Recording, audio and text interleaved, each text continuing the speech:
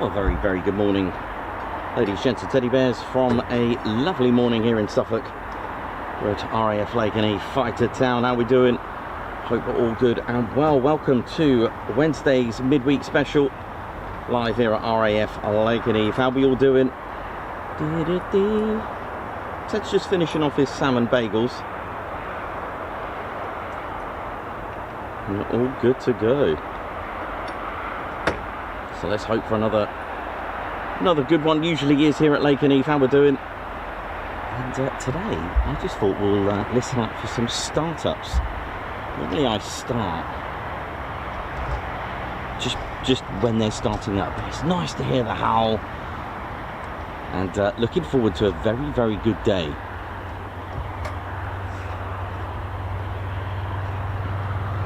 So we're going to talk to you all about the aircraft that have been here at Lakenheath. From the very first aircraft, the Vickers Wellington bomber that was here with number 20 operational training unit, from the times of being a decoy airfield. I've got a little diagram for you, a little cross section, to show you what it'd been like as an officer to run in a bunker during World War II, when your task is to try and get bombed. Doesn't sound very good, does it, for a job? But hey, it worked as a decoy airfield. Got a few more exciting things coming up as well throughout the year, involving Operation Starfish, decoy cities and towns. We've got them for you as well. All coming up. Next month we've got a couple of lost airfields coming up for you. Episode 12 and 13 back to back. So as soon as you see 12, then episode 13 will be back. How we doing? Let's have a look at you, see how we're all doing, see if we're all good and well. My name's Nikos, cameraman, historian and commentator. Welcome. Look at that little sunset in the background there for once. Oh yes. I'll tell you what, I might even put my baseball hat on. Why not? It's that time of year, isn't it? Yeah. Hope we're all good, ladies, gents and teddy bears. So welcome to the show, and welcome to what will be a very sunny and warm Suffolk here at RAF Lakenheath. It is today functioning as a United States Air Force in Europe base. That's what the letter E stands for, USAFE. I'm safe, you safe, we safe. We're all safe. It's all good. And they're one of the original 10. They're part of one of the original 10 units, the 3rd Air Force, with lots of wings under their command. Now they're based at Ramstein Air Base, their HQ, and they manage many wings, such as the 31st Fighter Wing out at Aviano. Here, the 100th Air Refueling Wing, and even the heavy airlift wing at Papa Air Base in Hungary as well, operating the 3 C-17s as well. So we've got a busy one hopefully for you today. A mix here. If you're new, welcome. We have F-15E Strike Eagles. They're the family version F-15, so a 2-seater, dual controlled as well. So the pilot is at the front, but you can also operate it at the back. And now at the back is the WSO. That's the nickname for a WSO, which stands for Weapons Systems Operator. So the WSO will deal with all the weapons side of things, which, if you think about it, that's quite an effective combo, right? Someone operating the weapons, getting the lock on the target, and the pilot doing the fighter pilot stuff and firing as well. And so there we go. And then, of course, we've got the single-seater F-35A Lightning. Now, the F-35A is a whopping 1.6 Mach speed in, 43,000 pounds of thrust pushing, 9G pulling stealth fighter, which we'll hopefully get to see today. And one of the things as well, it's nice for you to hear the different sounds of the startups. So they're both Pratt & Whitney engines in both the aircraft. You've got a Pratt & Whitney F100 PW229 in the F-15E Strike Eagle. It's got a very sort of haunting howl. The F-35A's engine is a Pratt & Whitney F135 PW100, and that smashes out 43,000 pounds of thrust. And as far as I can think of, that's possibly the biggest, most powerfulest engine on a fighter that I know of, okay? As a single engine. It's only got the one, and it's big enough. So we will get to hear that. Now, that sounds more like a V8 on a startup, I think. It's really good, really bassy, a little bit different tones, so we can play a little game and see if we can tell the difference on the stream as well. So we've got that. There are 4 combat ready fighter squadrons here at Lakenheath. We've got the 492nd Fighter Squadron, the Mad Hatters, locally known as the Bowlers. They fly the F-15E Strike Eagle. We've got the next squadron that fly the F-15E Strike Eagle is the 494th, okay, Bleed Red Panthers, the maddest, meanest, finest, something like that. So they will fly the F-15E Strike Eagle. And then we've got 2 F-35A squadrons, the 493rd Fighter Squadron. They don't need much of an introduction, the Grim Reapers, and they're the latest to operate the F-35A here. The first to operate the F-35A, making Lakenheath the very first USAFE wing to operate the F-35A, is indeed the 495th. Now, they've been inactive for quite a while. The last aircraft they operated, like many, would have been the F-111 Aardvark, okay, and that was in 1991. But on the 15th of December 2021, they became the very first squadron here at Lakenheath to operate the F-35A. So they had a name change. They were called the Thundervarks during their time operating the F-111 Aardvark between 77 and 91, like many of the squadrons. And the 495th have had a bit of a quite a patch of being inactive. They've had a total of, let's say, they were inactive from 1944. All the squadrons were activated at 1941.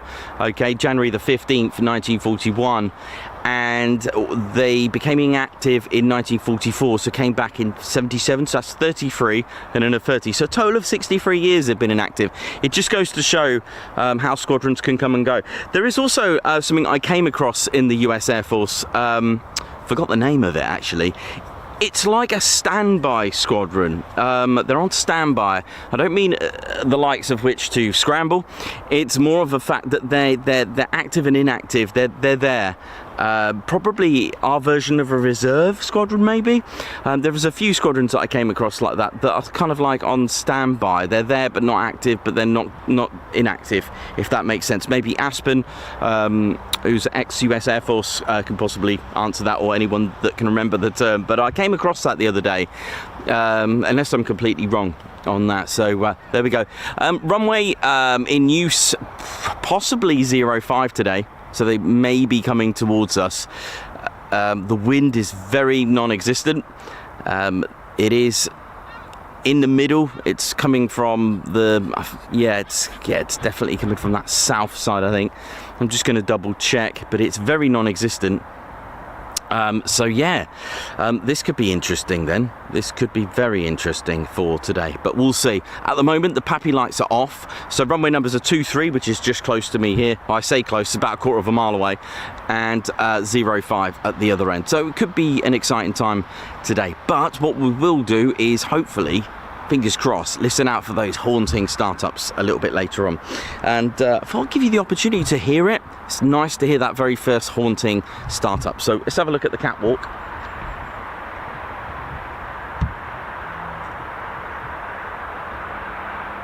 So we label this the catwalk as a Ted Coningsby vocab. It's actually officially called the taxiway, but the ground crew agree that catwalk does sound better. Now, if they are using 05, we won't see that strutting your stuff catwalk. But we will see them head back. Right, if you give me one moment, I'm just going to go and get something. Usually.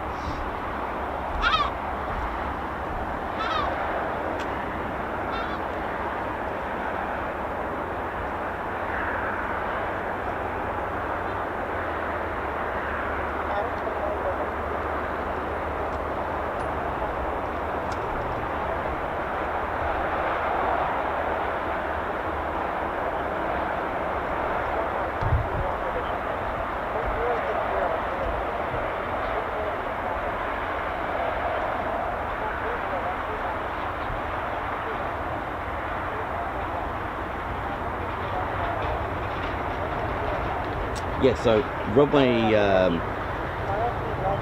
05 is in use currently.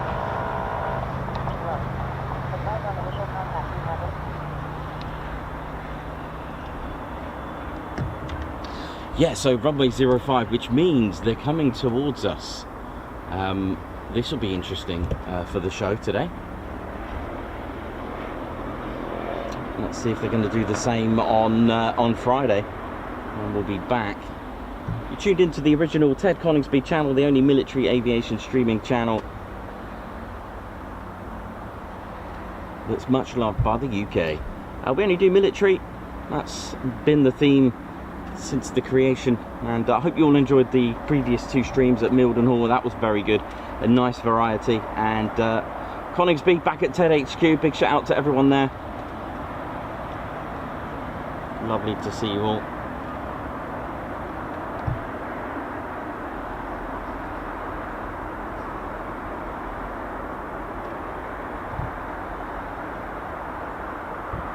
So you can have a look now and take advantage of the PAPI lights that are switched off. There they are. So the two things, if the PAPI lights are off, from looking at them from here, which would indicate either there's 05 in use or the runway is completely closed. Big shout out to ATC, RAPCON as they call them, radar approach control, and they're running things for both here and Mildenhall. It's manned all the time, 24 hours. Because Mildenhall is 24 hours, so RAPCON actually do both. They manage both Mildenhall and the Lakenheath. Now that's not to say that there's no one at Mildenhall's tower. There is. They will man it for the ground operations as well, for startups, ground runs, the exercises, all the info they need to proceed to their mission, coordinating their mission and sorties.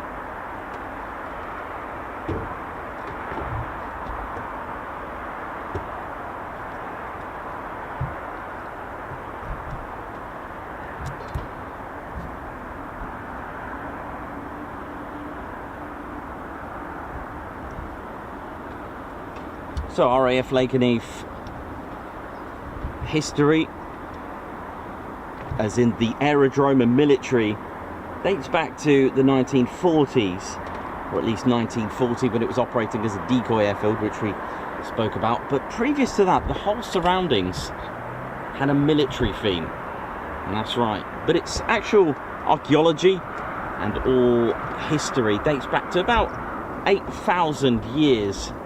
Because over in this direction, where previously the old control tower was, around there, and there still is today, spring, a natural spring. And like I've mentioned before, human beings, the first thing we do When we're isolated, let's try to find water. And water means life, sustainability. And it actually has evidence here of especially the Anglo-Saxon period and a lot of use. They have found some Bronze Age as well, and of course later on we had a lot of archaeology finds of Anglo-Saxons. In fact, a total of 427 graves have been found here. Now you're probably thinking, what's the link with military? Well, they did find several graves military related, two of which was a man, or male, sorry, two males buried with their horses and weapons. And it's only for someone of a general or someone special in the military to have a burial like this. And now they're usually buried in what's called a round barrow, bell barrows, a singular barrow, not like a long barrow. If you're not familiar with long barrows are a sort of like a set of like a communal burial chamber, shall we say, with enclosures for individuals to be buried in. Okay, so it was for more than one. It was a multiple burial. A bit morbid for the morning, but there we go. And we all got to get buried or cremated sometime. Very morbid. Sorry, let's bring the tone back up a bit. But what they found is one of the finds. They found remains of a male, 5'10", buried with his horse, shield, which just left the centre part, the boss, the shield boss, the sword, weapons, jewellery, and even animal offerings as well that were buried with him. And they've named him the Lakenheath Warrior. And you can find the whole dig, the remains, they've laid it out as they found it at Mildenhall Museum. So if you are in Mildenhall's town, do check it out. A nice museum as well for you to enjoy. Even the Normans were here as well. They're the ones that brought the rabbits here. And this vicinity, it's called Lakenheath Warren. And with the magic that are rabbits, they seem to multiply the next day. So in the 18th century we had gamekeeping and rabbit warrens and some posh lodges that were situated, one of them being near the church that's just to my right. Got Eriswell Lodge as well. And that was used for food, and also rabbit felt was used for making hats and other garments.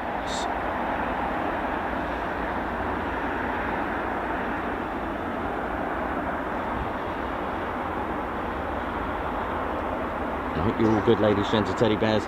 And yeah, so as we started to go towards the 20th century, there were there are evidence of bombing range. In fact, this vicinity was used as a bombing range. There were other gunnery ranges as well, rifle ranges, and even airfields from the days of the Royal Flying Corps, training US Army Air Corps pilots on various biplanes, such as the Newport, I would have thought, and the Breju, and other various Airco and de Havillands, lots of different style biplanes.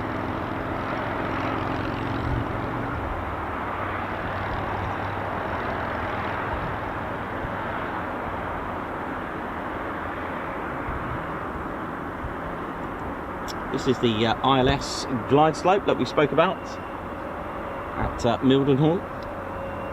Again, this does your it's positioned at the glide slope, hence the glide slope antenna. This sends signals to the pilot for the altitude to be on the correct glide path, which is set to 3 degrees. So as a rough guide, 1 nautical mile out, pilot should be about, and their aircraft should be about 300 to 315 feet. 2 miles out, 600 feet. 3 miles out, 900 feet, so on and so on. Just as a rough guide.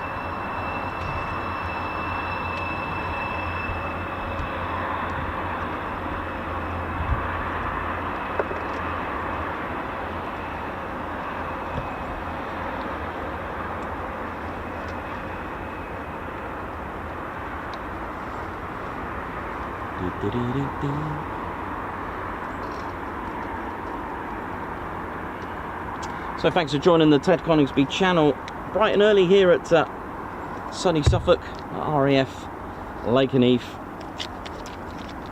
And I mentioned that Lakenheath built in 1940. It is slap bang in the middle, forming a tri-base system. And 5.5 miles in the direction of the backwards crow in this direction is, of course, RAF Mildenhall.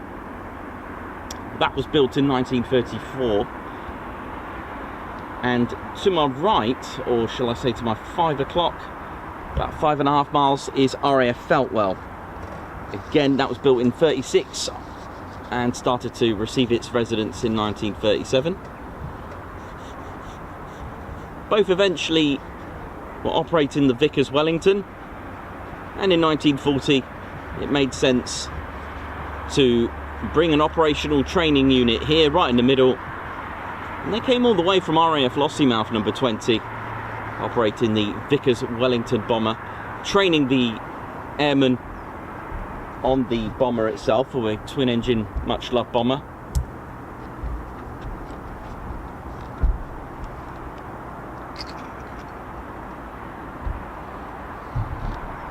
So, first aircraft to operate here, there it is.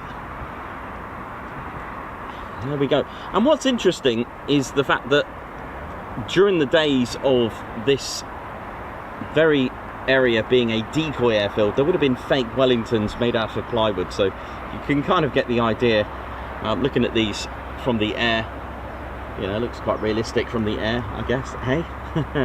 But joke aside, Lakenheath was attacked 5 times as a decoy airfield, which ultimately saved Mildenhall from attacks, thus saving it. The other thing as well, there were dangers of having a very realistic decoy airfield, because our own aircraft would attempt to land thinking they were at Mildenhall, so they had to come up with the goose flare and red flare system just to let them know. And ironically, last year at Halloween special, I did tell you a story about a Wellington that landed here, and there was probably a bit of truth in that. Have I just spoilt it? but yeah, that makes it sound even better, actually. That might make it sound even better. Maybe there was some realism. The pilot thought, I don't think I should be here. Planes don't nod, by the way, on the ground, but well, I suppose they could do. Little rudder, little rudder. So yeah, number 20 operational training unit arrived here. Came all the way from Losso.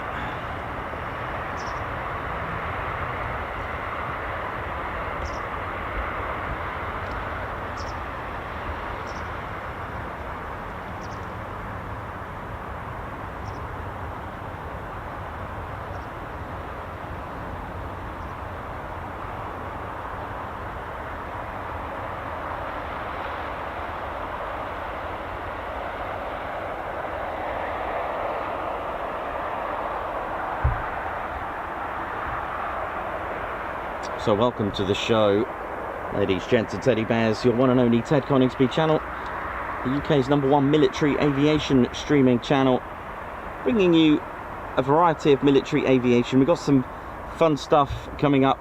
Lossiemouth, Mac-Loop, Lake District, oh yeah, and RAF Valley, of course, to continue our trip to the north. Looking forward to it, actually. I'm a bit excited about that.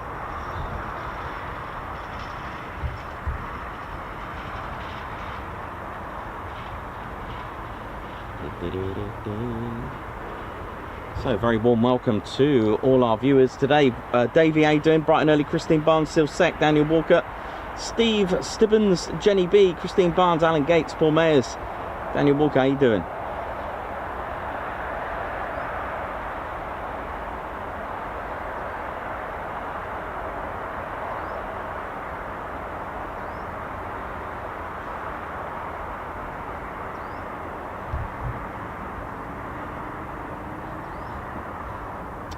Liua Dahan, how you doing?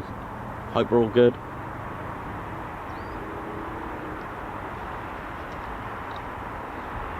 Now, one of the things that we talk about between 1940 and 1948, we've always said this, that of course, RAF Lakenheath is titled Royal Air Force, right? It's not Lakenheath Air Force Base, not Lakenheath Air Base. It is and has the title Royal Air Force. It is still owned by the Royal Air Force, but it's operated by the United States Air Force in Europe, and that's since 1948. The base closed in 1945 to 47, as it was selected along with another 2 bases to become a VHB base, very heavy bomber base. What does that mean? Well, very heavy bombers. Just after the war, of course, with the Tiger Force and then the victory of Japan, there were very heavy aircraft, such as the Avro Lincoln and of course the B-29. Now, when the base closed to have the runways extended to accommodate heavy bombers, definitely a B-29, they did just that. And I believe late in 1948, the US Air Force arrived, and it was the 504th Base Completion Unit that arrived here.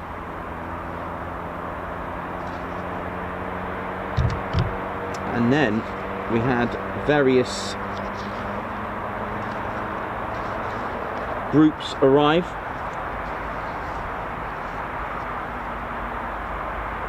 But it saw the B-29 arrive, which I will show you because I do have it. Yeah, the B-29, right? Nice.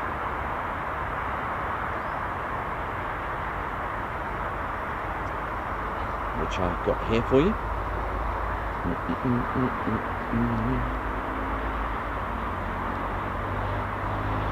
So the base closed.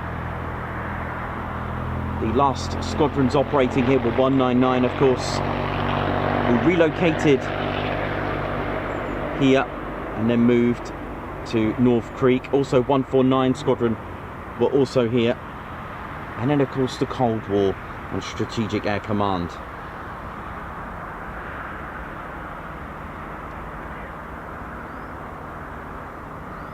So we had the 2nd Bombardment Group and the 307th Bombardment Group as well. And they arrived with a serious piece of kit. Look at this, the B-29.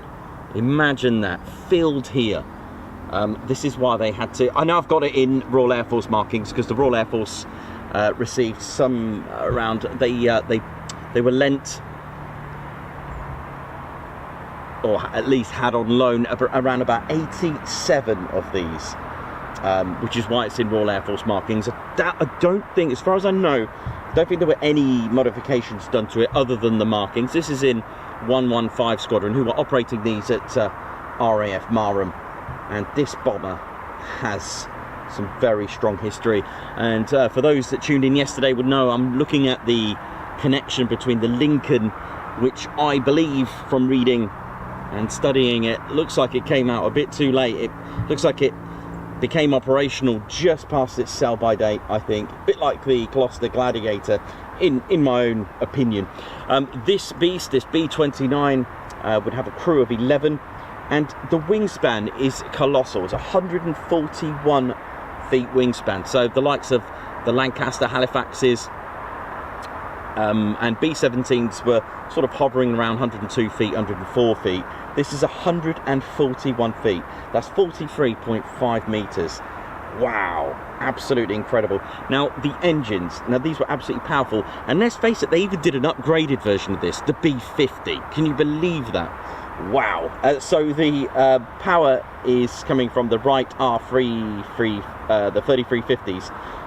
Wright R3350s. They're 23 duplex Cyclone. They're 18 cylinder of air-cooled beauties. They're turbo supercharged radial pistons, and they smashed out 2,200 horsepower. I guess you're going to need it. The 4 blades that you can see there on the propellers were a massive, just over 5 meters. That's 16 feet and 7 inches.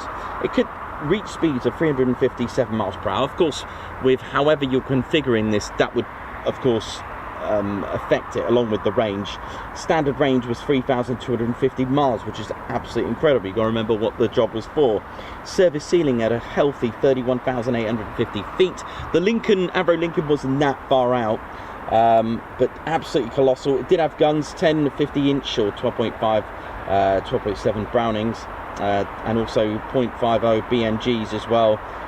Bombs, well, pick them, sort them, throw them. 5,000, 12,000 pounder, 20,000 pounder, and also it could carry two 22,000 pounder. That's 10,000 kilo. That's the Grand Slam bombs, or one massive 44,600 pounds. That's just insanely, yeah. That's just very, very amazing. Absolutely amazing. There was also a KB. There was lots of other derivatives or variants that it developed from, such as the C97 KB29, and so on. So this was operating here first for the US Air Force. Amazing.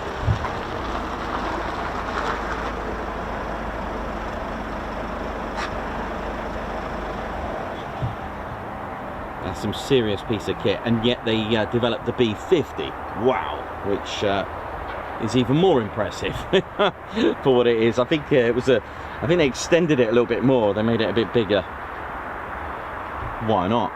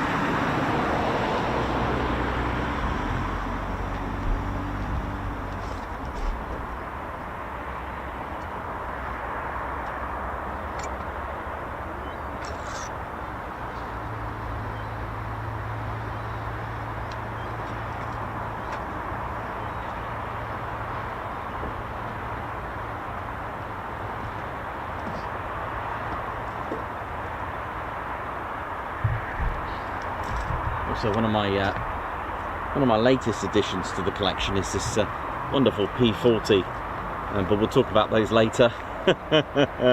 This P40 came just before the P47 for the 48th, so look out for this one. We'll talk about this a little bit later on.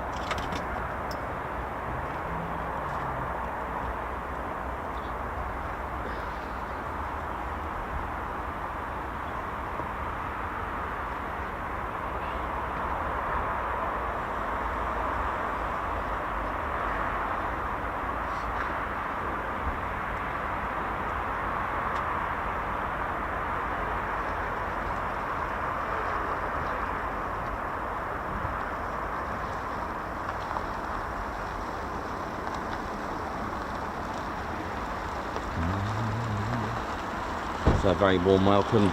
Good evening, good day, good afternoon, good morning. It is 6:20 GMT,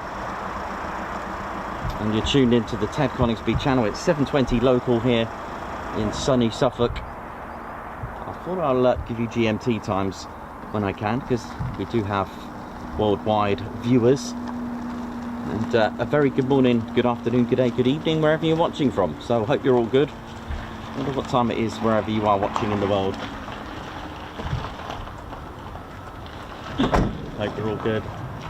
It's nice to see the regulars. Nick Ward, 555 Triple Nick, and checking out our Ted Coningsby merch, which I can see proudly been worn. You know how it is. Love it. Nick Ward's here, got his 555 Triple Nicks here as well. Love it. And we are in the official viewing area. Don't forget, ladies, gents, teddy bears, we don't just rack up and stack up. We do, you know, we do make contact with the base to let them know that we're here. It's the right thing to do and the correct way to do it, and we've always stuck by it, and we continue to do so. Of course, we are in the official viewing area here at Lakenheath. Probably fit around about 34 cars or so. There is a road that leads up to the enclosure. There are no toilets here, unfortunately, so you will have to improvise. There are a couple of bins in the enclosure, but we've always recommended to practice bringing a roll of bags. You know, it's good. Fill up the bag and then put it in the bin, or take the rubbish, take the litter home with you. And of course, other instructions for safety: please don't touch the fence and rest your ladders on the fence. There is some nasty barbed wire, which, should you fall off your ladder, the first thing you're going to do is going to reach out for that, and well, that would probably get you a hospital trip, to say the least. Here he is. Oi, oi, how you doing, man? Very well, you? Yeah, good, man. Good. 0.5 at the moment. I've heard. At the moment, anyway. The wind is non-existent.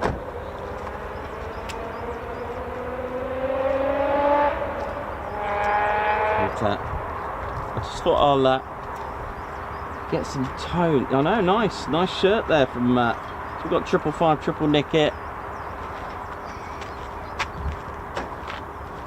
He's probably built more aircraft than Boeing at this rate. Oh dear. Which is a bit of a fact. In fact, one of the other fun facts is who's made the most tyres in the world, and it is in fact Lego. It's stuff like that that catches you out, right? Yes, you better believe it. Lego have made the most tyres in the world. Oh my word. And so if you put it into that perspective, you could say that there are airfix and model aircraft, scale model aircraft, you know, modelers that builders that technically have probably made more aircraft than some manufacturers, is what I'm trying to get at. So there you go.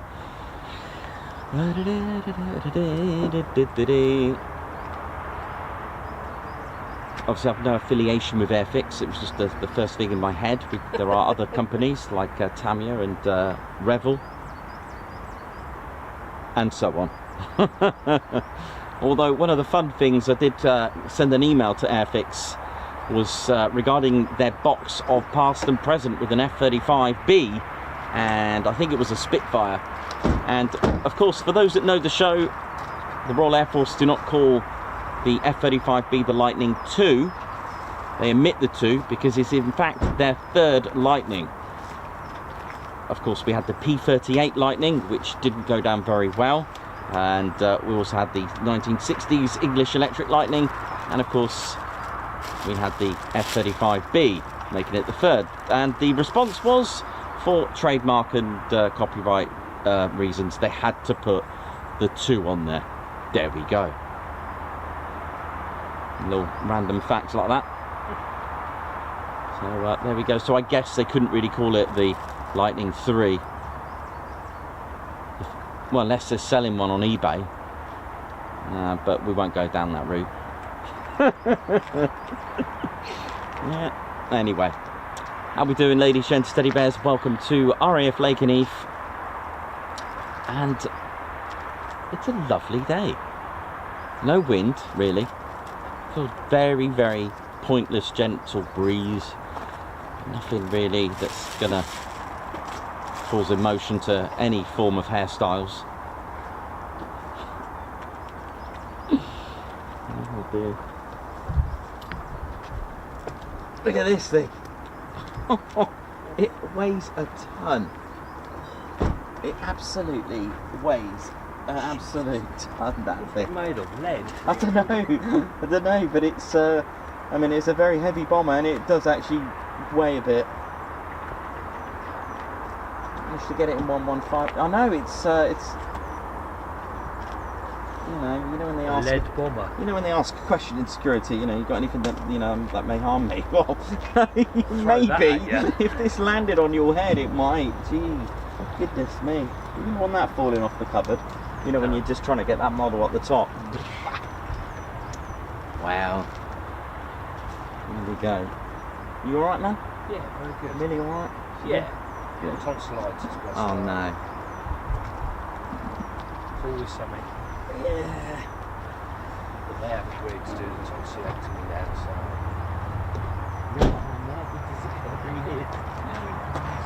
Yeah, it's good. Lovely colour. Amazon. You've got the Statue de la Liberté on there. Amazon. There you go. Hiya, you alright? Good morning. Morning. So my daughter would say something, but she's very starstruck at this moment in time. What, oi oi? How you doing? Alright? Yeah, good. You good?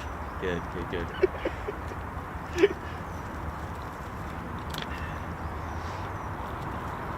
Yeah. Should be a good day. Should be a good day when they start up, so. Yeah, well, we thought we'd get here early, so Yeah, often we get it's a chance wise to do to- this. So. At this stage, they're going to come towards us, if that was any That good was, to them. that was our guess. That was my guess looking Yeah. at the weather. But At this stage, so, yeah. What's up? What's up?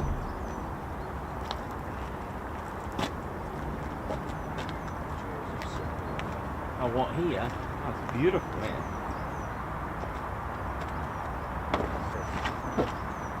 Oh, right, I yeah. must remember the curb It's saying space. it's saying it's 3 knots wind. No, that's not a lot. Ted says hello, by the way.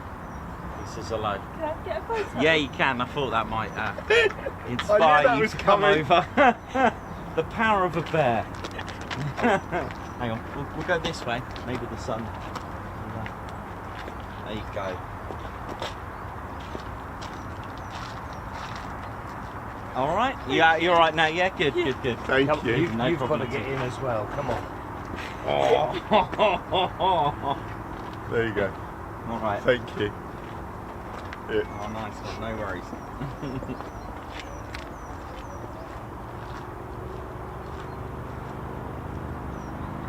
All right. Fantastic. Thank you very no much. worries. Enjoy your day. We will. Enjoy your day. Should be a good one. Where's me at? Where am I at? Red Ted's probably got it, I think. Where did I put my hat? Oh, there it is. There we go. I think it'll be needed later. Yeah. Sorry. Right, let's do this. Ba, ba, ba, ba. It's gone all shine. Aw. Some people want to meet Tom Cruise. Others would just want to meet Ted. Squadron Leader Ted. Isn't it? I mean, who'd blame him? Exactly. Do you know what I mean? Ted's flown in an F-35A, he's flown in the Typhoon, you know, he's flown in the Chinook, he's flown over Buckingham Palace. He's got a good record there, hasn't he? Flown with the Red Arrows. I mean, that's like royalty now, isn't it?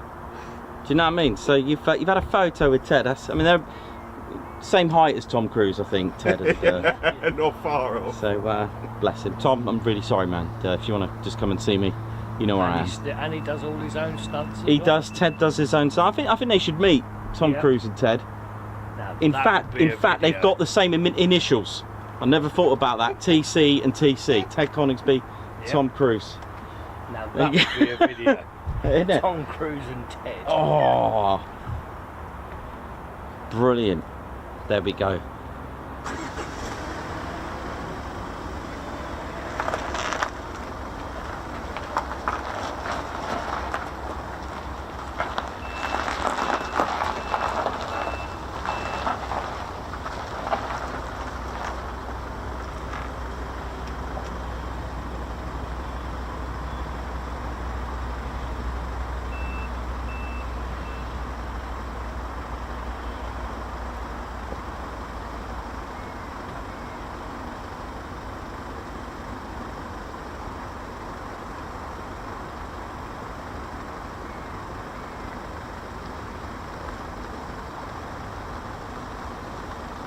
So a big shout out to my friend Martin Mikulaki, who's in the Lake District. I'm hoping Ted sends some luck from Lakenheath to the lakes. Well, and all those there, good luck.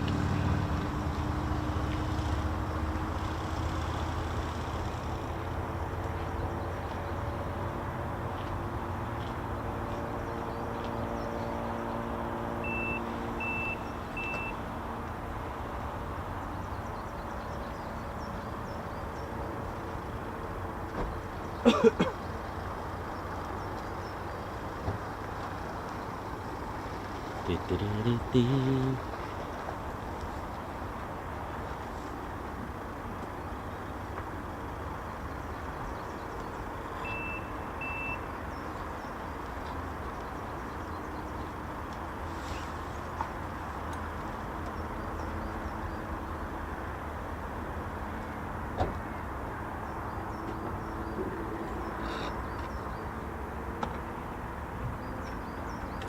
morning. It's a very nice, chilled out morning.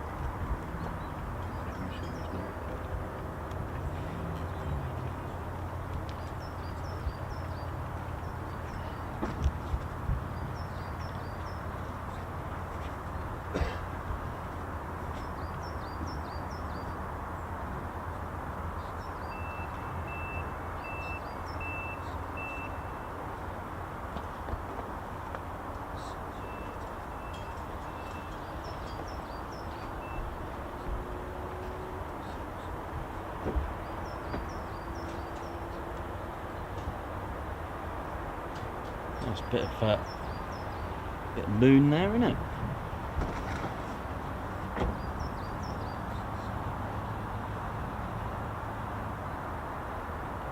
There we go.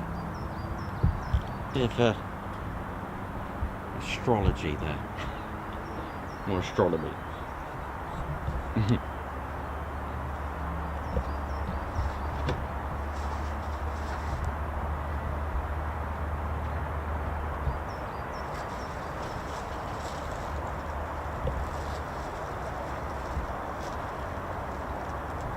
Welcome, ladies, gents and teddy bears, to the Ted Coningsby channel.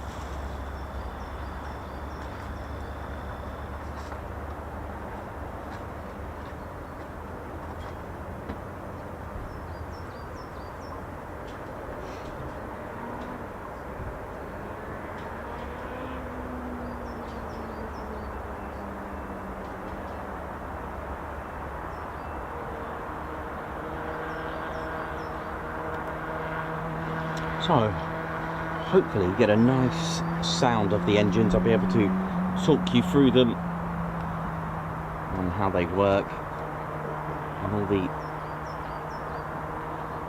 all the tech info, but just the right amount of info as well. You don't need a physics degree or anything in this on the Ted Coningsby channel. I'll try and explain it as I was explained it. So if I can understand it, we're on for a good start.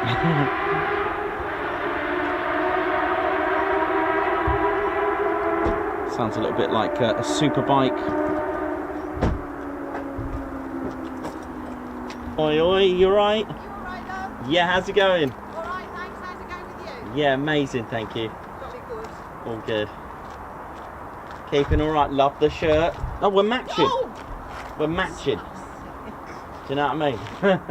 One of them's got to leave now. Oh, nice. You okay? Keeping Yeah. well? Yeah, not bad. Good. Yeah, we were here yesterday. Yeah? Yeah, they didn't start till really late yesterday. Oh, so we could have the same scenario today. Ah. Yeah, so I think it was after 9 o'clock. Oh, was it? Yeah, Oh, well. Maybe I'll go and get some breakfast. Yeah.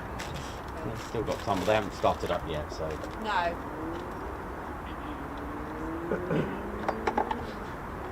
Yeah. Let's see what we got today.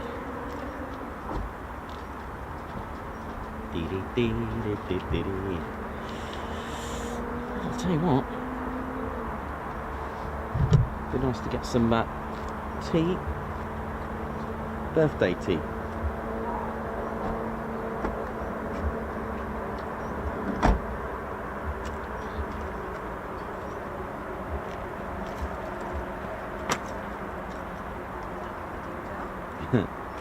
Maverick is out on his bike. Love it. Could be.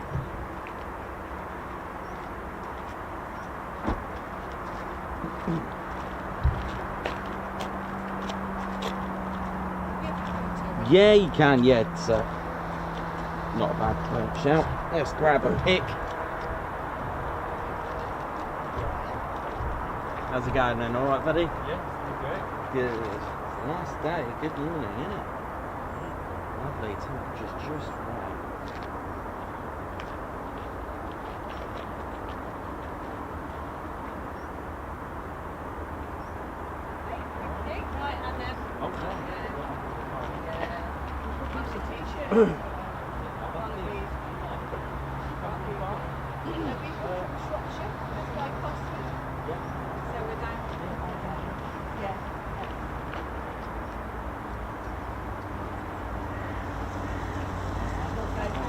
Cheers a day.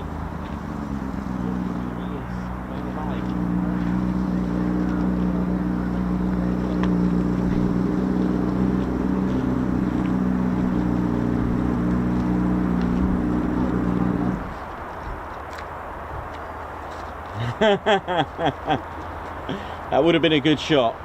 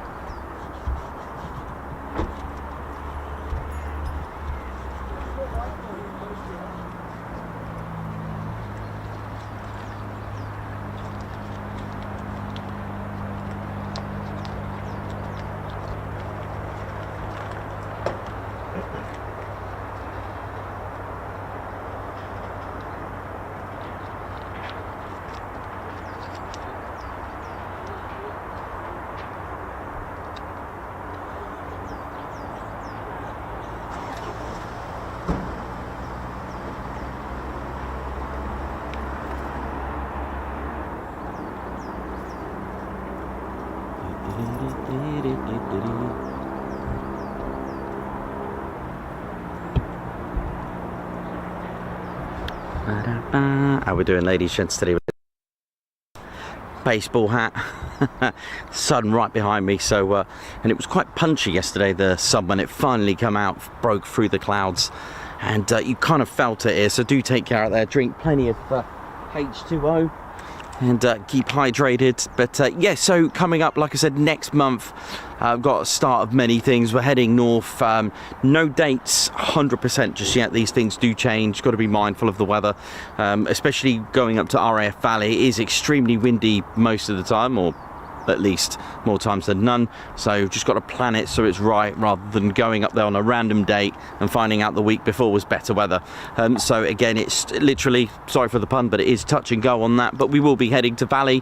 We'll work our way down to the Mac Loop as well, not necessarily in any particular order. We're also heading for Lossiemouth next month as well, and then we'll work our way down to the Lake District. What else we got for you? Yeah, as the air show season starts to dip a little bit, we'll be starting to get the Red Arrows practicing again at RAF Waddington. Just trying to think of other exciting things.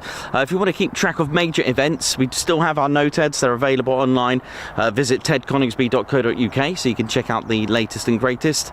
Do try to update them, and we don't publish them anymore because of the fact that it's always a changing nature. In fact, Mildenhall on Monday was literally a last minute swap, so to avoid disappointment and to be more reactive, we've decided just to keep noteheads to like larger events as well, so we can have a better way of meeting each other without, let's face it, it's got to be something severe for an air show to be cancelled. So we've done it that way just so that we avoid disappointment. Sometimes I make last second decisions and people have come to see me and I wasn't there, so there is that nature of it as well. All right, so that's the reasons behind that too. Hoping to get things underway here at Lakenheath very shortly. We should start to hear lovely Pratt & Whitney startups of their turbofans, the gorgeous F100 229s of the F-15 Strike Eagles. They're fun. They're good. They've got a very distinctive howl, a bit like the F-18 howl. That's always a very haunting howl. And then the F-22 and F-35, they sound quite similar-ish. They've got that sort of punchy, bassy, and well, that ghostly howl of the F-22, which pilots don't seem to know why it does it, which is kind of cool. I like that. They don't know why it does that howl, but I guess it could be something to do with the change of velocity with the intakes, maybe a bit like the Avro Vulcan and the F-35A, and the change in velocity as opposed to how much air is sucked in, that quick change, and the design of the the design of the intakes, which was done not intentionally, by the way, especially with Avro. Was it the 698? Avro 698 became the Vulcan. I was learning about all the different variants of the Avros, like the 707, and how it developed into the Vulcan, by the way, but that's on another video. But yeah, those designs aren't really done deliberately, they kind of just happen. Yeah, ironically, the F-35A does a very similar howl, sounds very similar to the Vulcan, and like I said, that's all to do with the change in velocity and the intakes and the change of speed, and the aerodynamics of the intakes randomly generate a howl. I mean, two completely different aircraft, and yet they create a beautiful howl in flight, that is. The F-35B doesn't do it, and my only reasons behind that, my only answer I can give you, I think, my own opinion and conclusion, oi, how you doing, man? All right. My only conclusion is that it's to do with the Rolls-Royce lift system, which probably affects it. It's got a different system with that, a longer engine, bigger engine, in fact, on the F-35B. But there we go. I've got an F-35B and an A up here for you to look at later on.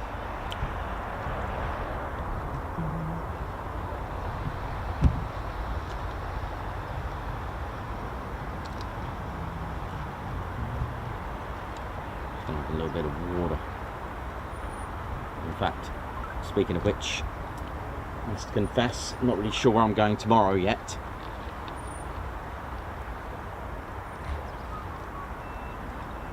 But keep that notification bell button on,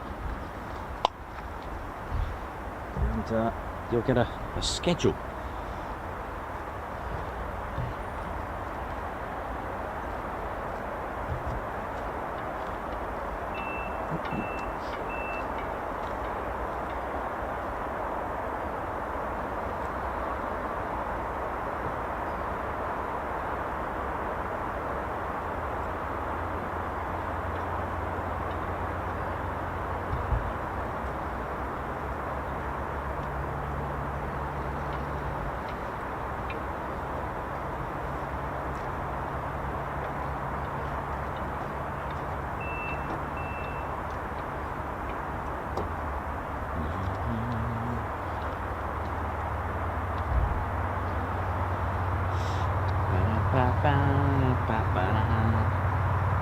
Hope we're all good, ladies, gents, teddy bears. Welcome to the Ted Coningsby channel.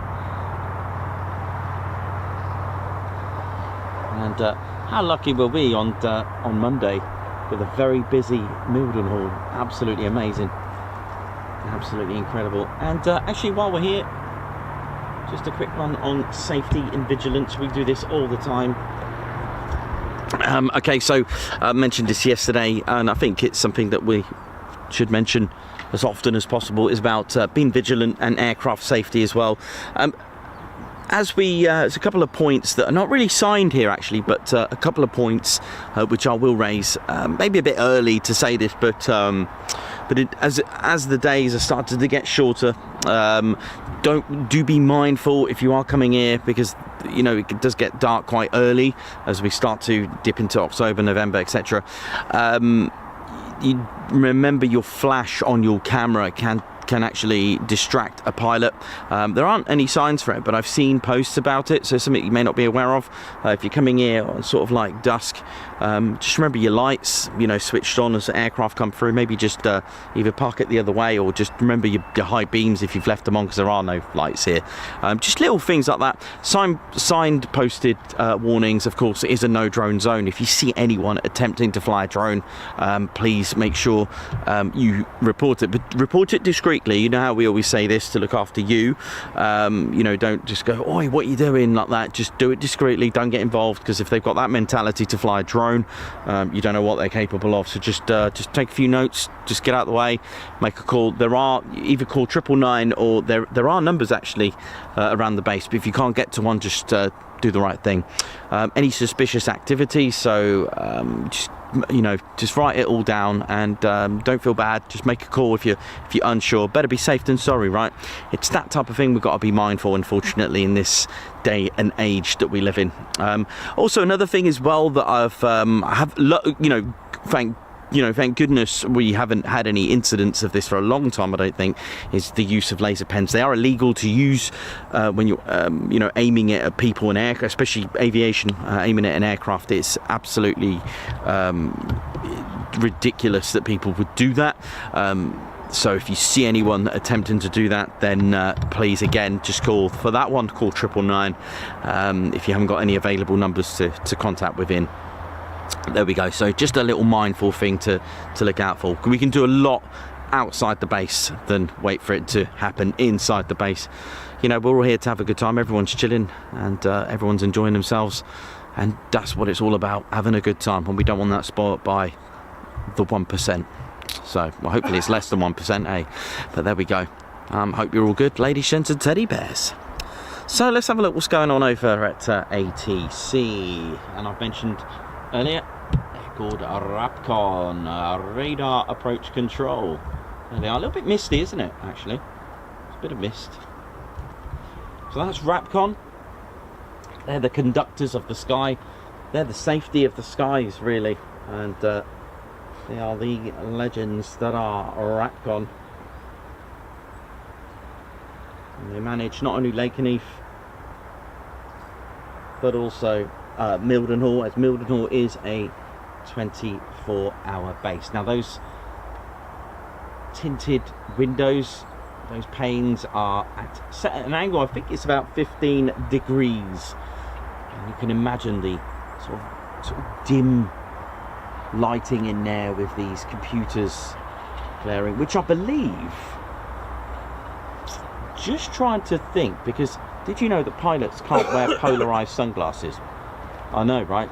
Because of the way the screen projects, it'll either just disappear or cause all sorts of distortion. Did you know that? Because my it's something to do with the refresh rate, I think. And also there's, what I didn't know, in polarized lenses, you've got horizontal and vertical. You can actually get one or the other. And screens are usually, I think they project horizontally. So if your lenses are horizontal, you can't see the screens. So that's why pilots don't wear polarized sunglasses. But anyway, going off on a mission.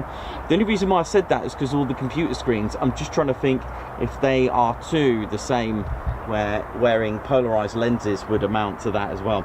So the 48th Operations Support Squadron, they're here at Radar Approach Control, which is known as RAPCON, and this is the facility of air traffic controllers here at Lakenheath, and it ensures the security, safety and readiness as well of military, or both military and civilian flight operations around the clock, 24 hours, by managing an airspace of 60 nautical miles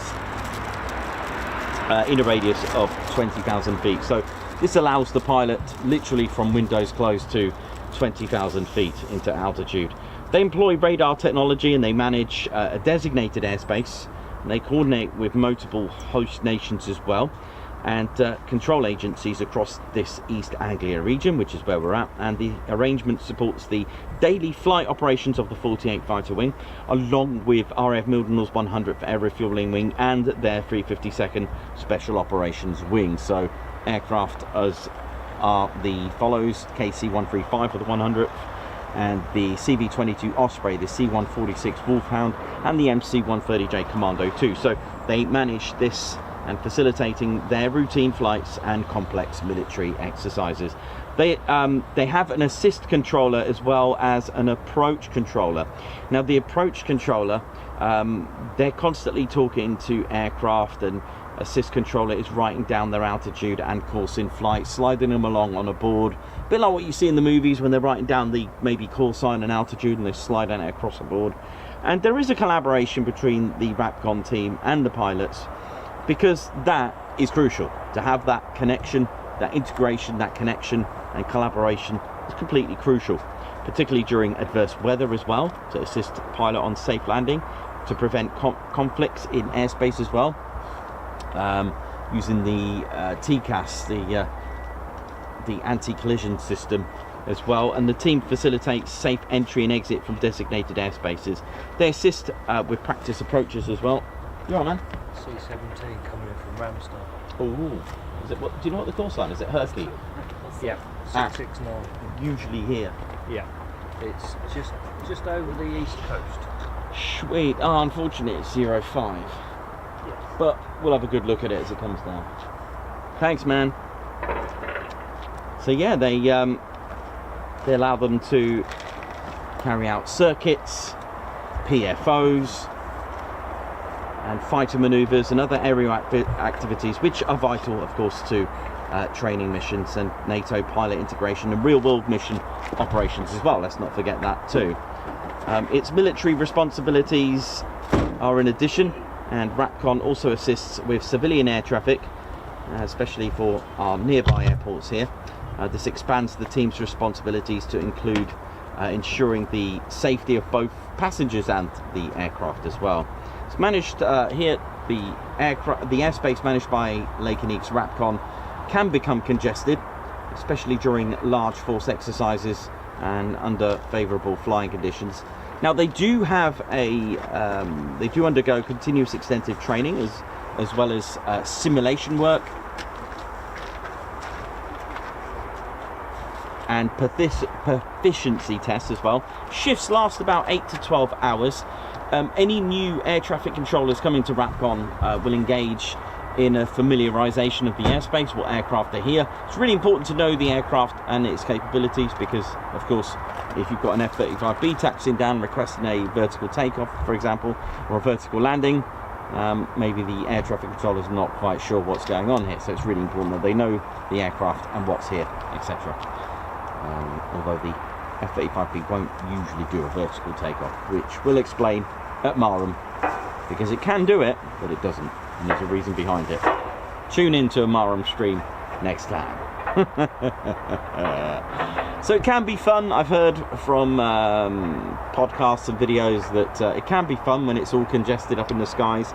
There are subject to various rules, especially carrying out fighter manoeuvres and safety training, such as PFOs, which are practice flameouts or simulated flameouts.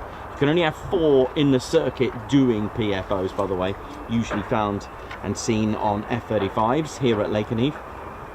There you go. That's unique, specific to this airspace here.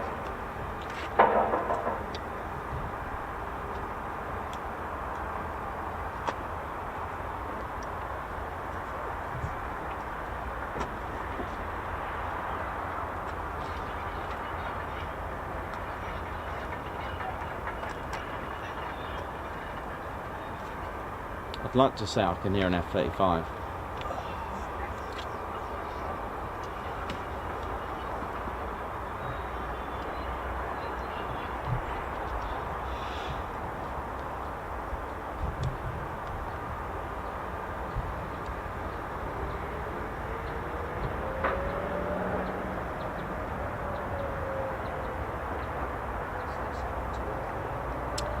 Now, very, very faintly, I can just about hear a Pratt & Whitney F-135 PW100, just very faintly, but I'm not 100% convinced it's a starter, but it's there, just.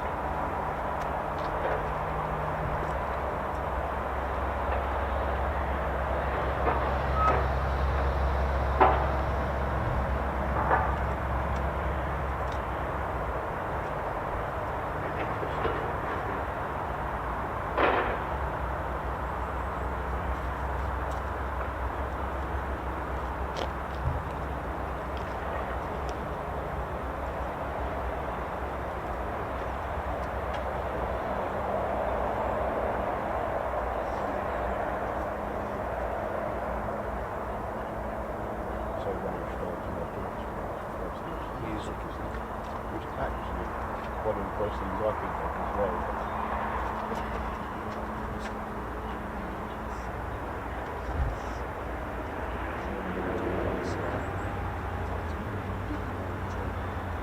weren't they? I saw them in 2012.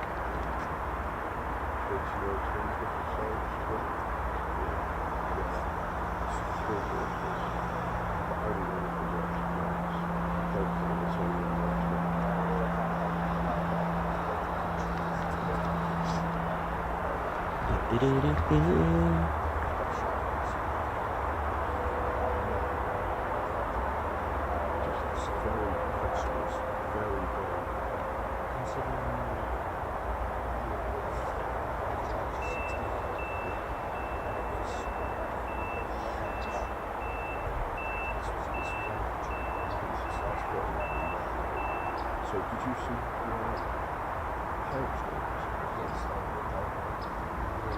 So it looks like we've got a C-130 Turkey 669, and usually, not saying it is, usually comes here. And sounds like ADSB is having a moment. You can get that. I swear it was having a moment yesterday with one of the Typhoons with lossy mouth markings.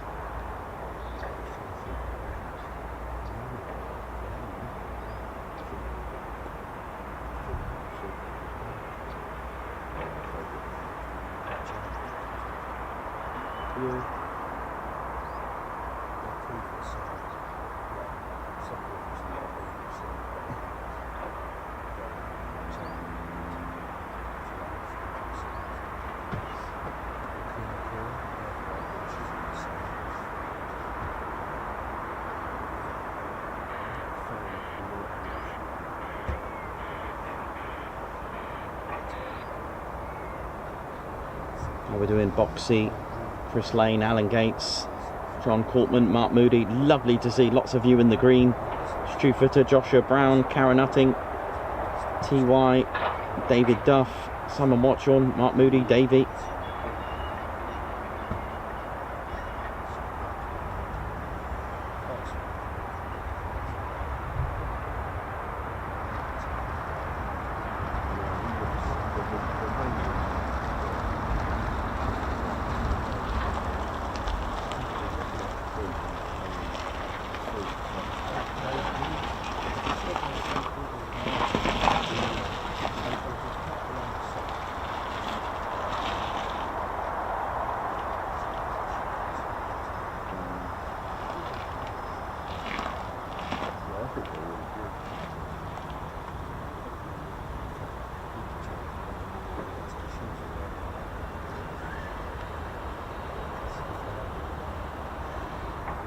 Angela Farley, good morning. Simon Watchorn, Alan Burden, welcome to the show.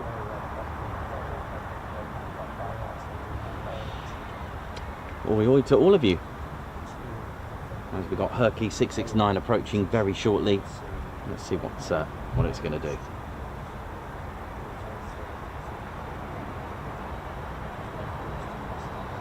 Good morning, Debbie Wigley. How you doing? Mark Moody, Karen Nutting. Welcome to the Ted Coningsby channel, live here at RAF Lakenheath. And Henk Verhuel, how you doing, man? Hope you're good.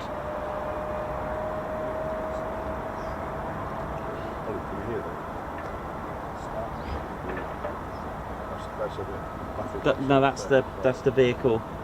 That's the armoured vehicle.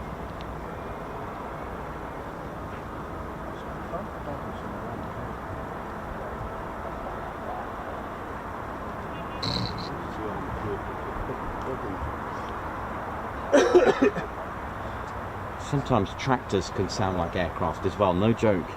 They can do. It's amazing how sound, by the time it gets to you, can be so distorted.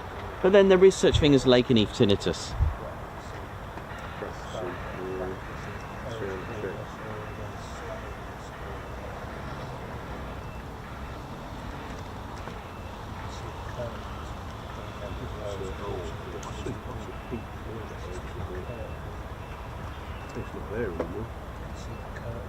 Stu Footer, how you doing? And welcome to the show.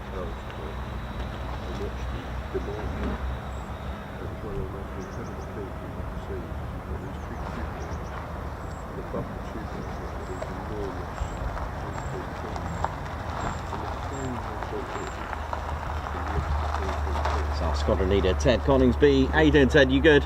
You finished your salmon? Nice one.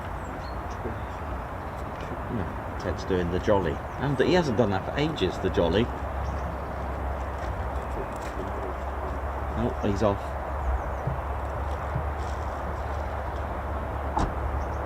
I don't know what he's doing now. He's getting a bit excited here. I don't blame him, really. Military aviation is always good fun.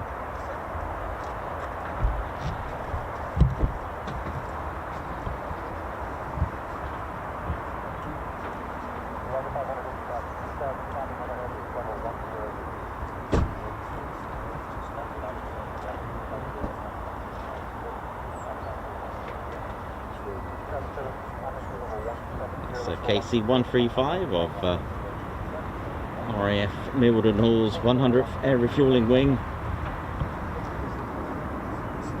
Gas stations of the skies. And the KC-135's gas stations to both Royal Air Force, US Air Force, and along with other NATO aircraft as well.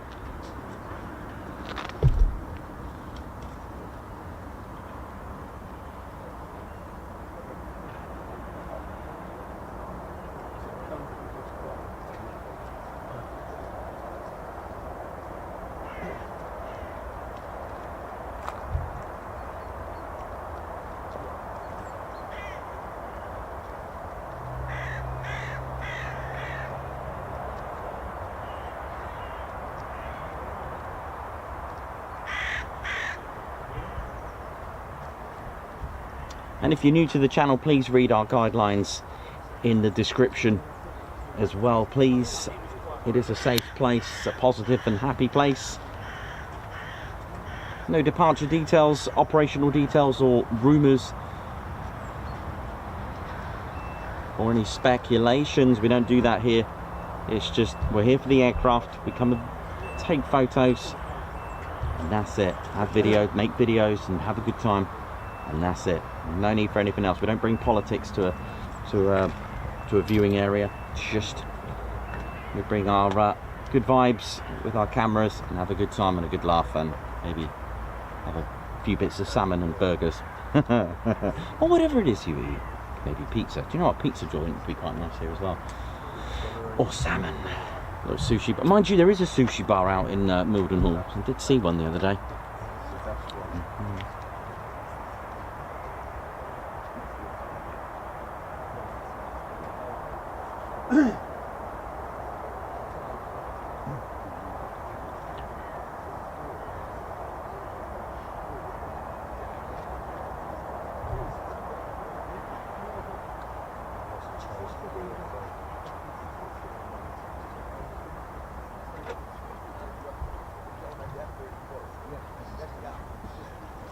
Did they really?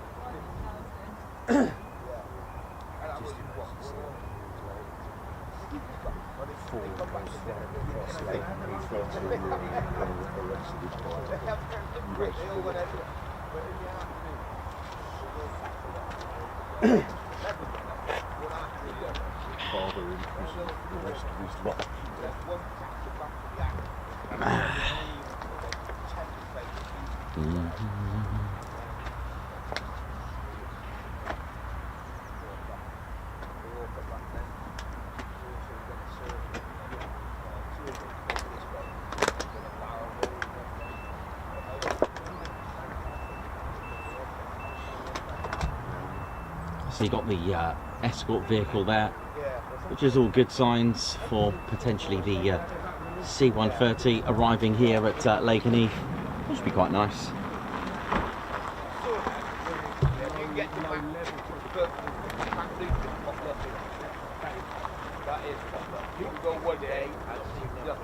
You've got to climb all the way up the top, and you'll stay there all day, and you won't see nothing. You might get wet, but you'll go home.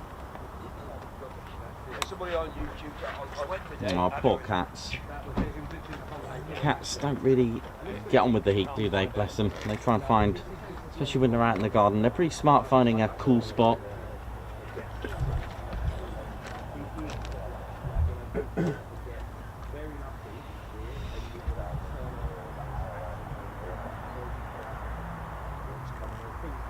Yeah, so just waiting for this C-130. Definitely going to be arriving here. Oh yeah, let's have some of that.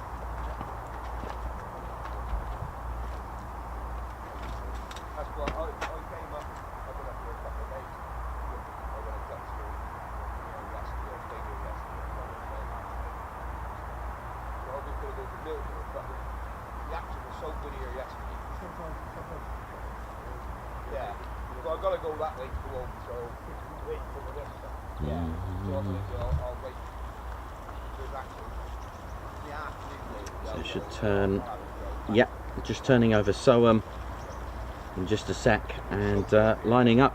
Going to be using ILS runway 05. Now, when they're using the ILS, just so that they're on the right, or shall we say on the centre line, here's the localizer, which can be picked up about 25 nautical miles away, although the accuracy is a little bit different. That's the localizer. It's got antennas. This does the lateral frequencies. Okay, so you've got like 90 hertz to the left and 150 to the right. If you imagine the left frequency, imagine it to be yellow. All right, a frequency of yellow band, and the 155 hertz to the right of the center line being blue. The pilot's just got to get it in the green. They're actually diamonds. It's actually a diamond, which I've done a little makeshift drawing before of what the ILS instrument looks like. The ILS stands for Instrument Landing System, and there is the localizer. This is part of it. This does the lateral, this does the left and right. Pilot's just, like I said, just got to get it in the middle. And there's also the glide slope antenna, so to be on the right path, the 3-degree glide path, and that's positioned at the glide slope. But this one here, this is the 2.3 05 all the way down there. Look, that's what the glide slope antenna looks like. So the C-130 is using the ILS for 05, so it's using this to determine the altitude, if they're correct, and then that localizer I showed you if they're on the center line. It's very clever, and when you hear have you established a localizer, it's exactly that. You don't have to be in line with it, but it does send out a frequency. It's a lot more accurate as you get a little bit closer, from 25 nautical miles to 15 to 10. It does a different leeway on the localizer. What's interesting about the ILS instruments on a pilot's gauge is everything is opposite. So basically, if the diamond is to the left, too far to the left, it means the pilot's aircraft is too far to the right. Does that make sense? And if the diamond is quite low, that means the pilot's aircraft is too high. Definitely is something. And I can't. It's Lakenheath tinnitus kicking in already. But did a drawing for you to have a look at in one of our earlier streams. I think that's it there. I've got him.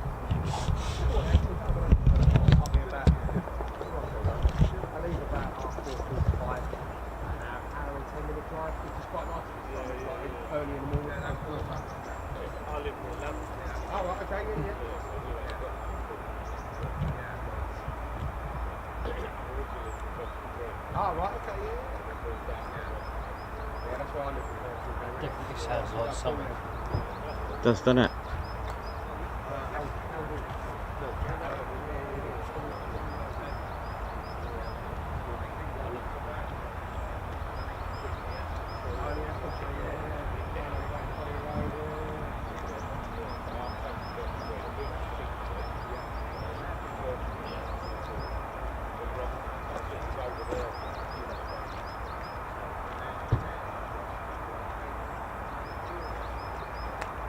I can definitely hear F-35s. Yeah, 100%. I'm going to go with it. Final answer. Phone a friend.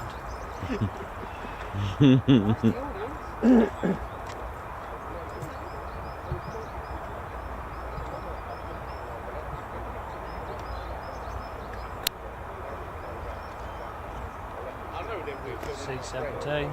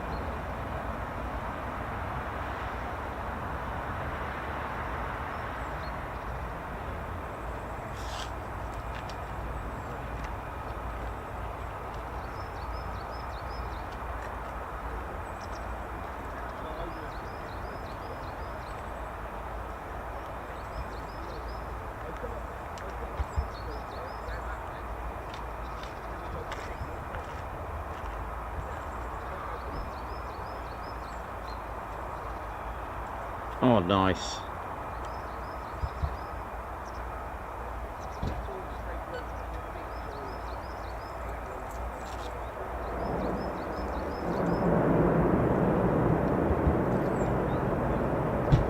Looks like it's got World War II markings on there, the invasion stripes.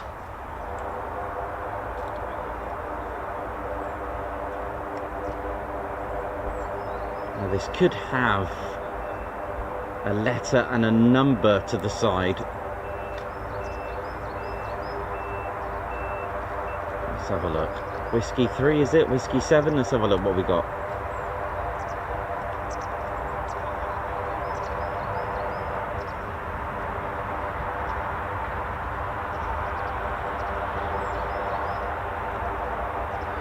Looks like Whiskey 7. We've seen this one a few times.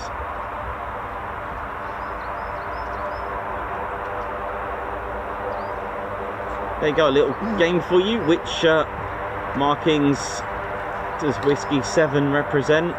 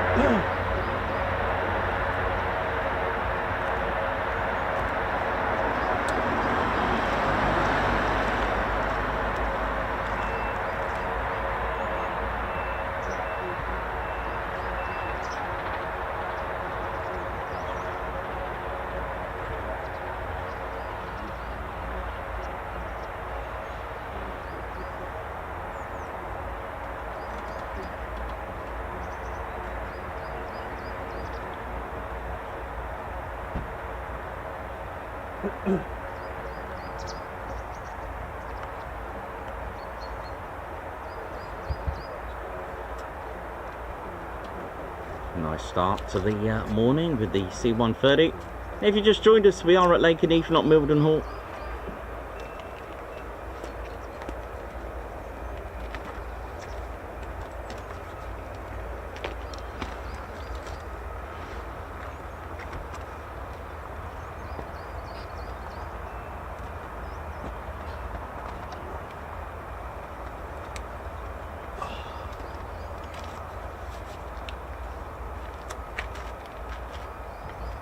back in a bit. Okay, buddy.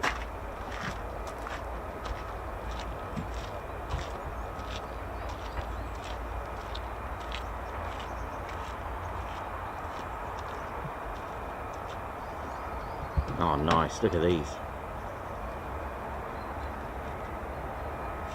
The markings, beautiful. RS for Ramstein, and as mentioned earlier, Ramstein Air Base in Germany is the HQ for the United States Air Force in Europe and Africa, and it's part of the 3rd Air Force, one of the original air forces that were put together. And we're talking over 80 years. Hope Nick's all right.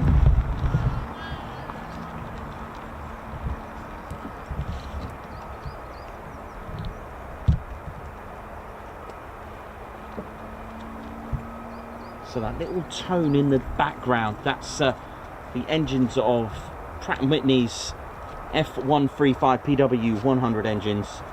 Oh yes, and they're applied to the F-35A that are based here. They're also applied to the F-35C as well.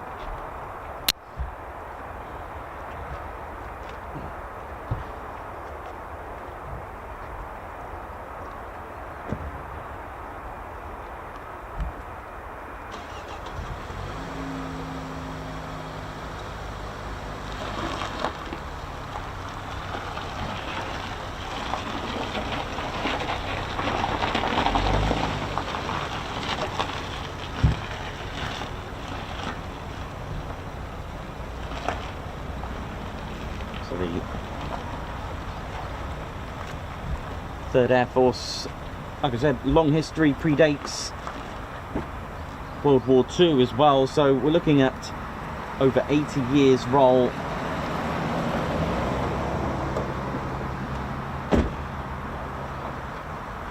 And the purpose summed up with 3 Ds: develop, defend, deliver.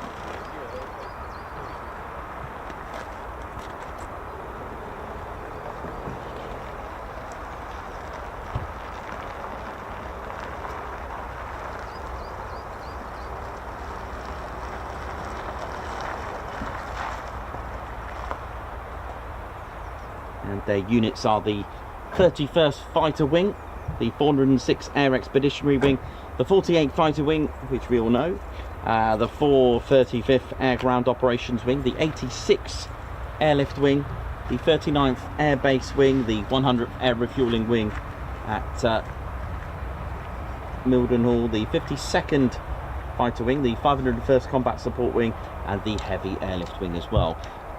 Those are the 10 units that it manages. Interestingly, not the 352nd Special Operations Wing. I wonder if they fall under a different Air Force. I'll have to find out. Bit of research, Nikos, isn't it?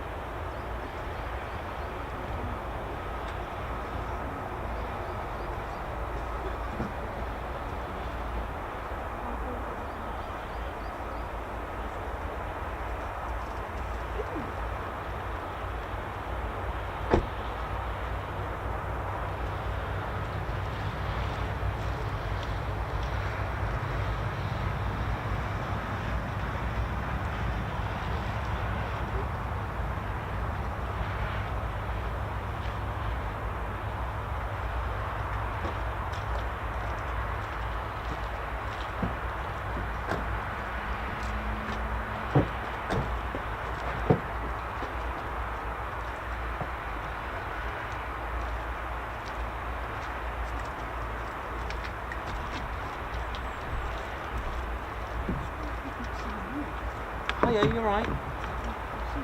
What are these? Yeah. Mhm. Oh, right. I think I've heard of them, like cool pals. Yeah, nice. Give it a go, yeah. Okay, I'll give that a go, thank you. Yeah, of course, thank you very much.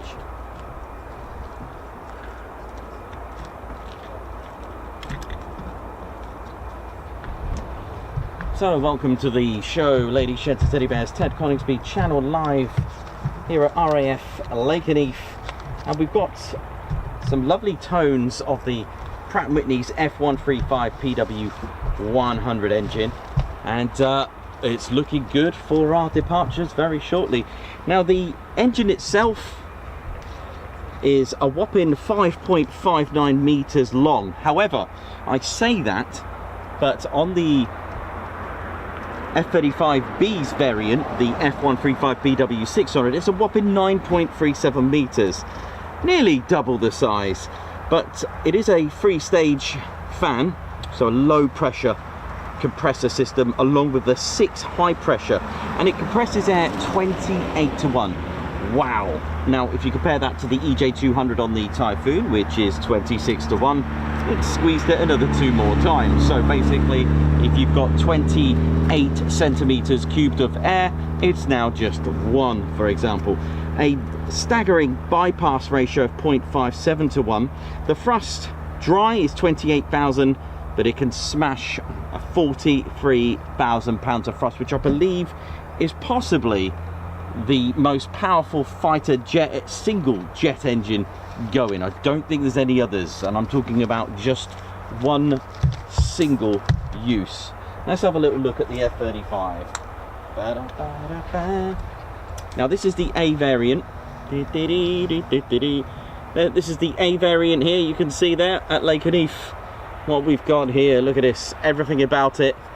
It's all about radar cross-section, keeping a low radar cross-section. What does that mean?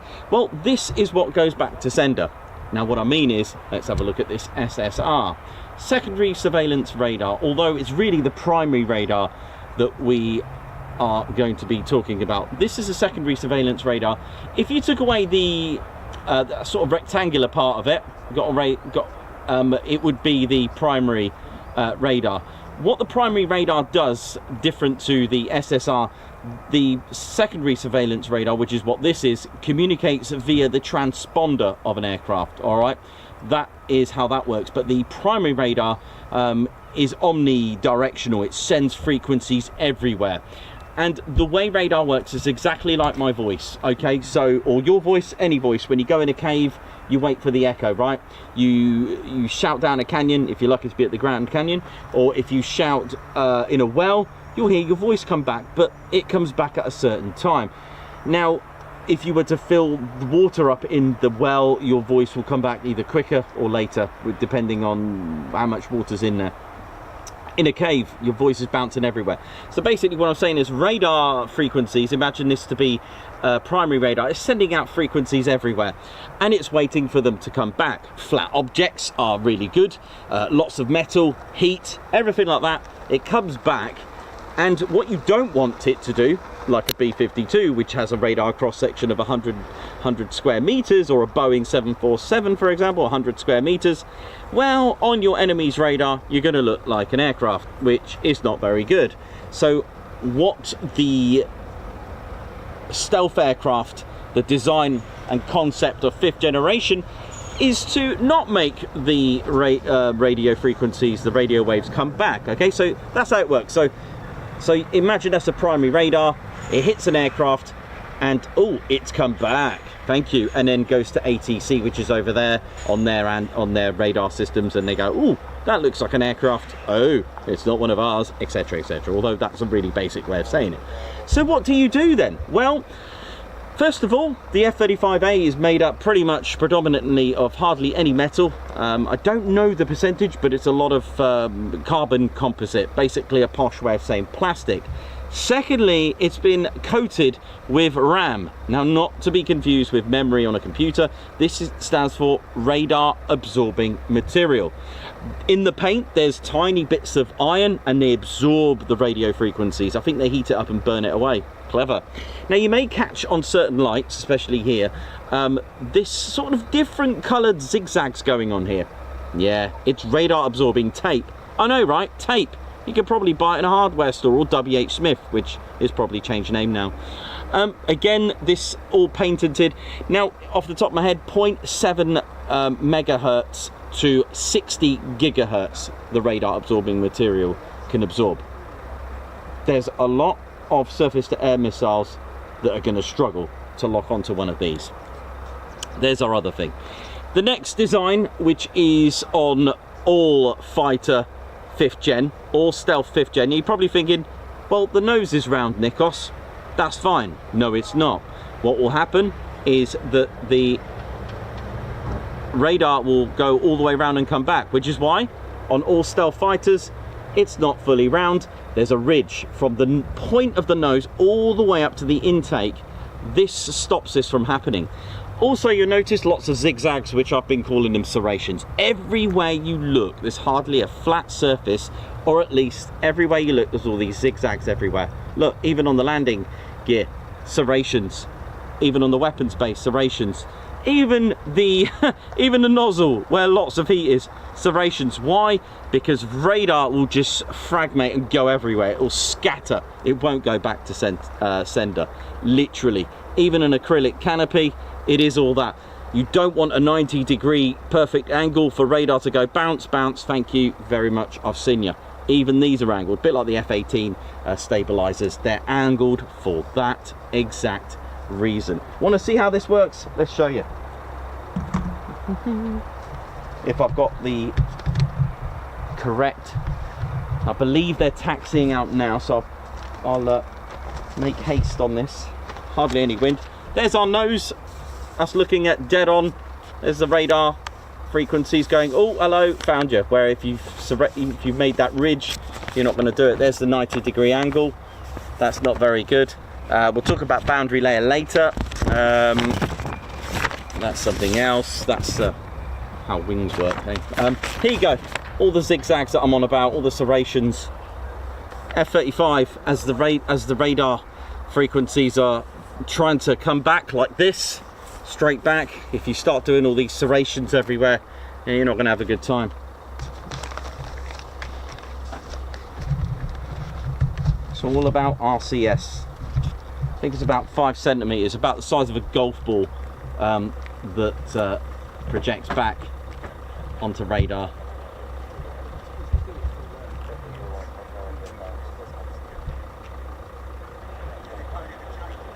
So there we go. There's a little bit about that. When I get my Horton 229, and I'll show you a little bit more about that.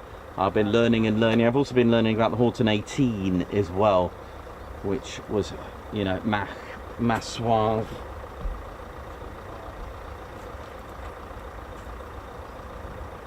Anyway, that was just a bite-size way of showing you a little bit about radar cross-section.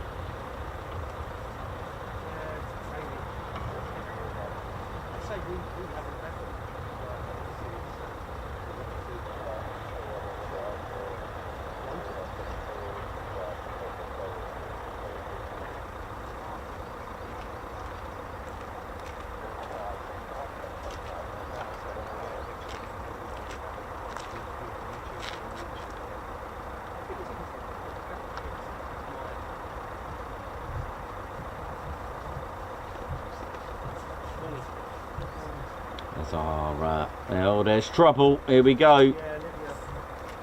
Just crossing the runway.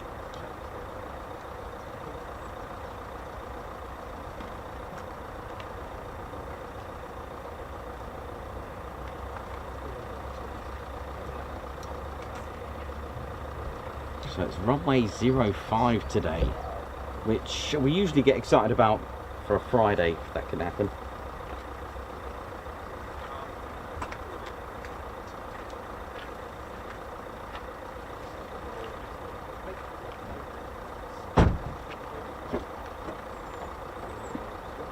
You're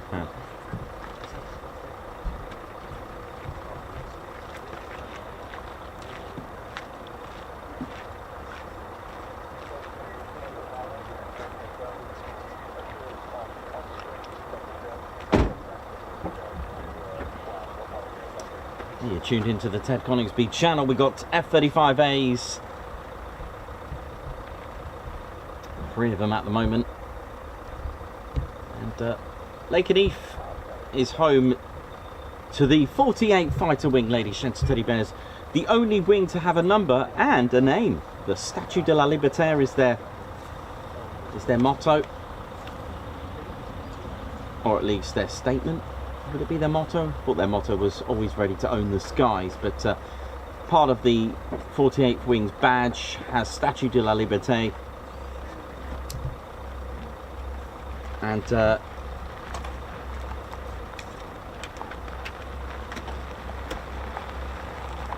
And that's all because in 1952 they got wing status when they moved back to France, because they were a group at first. When they formed on the 15th of January 1941, they were a group, and when they became inactive just after the Second World War, they came back in 1952, wing status, back in France. And I say back in France because they spent a lot of the time with the invasion of France campaign, the Normandy campaign, D-Day, everything related. They even spent some time in Belgium at St. Trond and Cambrai.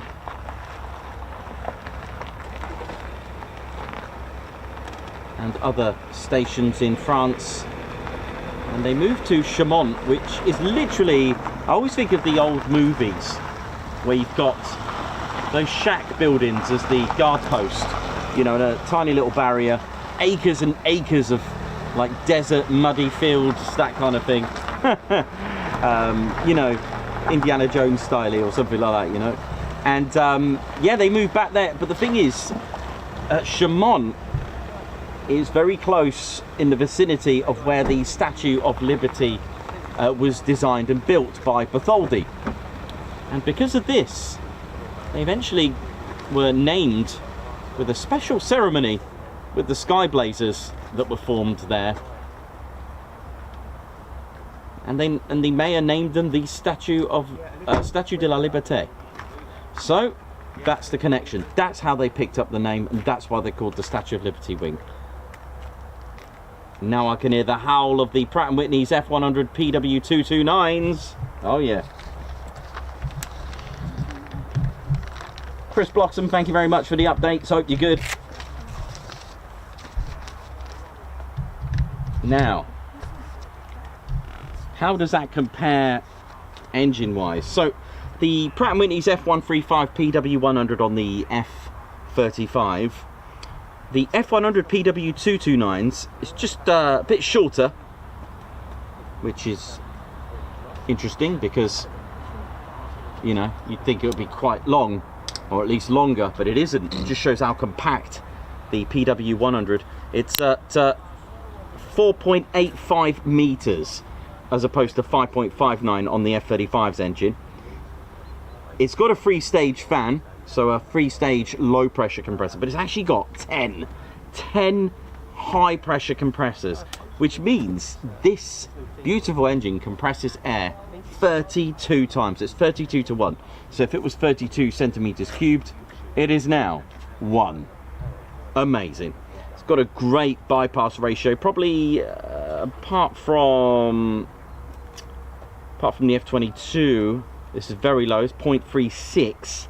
Output 17,800 pounds of thrust, or 29,160 with afterburner. So times that by 2, you got yourself 58,000 pounds of thrust. And like I said, don't forget the F-35 has just got the one single beauty.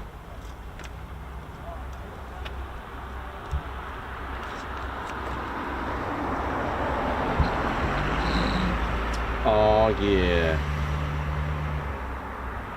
So welcome to the show, ladies, gents and teddy bears. Ted Coningsby channel, the UK's #1 military aviation streaming channel, giving it to you.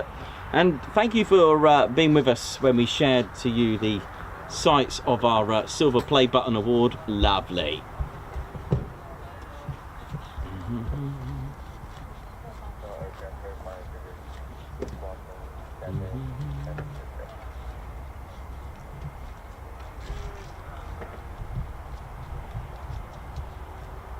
can just about hear the howls of the startups of the F-15 engine. Can you hear that? So that's the difference that I wanted you to hear. But I guess as the wind is blowing down the runway from where we are, I guess that may be marring some of the sounds of the engine noises as it's starting up and spooling. But no worries, no worries.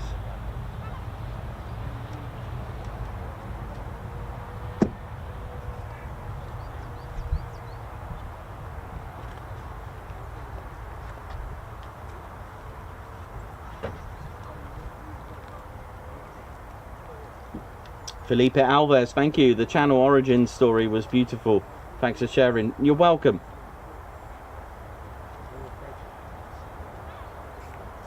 Good morning, California. How you doing? Hope you're good. Leah's got a tattoo booked in, F-15 and FWEEP. Nice to see our vocab being spread around. Don't forget, FWEEP is an official Ted Coningsby vocab.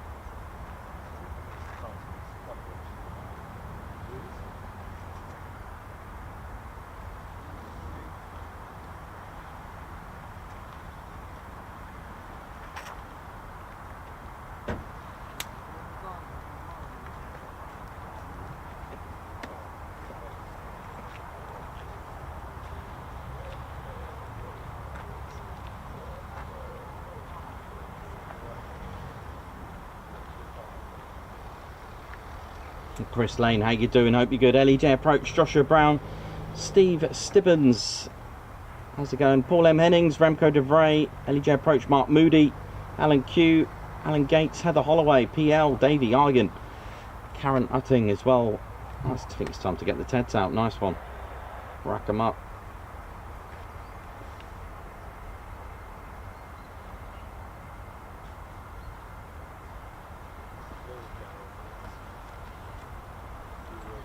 So we've got 3 F-35As.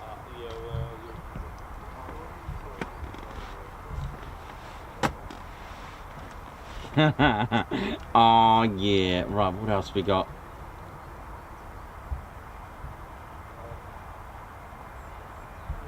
Okay, so we will be getting F-15E Strike Eagles very shortly, taxiing. They are using 05 if you just joined us here at Lakenheath, which means they'll be coming towards us.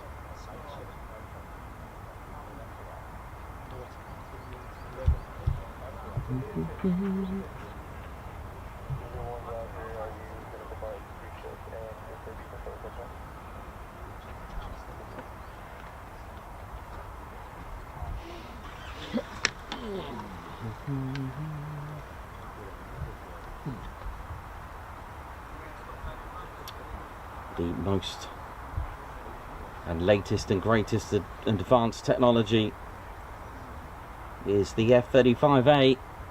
Here it is, the most popular choice in Lockheed Martin dealerships to purchase the F-35A variant.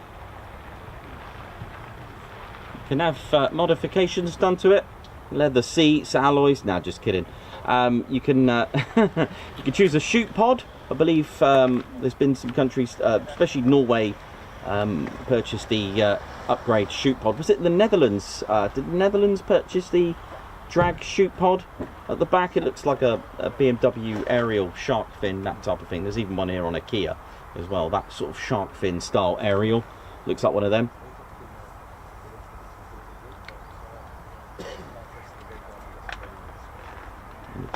there are some countries that have their own weapons system software as well. Empty weight, £29,000. £18,000 of payload on the A and the C as opposed to the B, which is 15,000. Although you can't fly without any fuel, but just gives you an idea of the capabilities of a thrust to weight ratio. So if you stuck in a little bit of fuel, maybe 50%, you'll be getting a good 1-1 thrust to weight ratio. But of course, you don't really do that, but it can have a very good thrust to weight ratio if it wanted to, and potentially do a performance takeoff.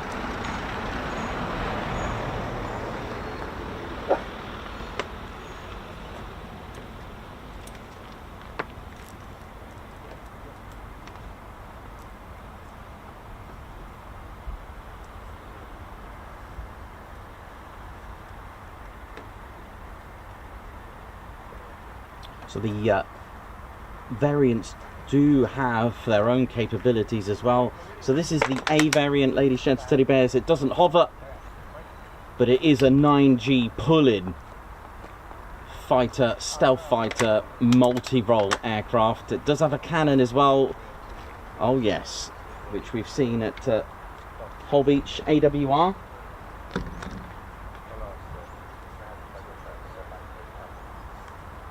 And it's the only variant with the integrated internal cannon. It's got a wonderful 25mm. It's the GAU-22A. It's a 4-barrel rotary cannon. You can whack about 180 rounds in there, but it fires it at a very happy rate. Just trying to remember, was it 3,300 rounds per minute, I think it was. Developed. It can have the Nammo 25 armor piercing explosive rounds as well, which are absolutely fantastic. Like I said, it is different to the other variants. It is the it's longer than the B variant, but we'll talk to you about that. Same wingspan as the B variant.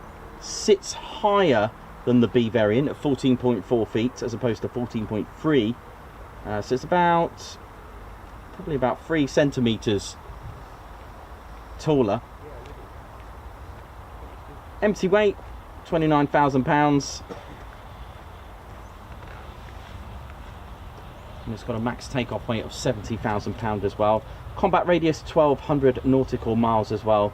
But as I mentioned earlier, you do the maths, £29,000 of empty weight with £43,000 of thrust. Stick 50% of fuel, you're looking at a 1.07 thrust to weight ratio, so it's more than capable. It's got an exceptional acceleration on it. Now, I know a lot of people talk about max speed, okay, but the acceleration on this is phenomenal. G limit +9. The F-35B, that's your Stovall variant. This is the one that can hover, stands for short takeoff, vertical landing, and that's all thanks to Rolls-Royce's amazing lift system, which we speak about a lot at Marham because it's there. So the lift system, Stovall, short takeoff, vertical landing. Just a quick one for you before it goes. Rolls-Royce lift system, 50-inch diameter, hollow bladed system. The auxiliary air intake, which I'm struggling to open. So the Pratt & Whitney's F-135 engine sits here, and it delivers 29,000 shaft horsepower to this beautiful engine. It's almost like a vertical engine. These grills here can help the aircraft move forward and back in hover mode, in Stovall mode, if you want to call it that. All these parts are Rolls-Royce, so the 50-inch diameter lift fan itself, the auxiliary air intake, the shaft as well that powers all Rolls-Royce, and at the back you've got your free bearing swivel module under here. This opens out, and these spin in a composition of 3 sections, and it turns 45 degrees for short takeoff and straight down 90, about 2.5 seconds for it to get to that 95-degree angle. You've got roll posts here which help it pitch left to right in hover mode as well, and that's the F-35B. Can it take off vertically? The answer is it can, but it doesn't do so because of the weight. It will probably do more harm than good, but if it really had to, it would. But it does what's called a short takeoff, and I can tell you now, if you've never seen one before, have a look on our archives and put short takeoff F-35B, because it is absolutely impressive. It really is. The CV variant, the F-35C, that is your carrier variant. This is the absolute beast. Now, I don't have one to show you, but what I will do is show you the A variant just really quickly to give you the comparison. It's got the 43,000 pounds of thrust, but the thing is, because it's a carrier variant, the airframe has been strengthened. Carrier aircraft are different, the whole airframe are different. Even the arrestor gear, which the F-35A does have one, the arrestor gear on the C is different. It's not like your usual one. It's got a twin axle front nose gear, so that means it's got 2 wheels at the front, and it's been strengthened suspension because of the catapult system when it's been pulled, which I believe uses steam to pull the aircraft as well. It's the wing area that makes it massive, right? So 35 feet on the A and B, all right, for the wingspan, but on the C variant it's 43 feet. Now when you put that in a wing area, it's 460 square feet on the A and B, but on the monster that is the F-35C, it's 668 square feet. It's about 1.2 meters extra. It's 4 foot either side extra, bigger, and it's so big it's the only variant that has wing flaps as well. Absolutely amazing. That's your F-35C, and oh hello, here we go, good timing. The the B and the C can have a GAU-22 external cannon to be added as a modification. Here we go, send it.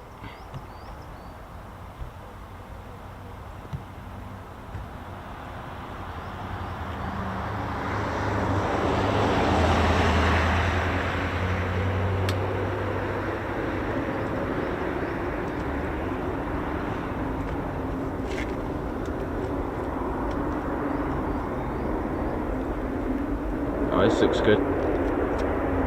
Yeah, this looks good.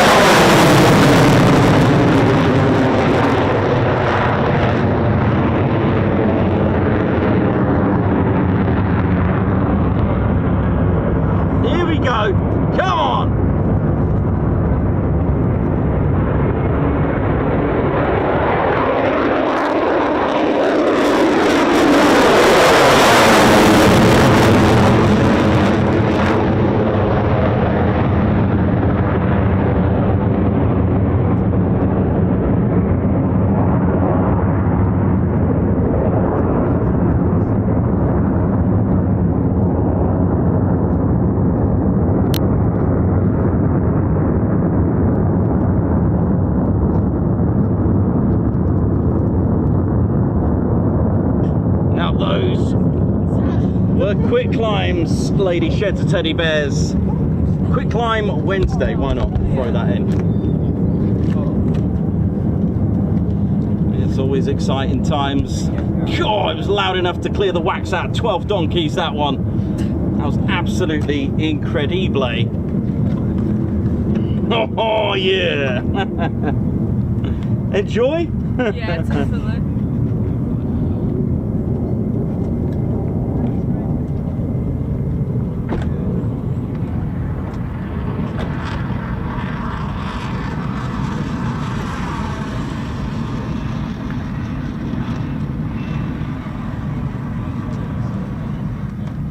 So, let's have a little look what we had just then. Right, so ladies, sheds and teddy bears, those are quick climbs. We're looking at about 380 miles per hour. So if you don't have a thrust to weight ratio when you're filled up like a Typhoon, then what you can do is a quick climb. Okay, so what happened there? So what you want to do, there's a bit of physics here, but I'm not going to go into too much detail. So the Typhoon, 8 seconds, because of its 1:1 thrust to weight ratio, after 8 seconds it can pull 50, 60 degree vertical climb and actually do the hard work and accelerate because of its weight and its power. It's very powerful, very lightweight. Whereas if you're a heavier aircraft but still got the power, what you're going to need to do, you're going to need to get a bit of, you're going to need to kind of defy gravity a little bit by actually getting velocity behind you. What we just seen there is an aircraft going about 380 miles per hour, depending on the pilot, of course. And the pilot whack on the afterburner. The afterburner would have got switched off just very briefly to allow the landing gear to retract, because if you overspeed, you will damage the gear and it'll get stuck. And then when it's cleared the entire runway, or at least reached speeds of 380 miles per hour, it can just go up because it's got 385 miles per hour. It can start to assist it in the climb. G's pulled 5 to 6. How high does it go? Depends on what the clearance is from ATC. So you hear climb to a flight level of 150. If you hear flight level, just add 2 zeros to it. So flight level 80 is 8,000 feet. Flight level 100, 10,000 feet. Flight level 20 0, that's 20,000 feet. So just add 2 zeros. There you go. Hope we're all good. Right.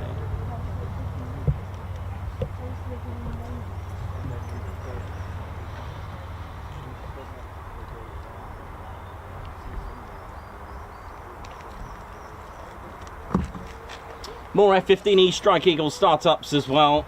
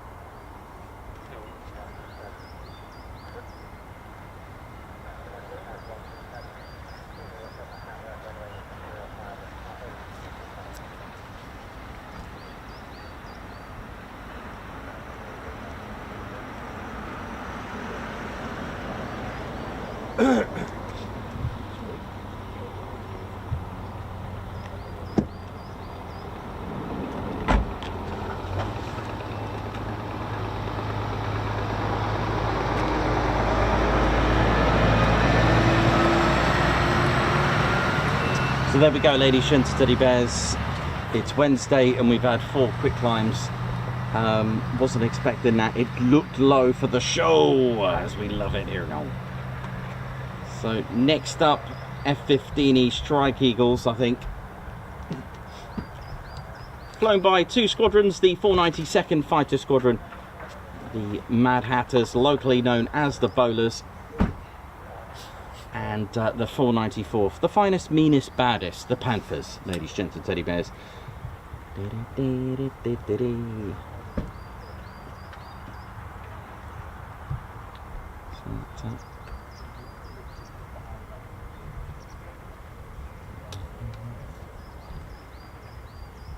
Welcome to the Ted Coningsby channel. Hope you're all good and well. It's time for some F-15E Strike Eagle action now, and a lot of history with the F-15. Of course, it's when I first started doing this, I couldn't believe that it was still flying, because indeed I've known it since I picked up a book, the F-15, a result of the Foxbat as well.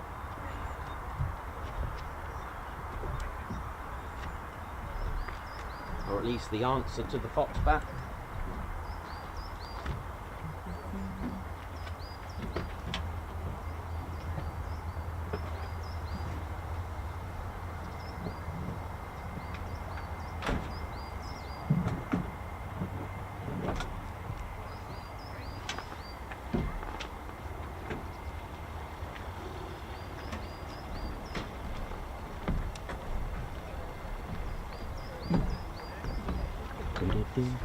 The F-15E Strike Eagles arrived here in 1992, and here's one of them now, just parked up, sat happily there.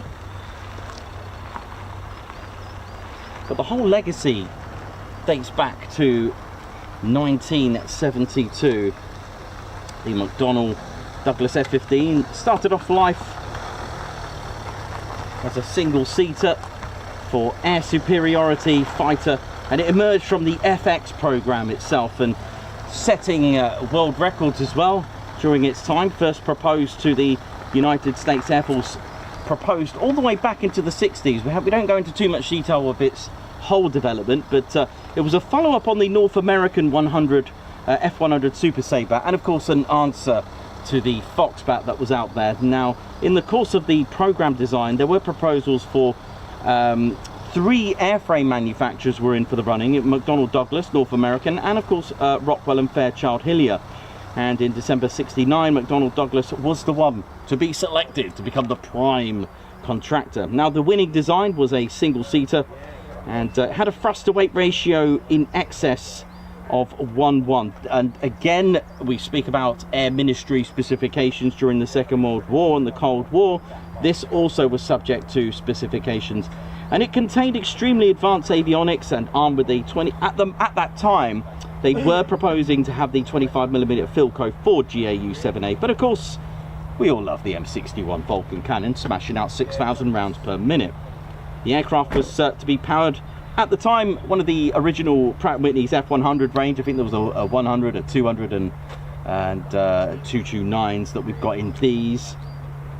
And at that time, they would produce, with afterburner, 25,000 pounds of thrust, although today, in these, we're looking at 29,000. The contract called for around 20 development aircraft and comprised of the 18 F-15As and 2 family versions, which were originally called the TF-15A and redesignated to the F-15B. First flight, July 27, 1972, and nearly a year later, the F-15B made its maiden flight as well. First deliveries were to the 555th, the Triple Nickel Tactical Fighter Training Wing at Luke Air Force Base, Arizona, and in November 1974, followed by other squadrons of the 58th Tactical Fighter Training Wing, and from January 1976 by the 1st Tactical Fighter Wing of Langley Air Force Base as well. The F-15 C and D models, they entered the scene next. They entered the inventory in the beginning of 1979. They had what's called the PEP 2000 improvements. That's Production Eagle package. Additional internal fuel, provision of carrying external conformal fuel tanks, increased maximum takeoff weight, which is a phenomenal 68,000 pounds.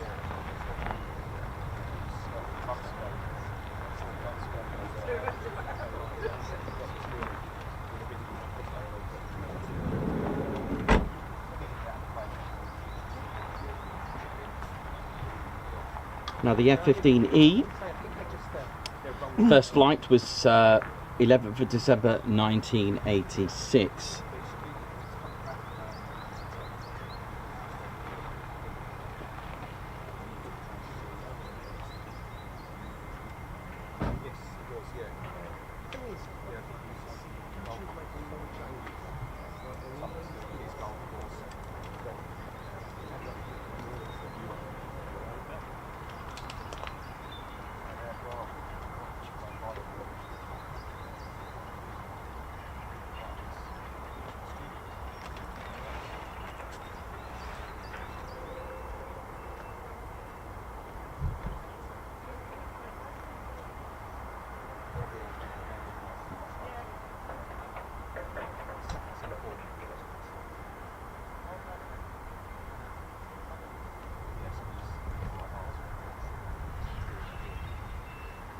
February the 14th, or Valentine's Day 1991, the F-15 Strike Eagle got the most unusual aerial victory in its career. And I say unusual not because it used a missile, not because it used its guns.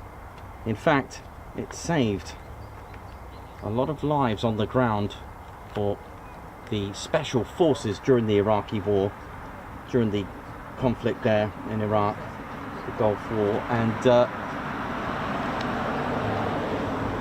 with a fellow F-15 having a jammed missile, the Mi-24 Hind helicopters were about to take off and cause potentially havoc. And the pilot decided to use a guided bomb, which is the most unorthodox way of disposing of an aircraft. So as it lifted up, he sent a GBU, I think it was a GBU-10, and it was a laser guided. The Wizzo got a lock, and as it lifted, and I think it destroyed the rest of them on the ground as well. So it has the most unusual kill, shall we say, or aerial victory.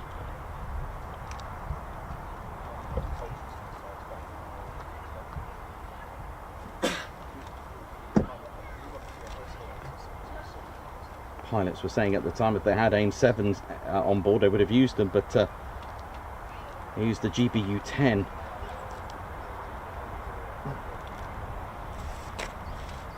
And like I said, it's not your usual to use a bomb and drop it. Actually, to be honest, that technique, not to take away the unorthodox as it was, that technique was used by the Luftwaffe to drop bombs on aircraft during aerial combat, especially on bombers. But of course that meant carrying extra weight, so they weren't maneuverable, and if caught out, I think that's why it didn't really go ahead. If caught out and engaged in aerial combat, usually and cleverly, if you didn't, it would be the smartest thing to do. If you had drop tanks as well, it would be the wise decision to release them in aerial combat because of the weight, and you'd be more maneuverable.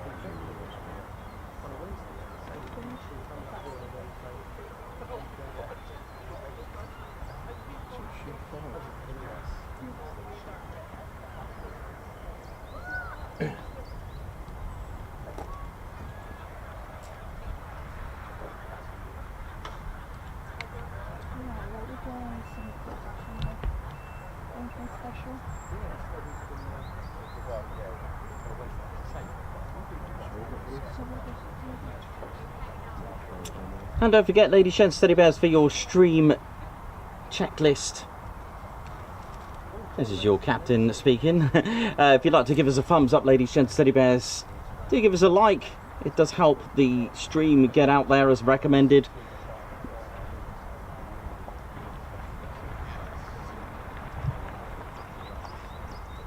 Yeah, do so. Do help our stream. It does help. Sometimes it can, I don't know how the algorithm works, but it can sometimes appear on Up Next or recommended to YouTubers out there who like to tune in to watch military aviation at its finest.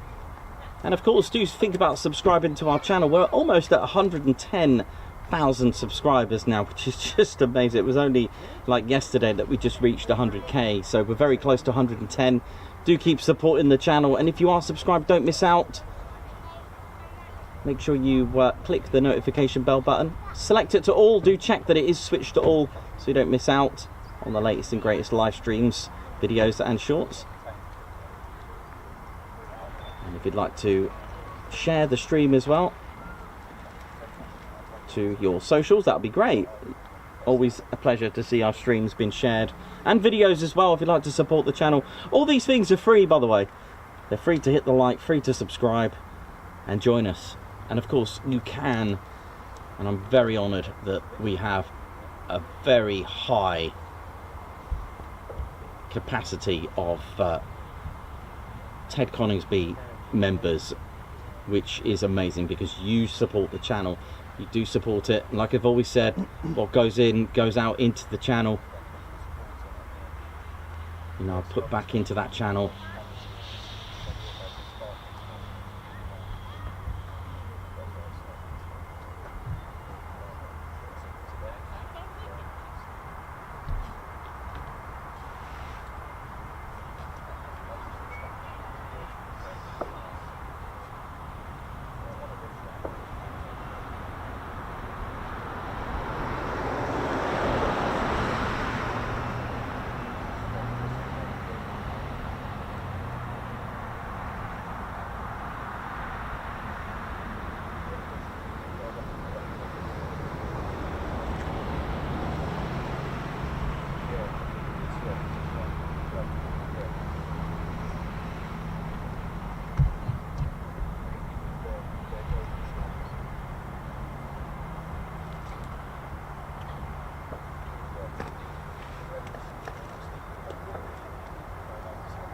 So more taxiing out as well. So we've got 3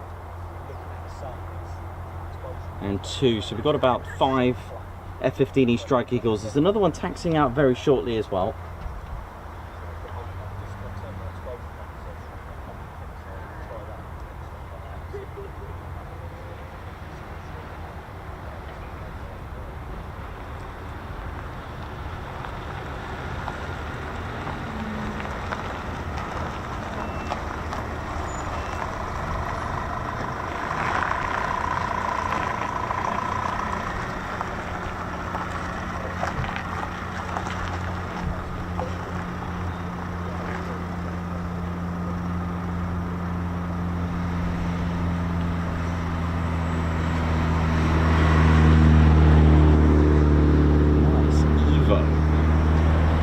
Evo 6. They have a Tony, was it rally art? Not a Tommy Mackinnon, but it's got a bit of rally art on there.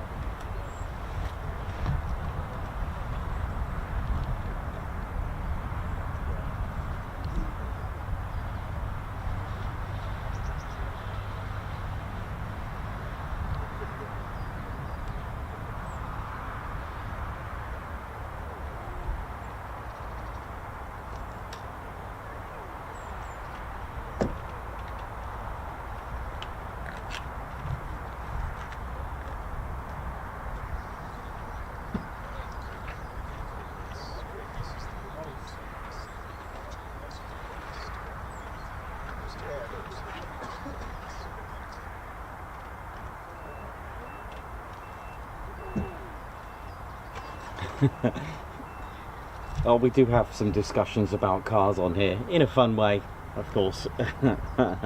And especially when we start seeing them at Mildenhall, they are... I think if there was an award, Mildenhall gets the best car award, if you tuned in. Oh, yeah. Right, so 3 F-15E Strike Eagles, which arrived in 1992 with the 492nd and the 494th. The later models C and the earlier models C and D arrived with the 493rd Grim Reapers.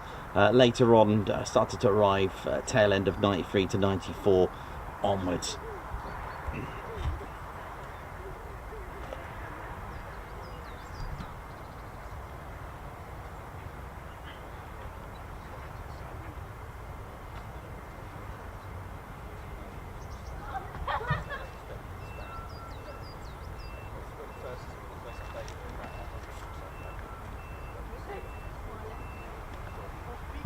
So surviving from its legacy from 1948, it is the 9,000 foot longer runway that's still in use even today. The smaller ones, the subsidiary ones making the Class A triangular configuration, can still be seen on Google Maps. I think they were around about 6,000 feet or so, or traditionally there were 6,000 and 4,000, 6,000 main, but if you were fortunate enough to use 10,000 foot runways, pilots loved that.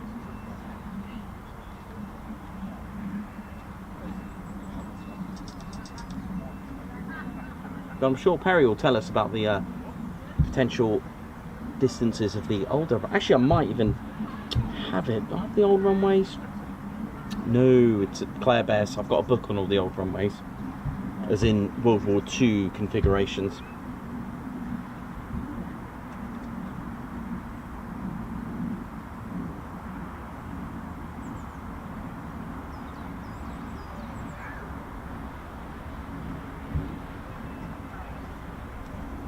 Here we go, change to departure. Here we go, clear for takeoff. Rack 'em. Local climb out. Rack 'em up.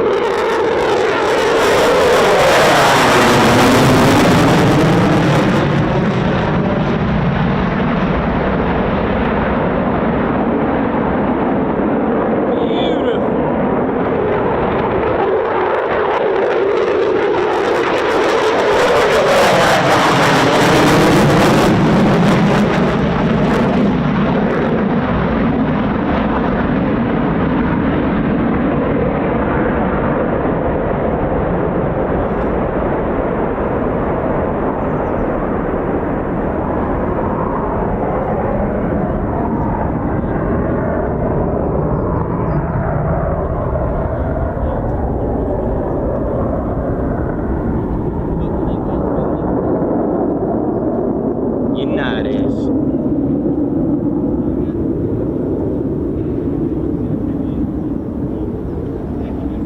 Beautiful.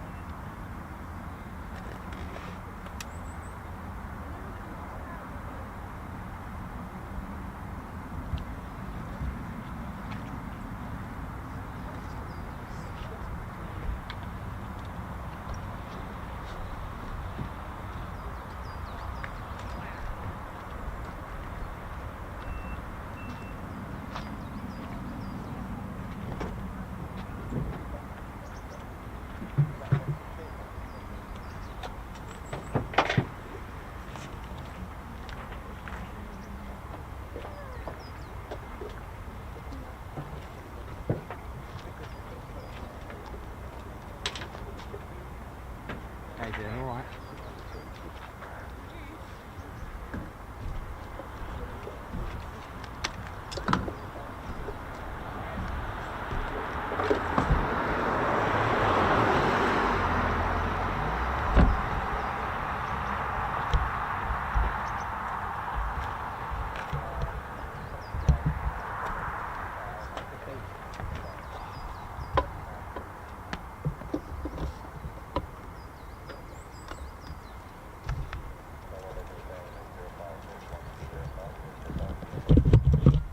Clear for takeoff, change to departure.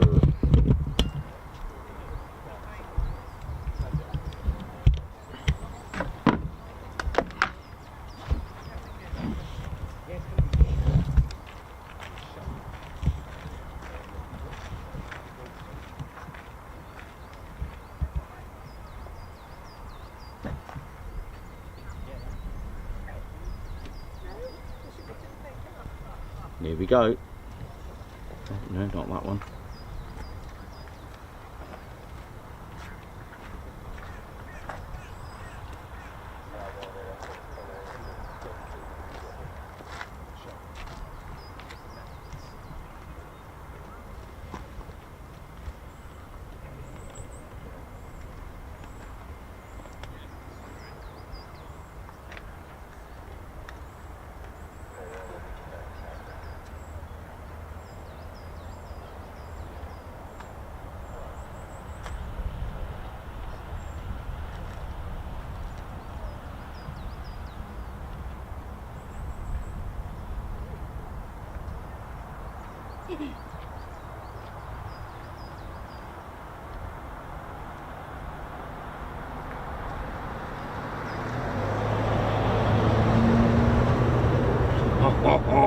Here we go.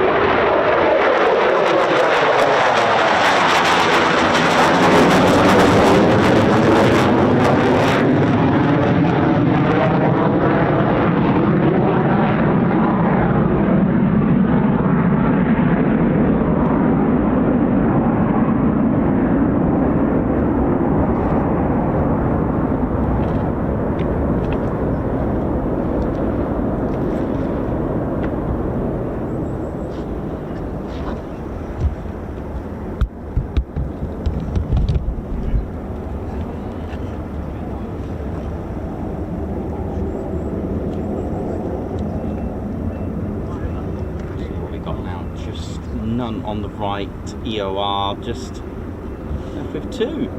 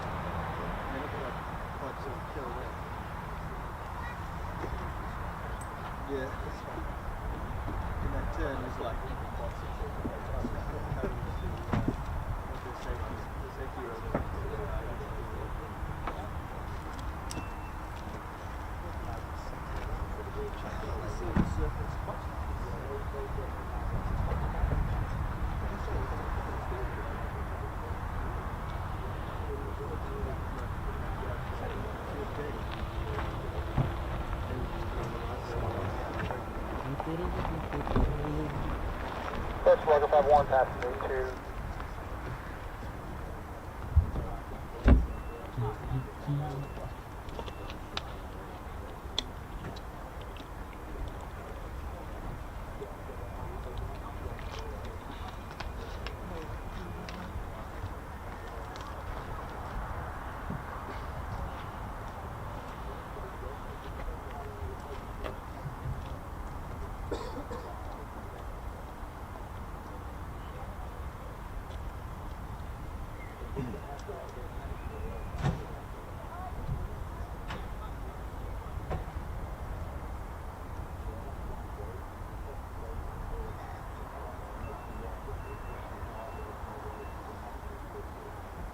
Plain spotted Tone, how you doing? Hope you're good as well. Hope you're all good, man. Good to see you on it. With regards to you and the fam.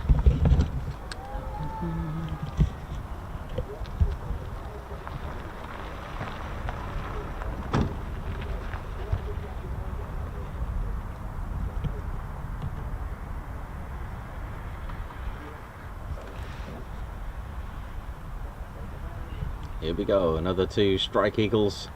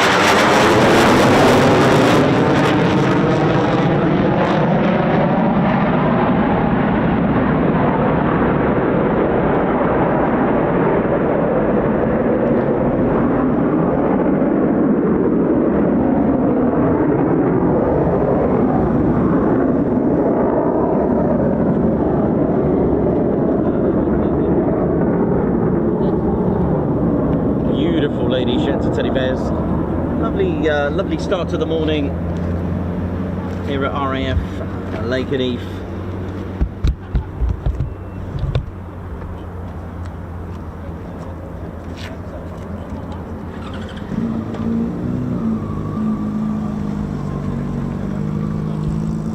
Okay, I think that's our first wave of the day. I think that's it for the morning at the moment. Anyway, you know how it is with here. Always a good opportunity to have cups of tea.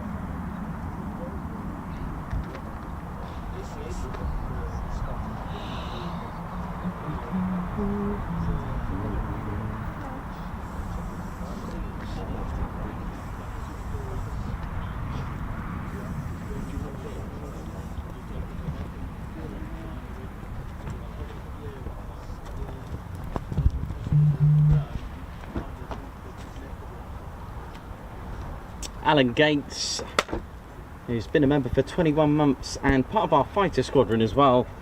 But I'm getting close to the magic number. What a channel. Thank you very much, Guards March. Thank you so much. Richard Joy as well with 31 months membership. Absolutely love the channel. Thank you very much, Guards March, to you. Andy Hancock as well. Thank you very much for the super chat, Guards March. Thank you so much, Guards March, to you, Andy. Jenny B, thanks for the super sticker, Guards March. Babzar, a high five and a paw pump. Thank you very much for gifting 5 Ted Coningsby memberships. Thank you so much for that. Thanks, Babs. Guards March to you. Jason Elsa with a 1-year completion with the membership and also part of our fighter squadron as well. Thanks a lot, Jason. Thanks a lot for that, for being a fighter squadron member as well. Oh, we just noticed my symbol had changed and I had made a year. Nice one. Thank you very much. Ben B as well, celebrating 1-year membership. Oi, thanks for a great 12 months of streams. Thank you as well, and congratulations for reaching the 12-month milestone. TY, welcome. High five. Welcome to the Ted Coningsby's Posh Officers Club. Dan's Aviation, thanks for being a member for 3 months. Thank you for an amazing 3 months of great streams. The Iceman 567, high five. Welcome to the Ted Coningsby Squadron. Guards March. Silver Trig, nice one, man. 29 months membership. Oi, wishing everyone a great day rest of the week. Thank you very much. And Paul M. Hennings has reached 2 years milestone. So what a lovely milestone. Amazing #1 military aviation channel and history and charity. You know it is. Far, far, far. Thank you very much, Paul, for being a member for 24 months. That's fantastic. How we're doing, ladies and gentlemen? I think it's time for a cut of tea. It's all good. Yeah, off, he's off. I don't know what Ted drinks. Voss, as you know, he likes his mineral waters. You know, that's he is a bear. Don't really know many bears that will just sup some 7-Up or something. But, fizzy drinks. He does look at me funny when I drink sparkling water, though. Ted says that when I drink sparkling water, he thinks it tastes like noise. Now, I actually totally get what he means. Because when I was a kid, you remember when the signal went on your TV? You had that shh, all that noisy black and white. I used to think there were like close-ups of black and white bumblebees or wasps. Do you know the screen I mean? I don't know what it's actually called. So yeah, it's that noise. So Ted reckons it tastes like noise, and I think it tastes like the screen. More startups going on as well. I think it's time for a brew, Ted. You know how it is.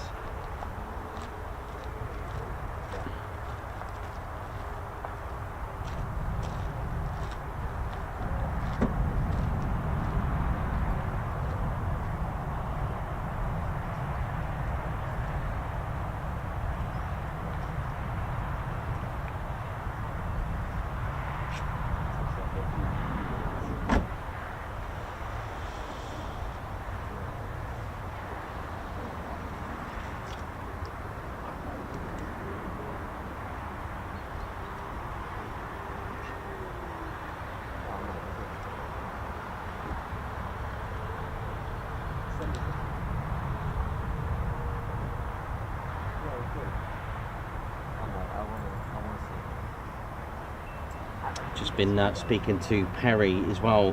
When I mean, we'll talk about the history, but I've mentioned it briefly. I haven't gone into too much detail, but when the base was chosen and selected to become a VHB base, a very heavy bomber base, it closed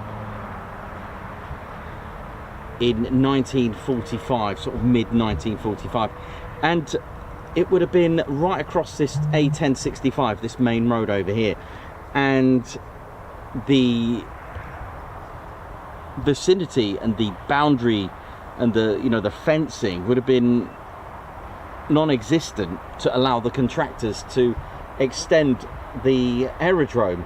And there are some photos that I came across. Thanks, Perry, for reminding me. There's been some photos and sources that I've read where, you know, people from the nearby villages and towns would actually have to cross through, well, an active airfield, shall we say, but closed, if that makes sense. So an active station, but obviously closed for flying while it's having its runways upgraded. So it's kind of amazing to think that that took place, but it did. Nice one, Perry. Right, cup of tea time.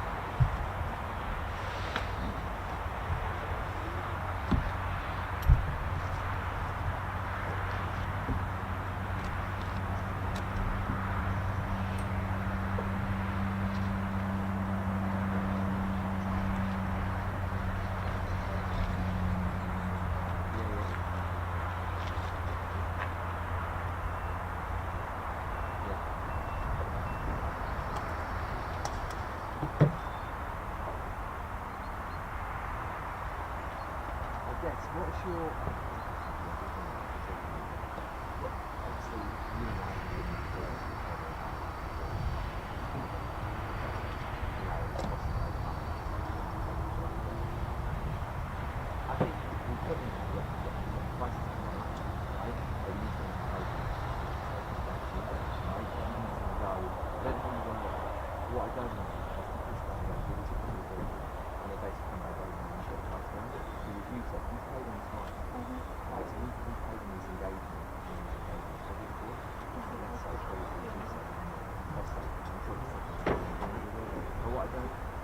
What I worry about is that you have been up for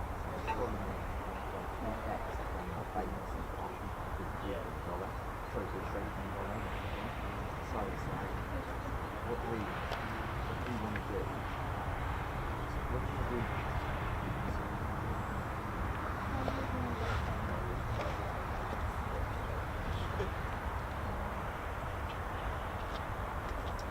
I just need to get on this table with you.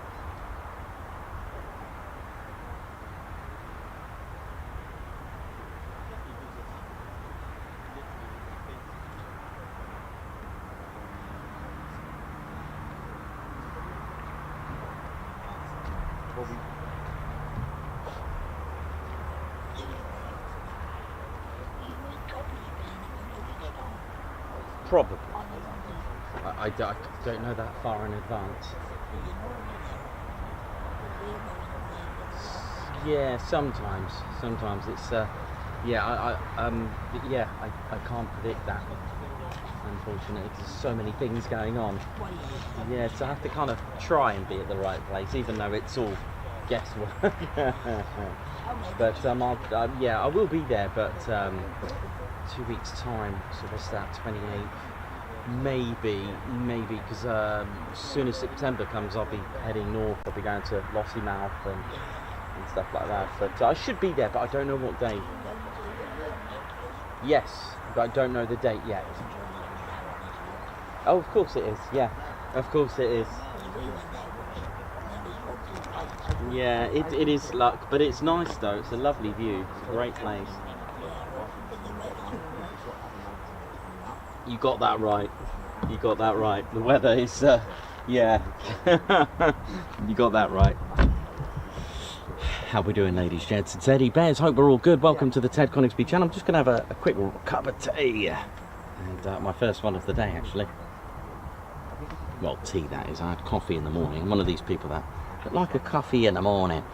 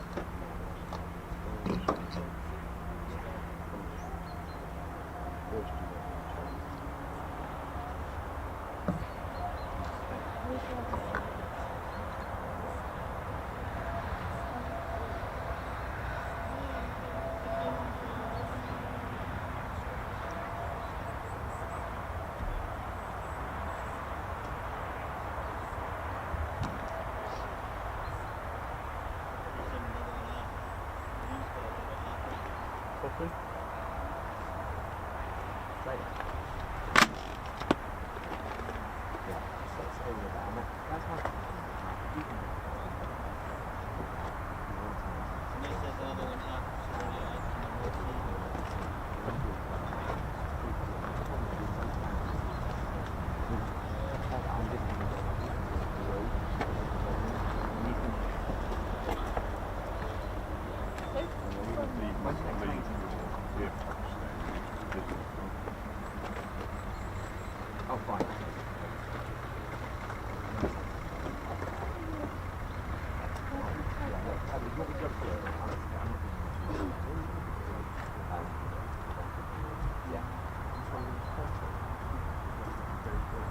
Just offering up a full speed and number of people who are like,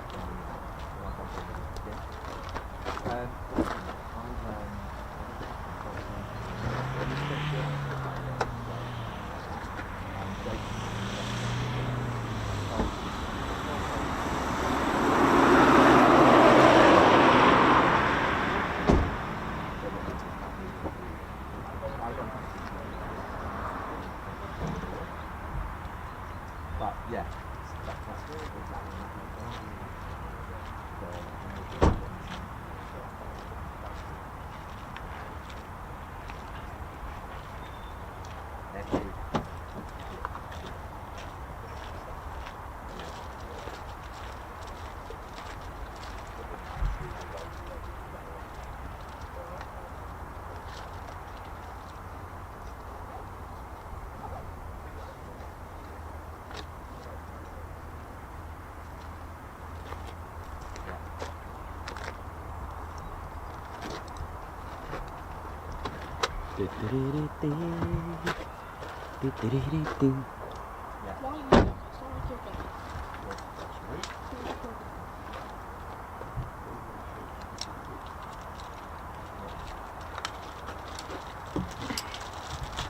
Right, that's a lovely cup of tea.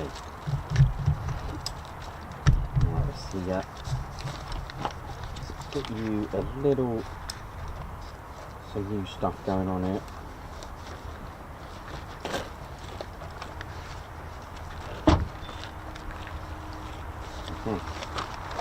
Here we go. Right, it's time to show you the diagram. I'm going to show you. See how it is. Right, ladies, gents and teddy bears. Just really quickly, skipping in sort of like the first ever Lakenheath involvement, but we're going to talk a little bit about Mildenhall just for a sec. Very briefly, just across the road, 5.5 miles in the direction of the backwards crow flying. RAF Mildenhall was built in 1934, and to my 5 o'clock you've got RAF Feltwell which opened late 1936, and they operated the Harrow and eventually the Wellington, and that opened officially with its first residence in 1937. opened, it was built in 36 and functioned in 1937. And right bang in the middle was a piece of land. And of course you've got Brandon to the town to my left, and you've got the village of Eriswell in sort of this direction, and the village of Lakenheath in that direction just over there. Now, you may have as much anti-aircraft, in fact, yeah, you may have as you know, as much anti-aircraft weaponry as you can dotted about. There are some of these sort of buildings, I'm not saying this one in particular, but some of them did have sort of anti-aircraft pillbox style buildings. Not, like I said, not saying this one, but kind of similar to this, but they are dotted about. Some of them are, as far as I know, there's a couple that are grade 2 listed, which means you can't actually dispose of them and destroy them, which, you know, and I like that because, you know, it's a piece of our history. Now, Brandon is just in this direction, okay, just down there, just follow that 1065, and not too far, so just in this vicinity, something happened in 1940. And what they did, which you may have heard, Operation Starfish, which were literally fake cities and fake towns. So this was a method that was used to deceive the attacking bombers and the Ju-88s diving down the Stuka. And this may sound very primitive, but it was quite effective. And I'm going to visit a starfish site, which is what it was called, an Operation Starfish, in October sometime. I'm trying to fit all this in, because you know how the channel is. And also I came across decoy airfields, and here was one of them. This was a site just south of Brandon. This was an area of a decoy airfield. What is a decoy airfield? It is exactly that. It's a pretend false airfield. The way you operate it could be for the daytime or for the nighttime, or a bit of both. They had code names called K site for a daytime operating fake airfield, or Q site for nighttime.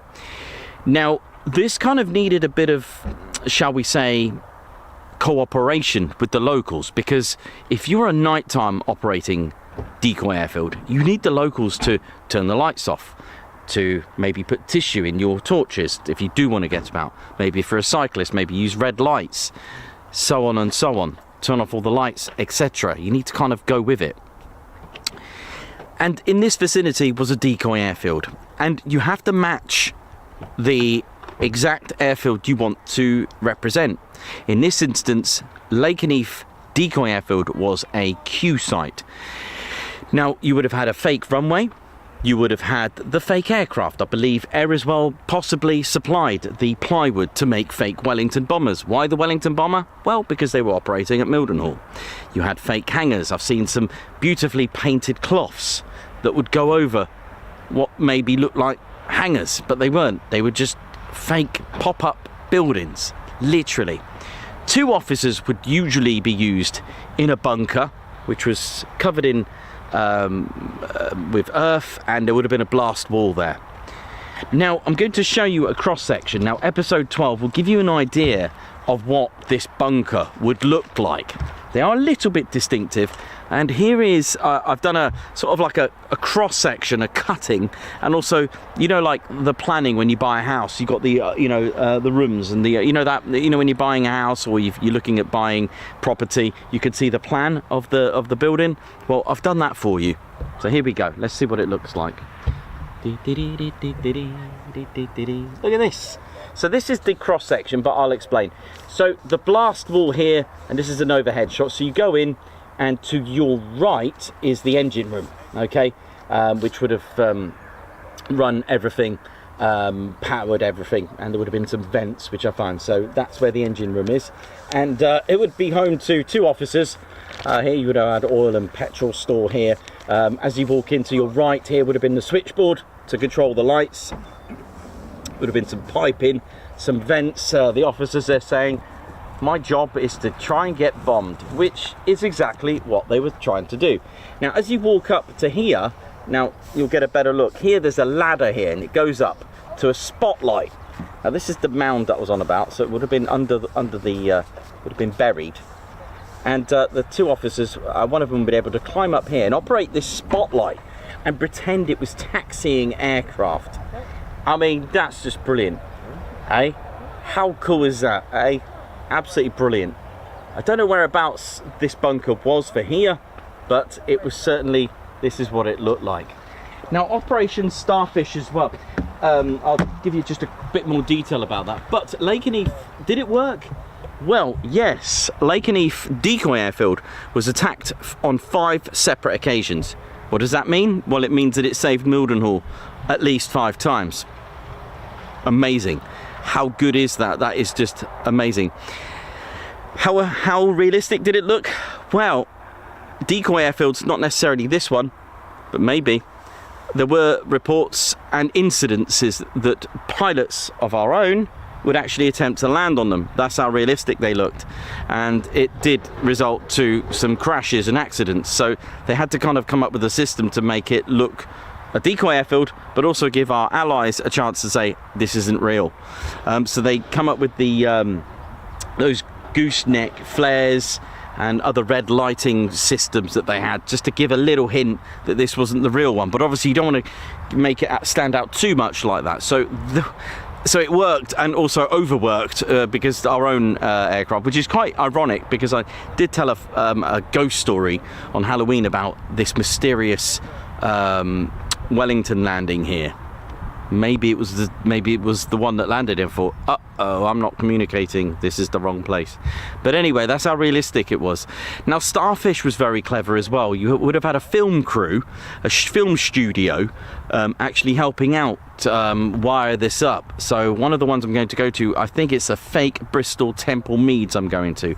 They would have had fake train lines, and it was for that to get bombed. So the officer again in the bunker with the switchboard lighting all these effects, and sometimes they'd have controlled explosions as well. Sometimes on the actual airfield, if you think, uh-oh, we've been spotted, you can actually have controlled explosions to make the Luftwaffe bombers think, oh, we've got it, but they haven't. It was just a controlled explosion. Even little basic things like that is fascinating, because how primitive in thought, but how effective it was in action. So I'm going to go to a Starfish site, and I really can't wait to show you. So the one I believe is a fake Bristol Temple Meads. There was not all of them were effective. There's some that weren't touched. So in my eyes, I'd say that was probably non-effective, because they obviously didn't fall for it. So there you go, really, really interesting stuff of how things evolved. But eventually in 1941, it was actually genuinely used. I think late 40s, the base was built and it was actually used as an operating airfield. They decided to actually fully function it. There we go, how cool is that? So I thought I'd show you that, thought you might like that.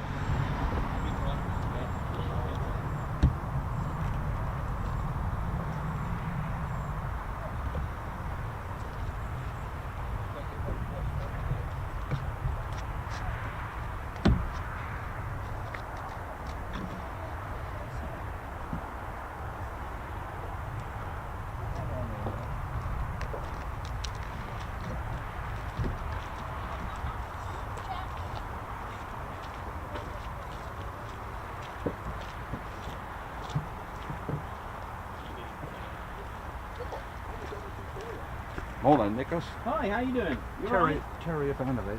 Oh, hi. Just thought I'd come and say hello. How you doing? You all right? Yeah, all right, buddy. Yeah, you good? Yeah, we're just over there. We'll be watching. Nice one. Good to see you, man. Yeah. Good to see you. Good to put, seen your face, but nice to talk to you. Oh, thank you very much, man. Good to see you. So, a couple of them 15s or 35s gone up, yeah? Yeah. All right. Yeah. I think that's our first wave done for now. Right. We did put some engines down there, but Right. not really sure. Herc still in?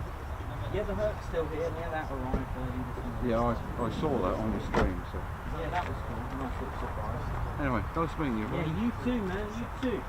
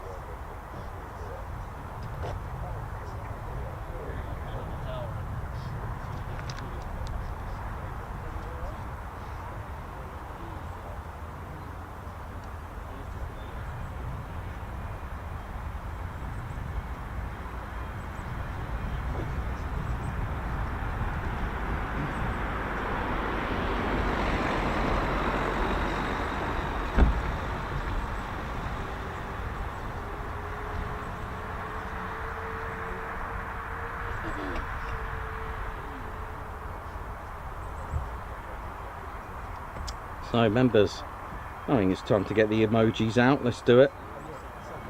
Rack them out.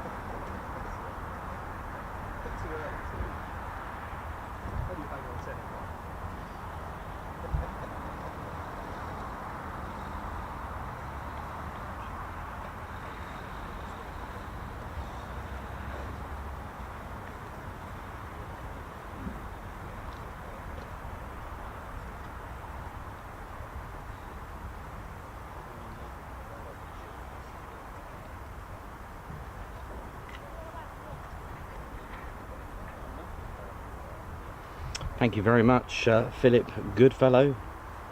Hope we're all good. Julie Beard, Mark Moody, Lorraine, Simon, Blocks, Argan, Julie, Mono. How's it all going?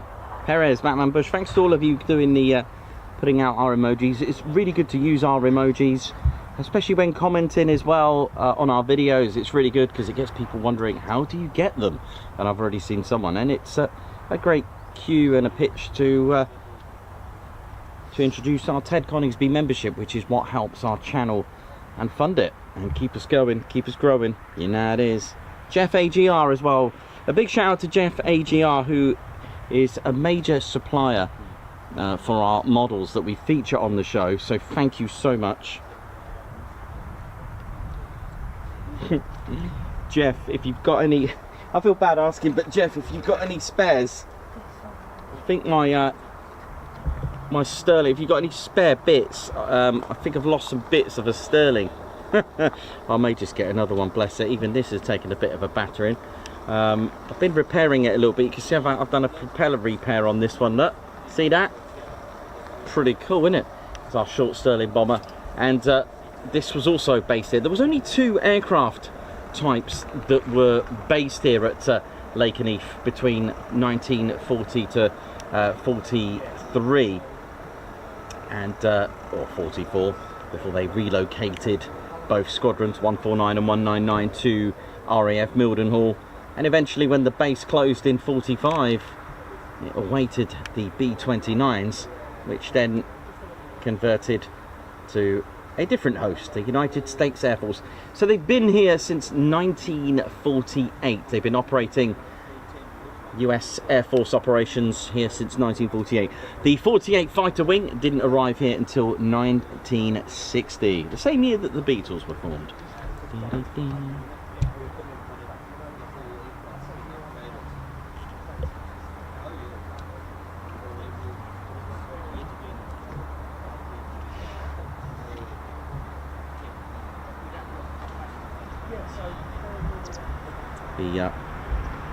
The models form an integral part of the show. Allows me to demonstrate some of the features on the aircraft. And we've had some good times.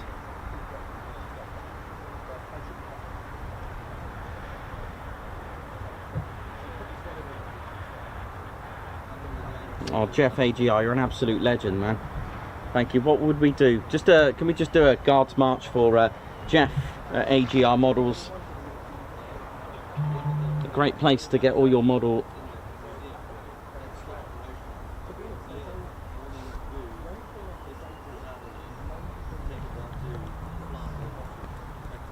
Jeff, that's a good point there, Chris.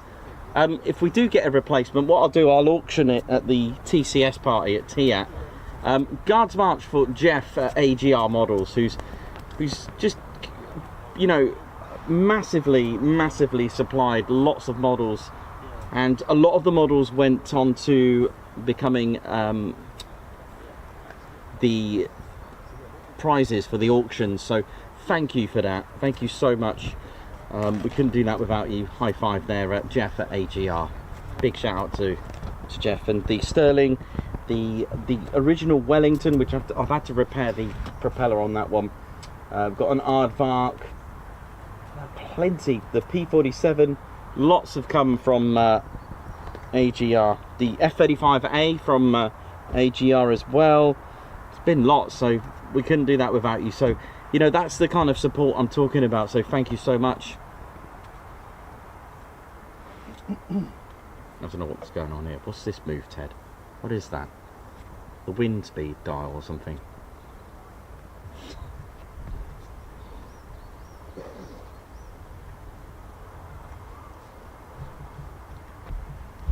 Right, I'm just gonna have a look down at the EOR runway 05. See if I can spot anything.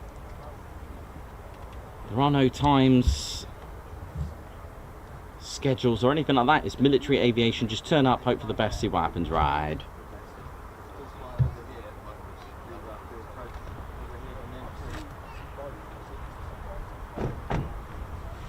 David Smart, they are a mixture. So Jeff at AGR, they're all pre-built. Some of them have come from museums and heritage centres and eBay as well. Nick Ward has built some for us that we've actually taken to as a memorial. But the thing is, with die-cast, they're a bit more robust than for the show.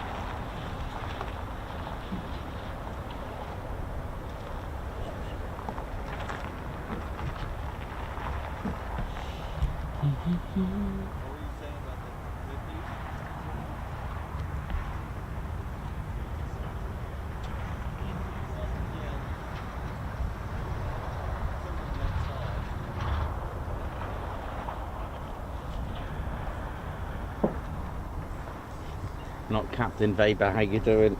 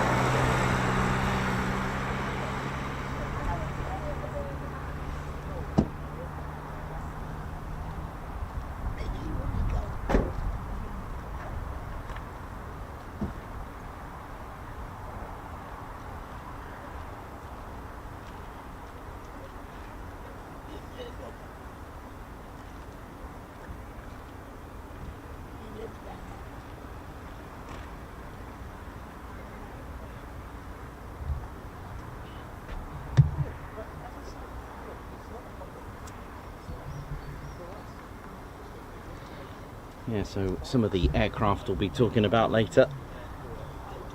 The P-40 Warhawk, look at that, just before the 48th received their P-47 Thunderbolts. Pilots liked it, you know, it served pretty good, but when the P-47 came out, well, it was a whole different ball game. I mean, the P-40 had the power and then it didn't. It was just one of them. You know, it did find uses in the other parts of the theatre of operations during World War II, but when the P-47, the Jug, come out, that really changed things. It was the key aircraft for the 48 fighter group, which here it is. Look at this, absolute beauty, absolute beauty. This is the Razorback edition, not the bubble canopy, so it's quite aerodynamic. I think the bubble canopy, you know, I don't know if it was, I don't know if, obviously because it's quite rounded, I don't know if it affected its aerodynamics. I don't know if they preferred the Razorback, but they were sort of made half and half. But the P-47 served with the 492, 493 and 494.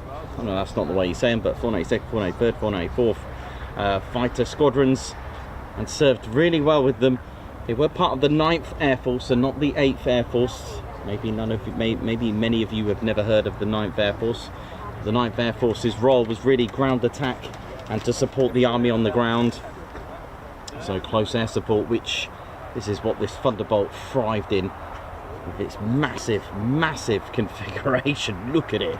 An air intake at the front. You can actually fit a human being in there. Absolutely brilliant. Supercharged. An Impala. Absolutely amazing. An intercooler. Guns, which when fired would actually slow the aircraft down by about 25 miles.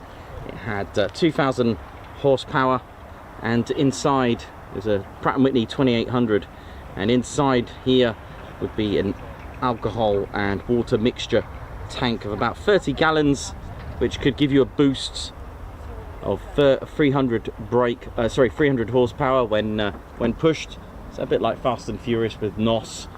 It really was a fantastic aircraft, really was. Look at this, absolutely incredible. And we'll talk to you about that later on when we, if we're going to talk about the history. And you can see the drop tank there, and if engaging in aerial combat, you would need to jettison your drop tanks, making you lighter, more maneuverable. Plus, if you've got hit, this goes for the 190s and 109s as well. If you got hit on a drop tank, don't forget it's pressurized. You might as well have sent yourself a bomb to destruct yourself. So that's one of the reasons they would get rid of them. So, and if you're probably wondering as well, I did get asked this on several occasions, why did the US Army Air Force only have the one roundel? Simple question, it's the way our brains work. So if you look at our Royal Air Force Spitfire, not so bad on this side.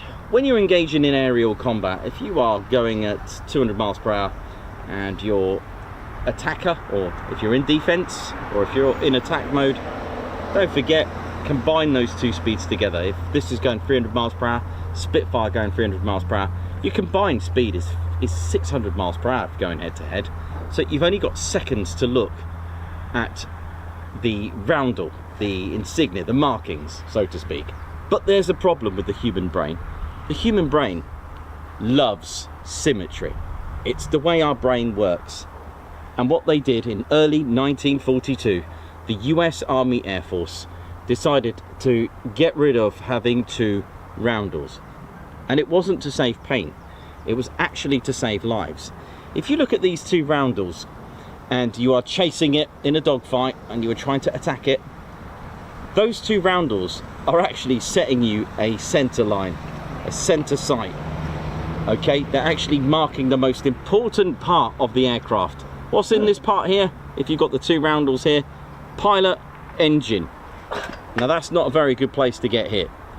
So the human brain has already got a line of sight here. Look at that, it's already got a marker for the center. However, if you're dogfighting a P-47 with one round door, your eyes are trying to go to this round door rather than having two to set yourself in the middle. And that is literally as basic as I can put it, is to just confuse the brain just for a split second, which is enough to save lives. If you imagine on a cloudy day, weaving in and out of clouds, and you're trying to shoot this P-47, but your eyes are just going and fixed on this one round door, which, not being funny, it's not so bad getting hit on the wing rather than getting hit in the cockpit or on your engine. And that's exactly the reason why. As simple as that. Saving weight on paint does help. So in later stages of the war, you'll find that B-17s and B-24 Liberators, they were stripped of their paint. You'd be surprised how much paint weighs. You'd be surprised. You wouldn't think it. Even just holding a 5-litre tub of paint, that weighs a lot. That said, okay, take away the metal off the paint tub, but you know, it does weigh a lot, so they got rid of it, save a bit of weight. But the idea of the roundel was to save lives.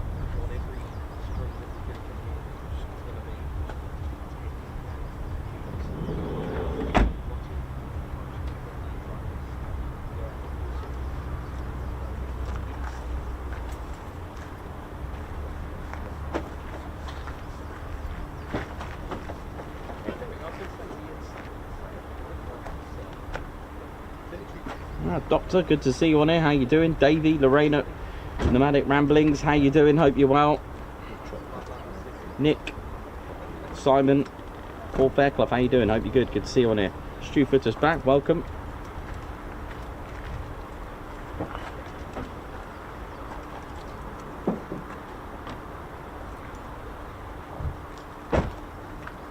And there we go. That's a lovely sight. An F-15 has just parked up on the EOR. Now that's the EOR, stands for end of runway. There are 4 in total, end of runways. Usually we get to see them just off the catwalk here. Let's have a little look at what one of those EORs look like. There are 2 either end of the runway. So this is the EOR, stands for end of runway. You can fit and park up 6 happy aircraft, well, fighters here. And there's a north EOR just here for runway 23, just there. And all the way at 05, you've got an EOR north at 05, and you've got an EOR south, where am I? Just here. All right, end of runway, that's all it stands for. Bit similar to the ORP at Coningsby. It's a platform to be sort of safe away from the runway.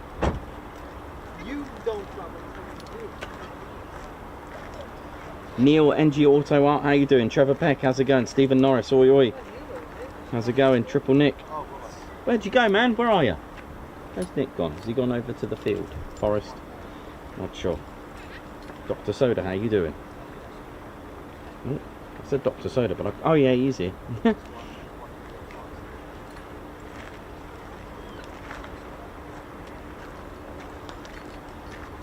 Sounds like a C-130. It is. Look at this, ladies, gents and teddy bears. Aw, yeah.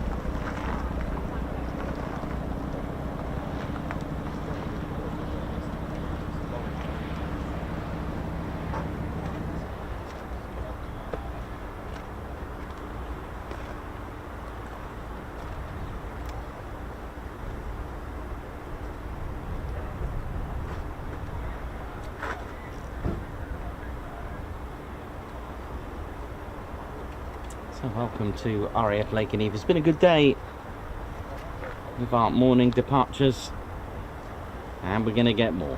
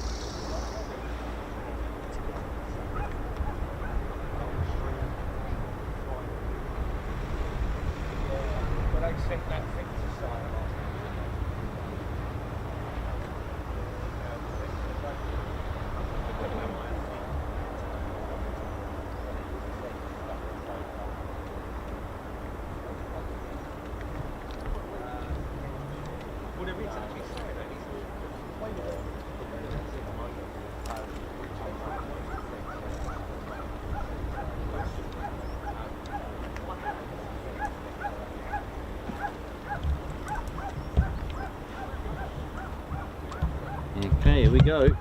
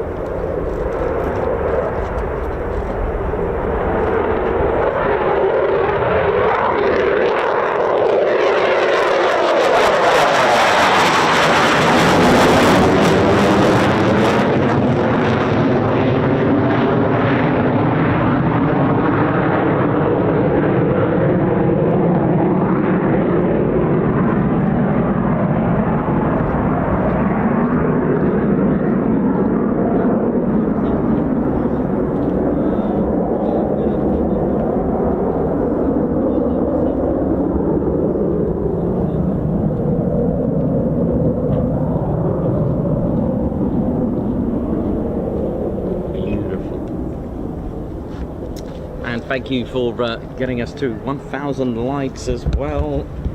Oh yeah. Alright, was the only one there? I think that was the only one. Okay, so we've got the C-130. Did you actually video one? Wow, well done.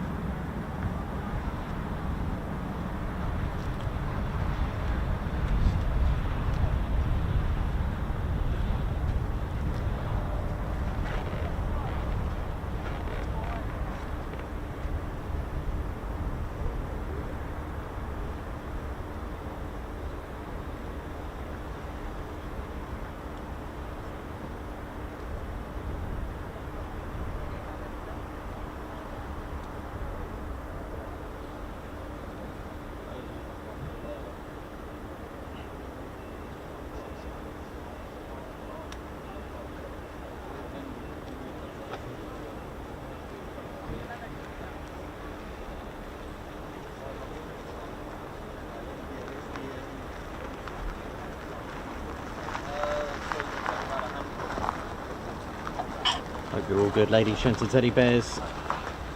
Looks like we've got our first arrivals coming up very shortly.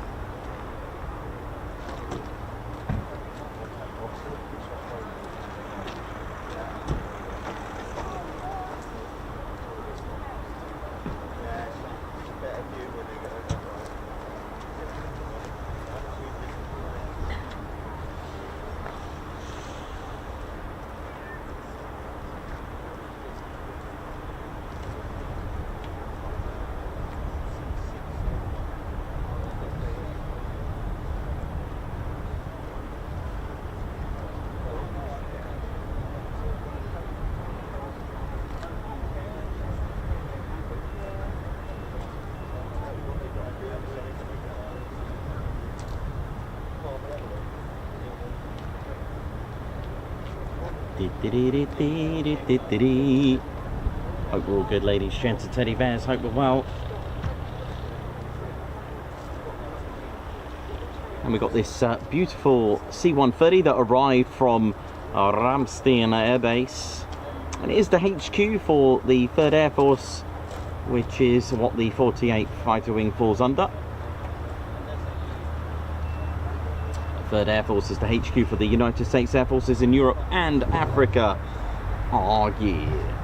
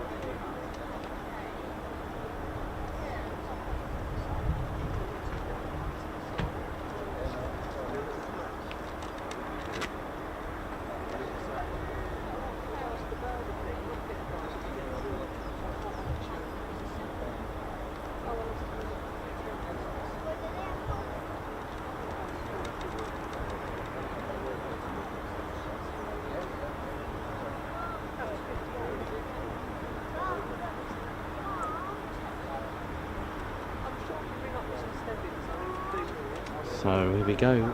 Let's a quick catch up on the F-15s. They could be. So when we've got heavier aircraft departing Lakenheath's runway, they do need to configure the barrier arrestor kit, or the cables for short. Now, barrier arrestor kits around any aerodrome, civilian or military, if they have them, they are called different things. They could be called the RAG, that's rotary hydraulic arrestor gear, back barrier arrestor gear, or just cable or arrestor cable. Now you see this circle, yellow circle in a black box that's illuminated at night. That's where it's located. There are four. There are two either side. Let me just have a quick look, because it can be deceiving from perspectives. That goes to there, and then that further one, without making you dizzy, that further one, so to the left, there's the other circle. It might be out of sight. Yeah. So right, so what you got, these boxes here, these checkered boxes, there's a big wheel, a tension wheel, which tensions the arrestor cable, and the cable goes right across the runway. Sometimes you can hear the landing gear knock it, like dug, dug. You hear this little dug, dug, this little thud. There it is, coming up from underneath right across. This system is the back 12 barrier arrestor kit 12, if you ever hear it, and it goes right across to the other tensioner. All right, so there we go. You can just about see. It's also got some grommets. You can see them there, all happy. I think it's just to space it out so it doesn't, you know, in windy conditions, and start just dragging around, that kind of thing. So they've got 4 in total. 2 here and then 2 on the other side. I think you can see the other one over there, I think, just about. So with that in mind, sometimes heavier aircraft can delay some of these, some of the flights and movement of the other aircraft, because it just takes a bit of time to configure the cables. The reason why they need to be reconfigured is that it can damage the landing gear, especially if you're a passenger and you're drinking a tomato juice. You don't want that going all over your white suit or t-shirt. Tomato juice has been one of the popular drinks on board aircraft. I'm not saying military, but usually you'll find that on charter flights and other flights, civilian flights. Why am I even talking about tomato juice? But there we go.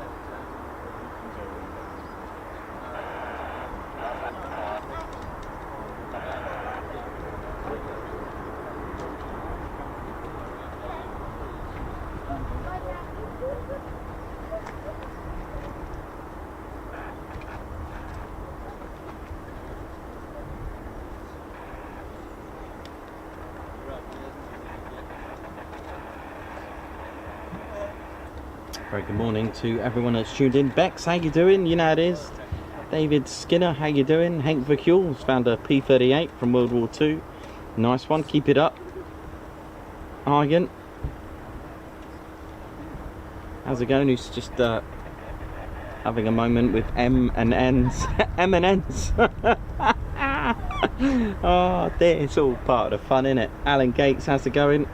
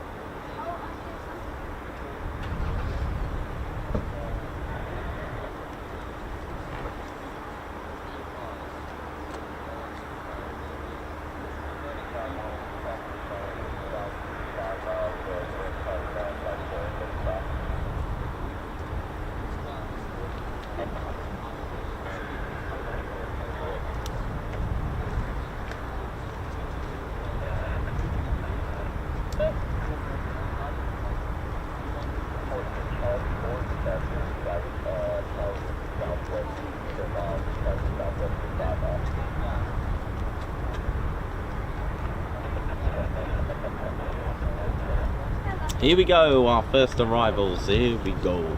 Point Charlie, here we go.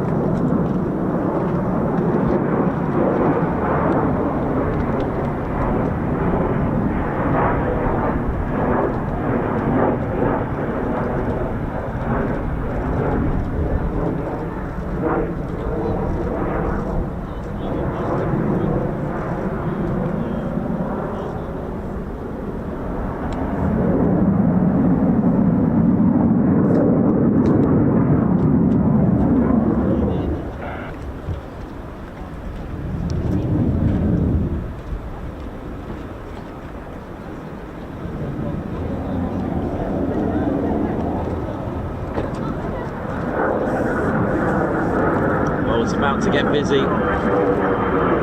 Busy Miss Lizzie.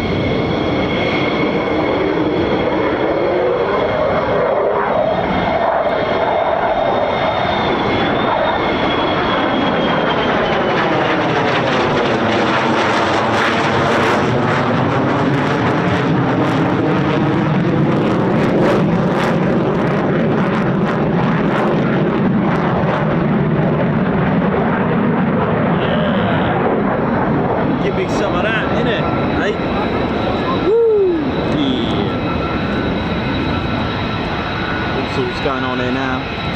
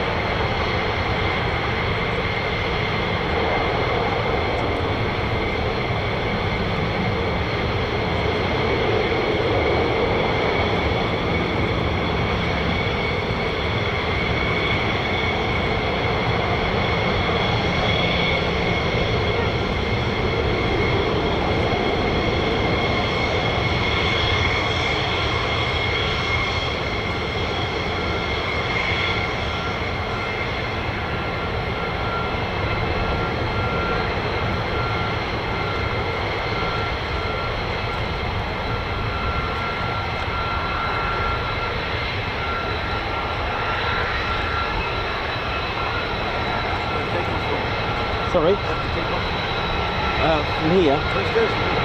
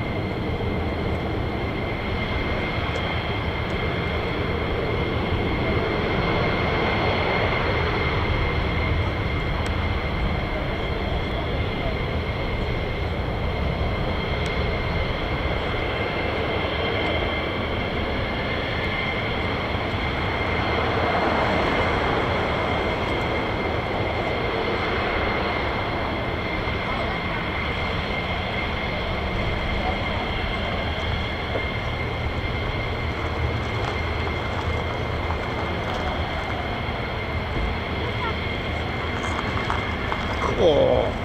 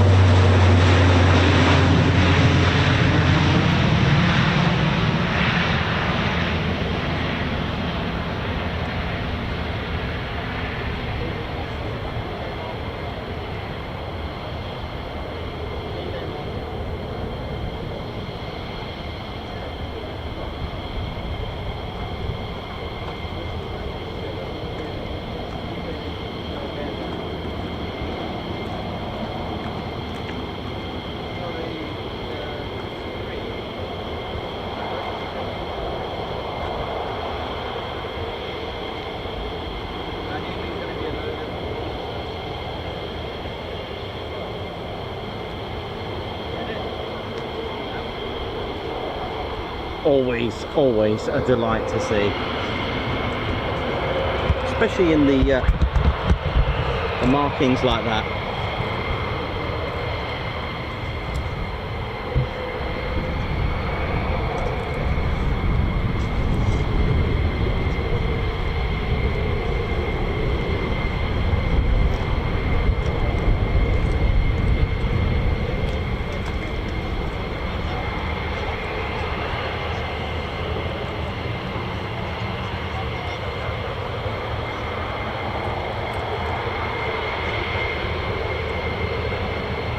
So the C-130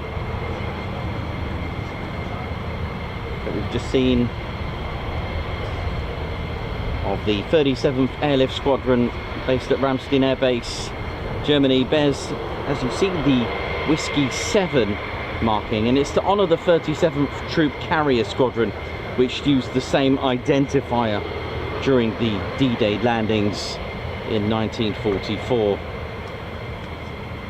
It was to help paratroopers identify, and it is part of the C-47 heritage of the C-130J, which they had a set of the C-130s in commemoration with a flyover over Normandy beaches.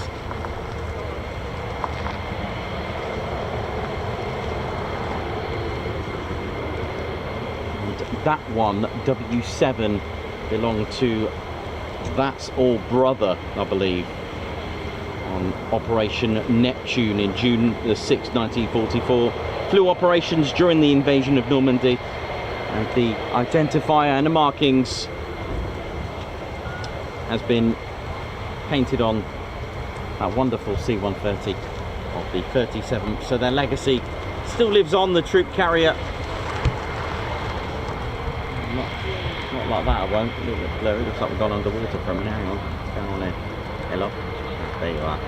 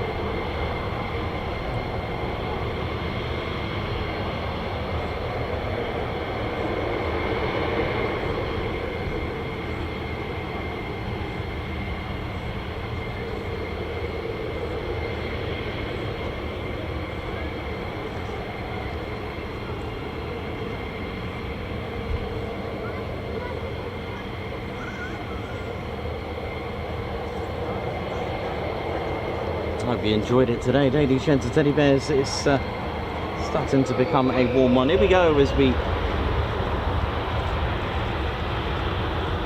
see off our last F-15 of the morning. It'll all go quiet.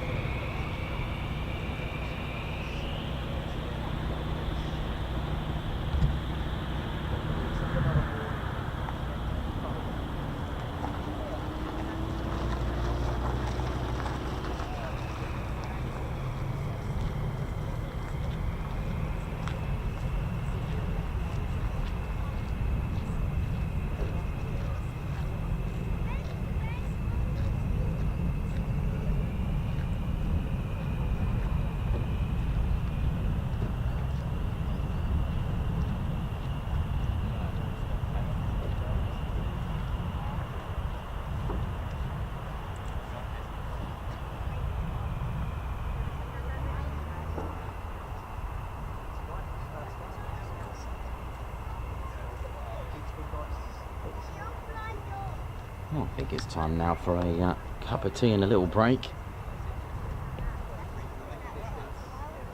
So that's them all back, I think. There's always the odd one or two that just turn up now and again. But that's our morning movements, ladies, gents and teddy bears. Hope you enjoyed that. Ted and I are going to go and grab some tea.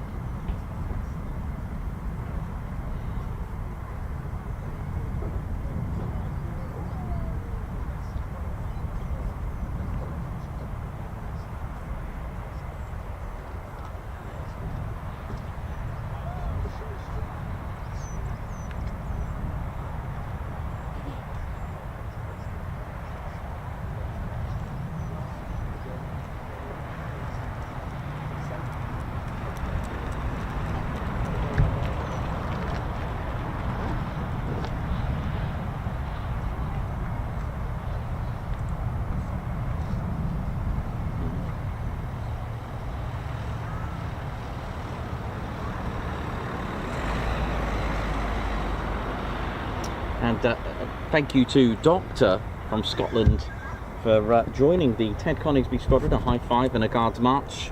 Thank you very much. Bex, high five as well. Thank you for gifting a Ted Coningsby membership. Good to see you on here. Guards march to you. Just Joe, high five. Welcome to the Ted Coningsby squadron. Guards march. Margot, thank you very much for the super sticker. Guards march, that looks tasty. Nick Harper as well, thank you very much for the super sticker. Ginger Bailey, thank you very much. Guards march, thank you very much. Thanks for the super. Margot as well, thank you very much for the super chat as well. Guards march. And Bex, guards march to you, thank you for the super. Who's put every week you bring us so much entertainment and fun. You are the best, thank you. Thank you very much. And JP Mac Aviation, member for 1 month as well. Thank you. Nice one for being a member for 1 month. So welcome to sunny Suffolk. It's going to be blazing. A little bit misty up there. Only a little bit. It's starting to clear up nicely, which means it's about to get scorchio.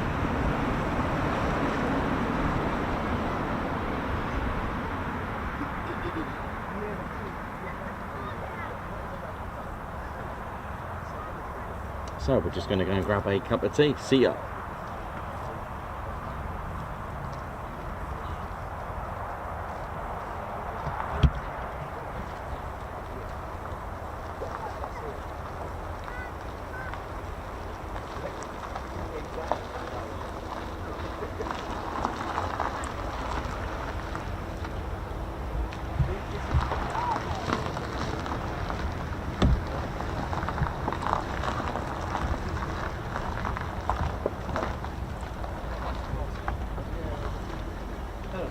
Hi. How's it going? All right, yeah? Nice to meet you finally. Oh, right. How you doing? All right. Thomas name. Thomas, yeah. How you doing? Yeah, we mate? know. We're watching you. Oh, right. You okay, yeah? Yeah. Good.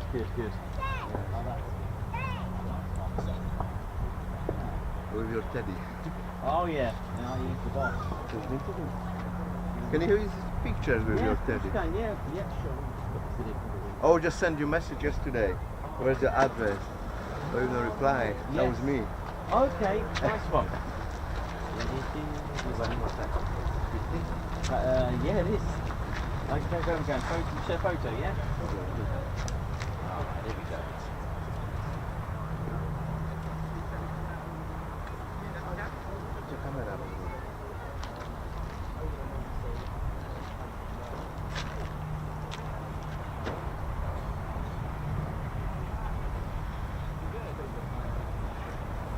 Alright, no problem at all.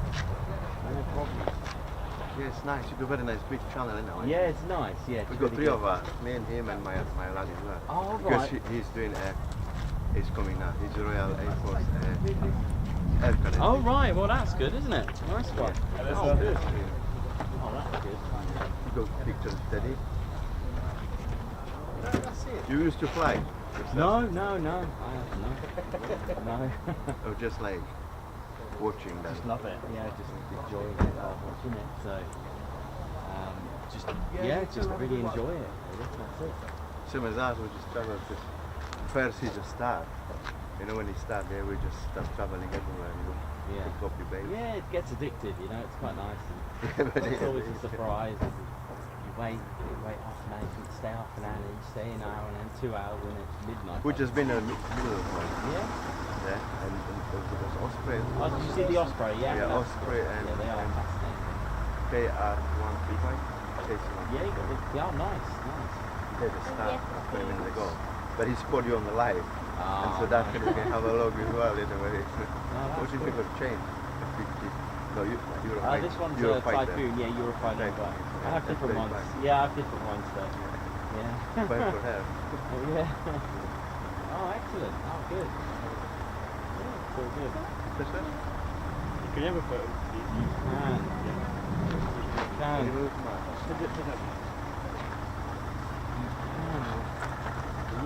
Yeah, you've got to have a little mission, isn't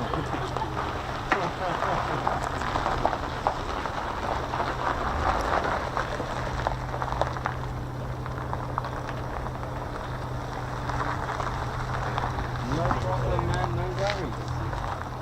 No problem at all. Have a good day. You too. Oh wow, that's cool, isn't it? Nice one. Because you won't be pilot. Oh, good. Well, all the best. Pretty next Good luck. step, Yeah, yeah. be good. Cheers, mate. It's nice to No meet you. problem. You have a good one. You too. No worries.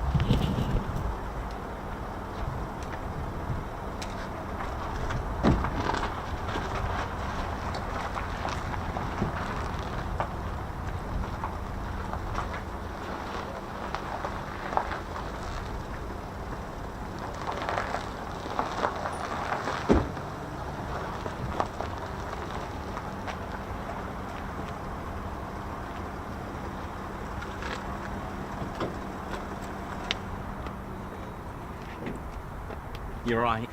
Very well, thanks. Good. It's the first time she's ever done it. Oh, right, okay. She joined the Air Oh, nice one. Nothing wrong with that. So,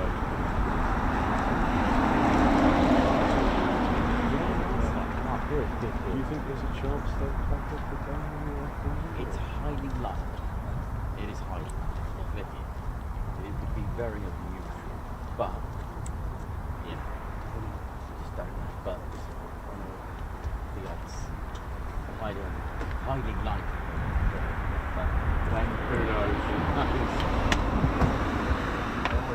I feel like you seem to be very lucky. And it feels like you've got inside information, but I suspect you haven't. No, just random. Turn up, hope for the best. That's the way it is.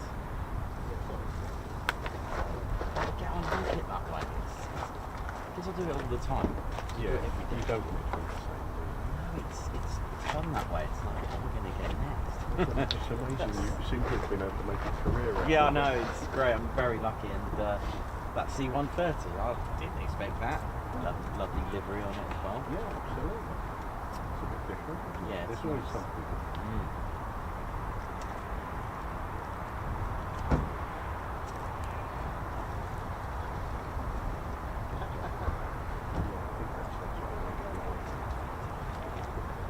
Keep myself.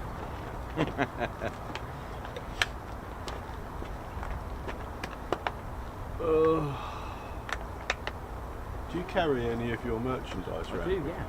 What have you got on you? Let's have a look. Holly, come here. Kill me for not having a lot in here.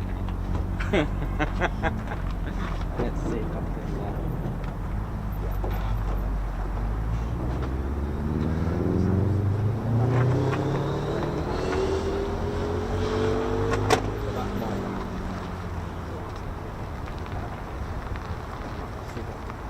You want something? See what he's got. Oh, I think some patches have got some special ops, the new one.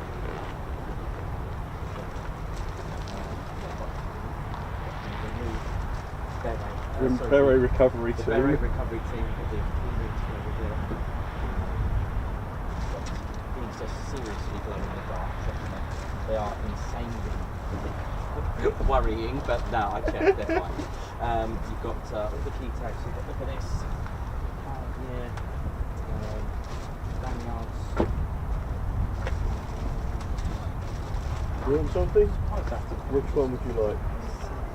Which one? Special ops one. Yeah, that's our new one. How much is the special They're 20. option? They're £20, Holly. Sorry. What are the other? What are these? So these ones are 7.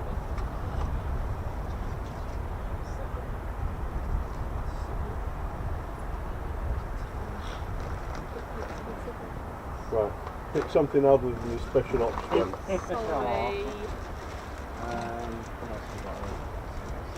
I don't even have that much cash on me, Holly, so I've got these are you like the F-15? make a decision. Beret recovery, the badge or the... Yeah, that's cool. These are 10. Thank you. There you Thank you so much. go. Change, which could be a problem. No. 1, 2. Have you got any cash on you, Holly? 3, 4, Sorry. 5.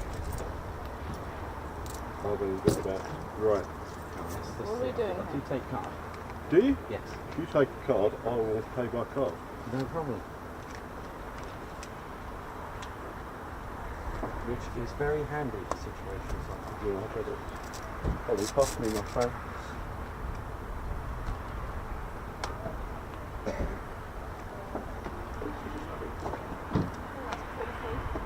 That's a cool.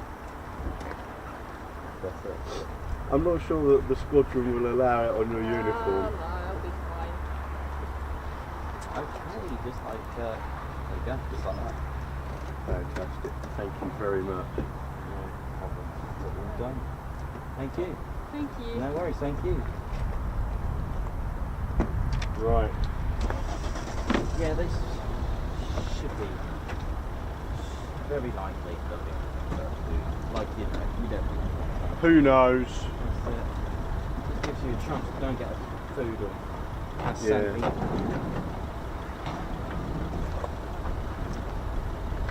But yeah, it's good fun. But, I mean, we're lucky to get good flying as well, isn't it? Yeah, absolutely. Full. The F-35, I that was know. really good. Yeah. The F-15s were a little bit more restrained, but Yeah, but you should go for it on a Friday or last day of the week.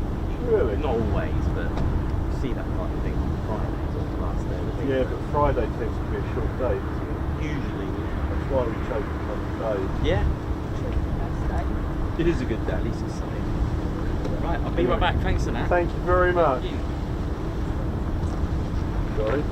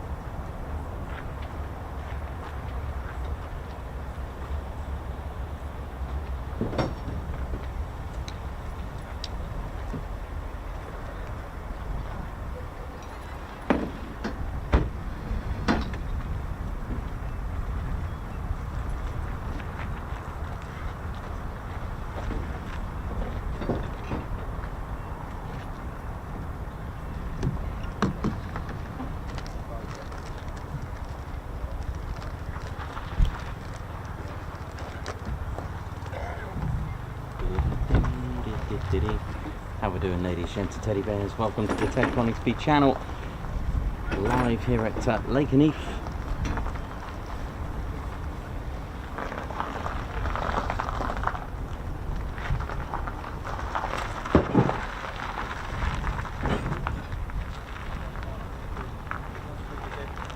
See you later. Take care.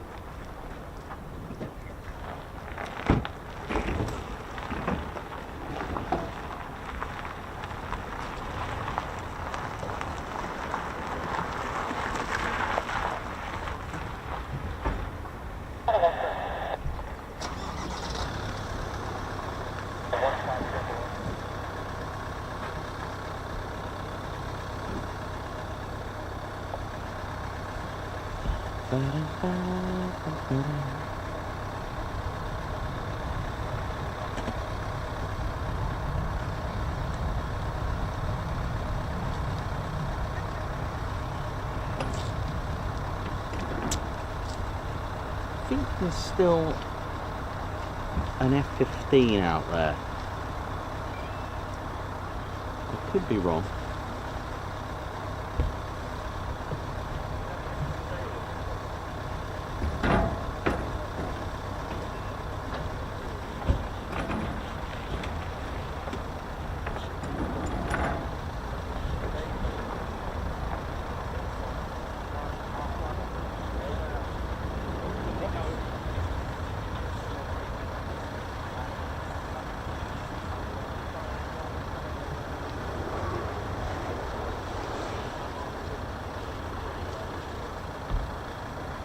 I haven't quite gone to get my burger yet. I'm just going to wait, because I think there's just one aircraft still out there.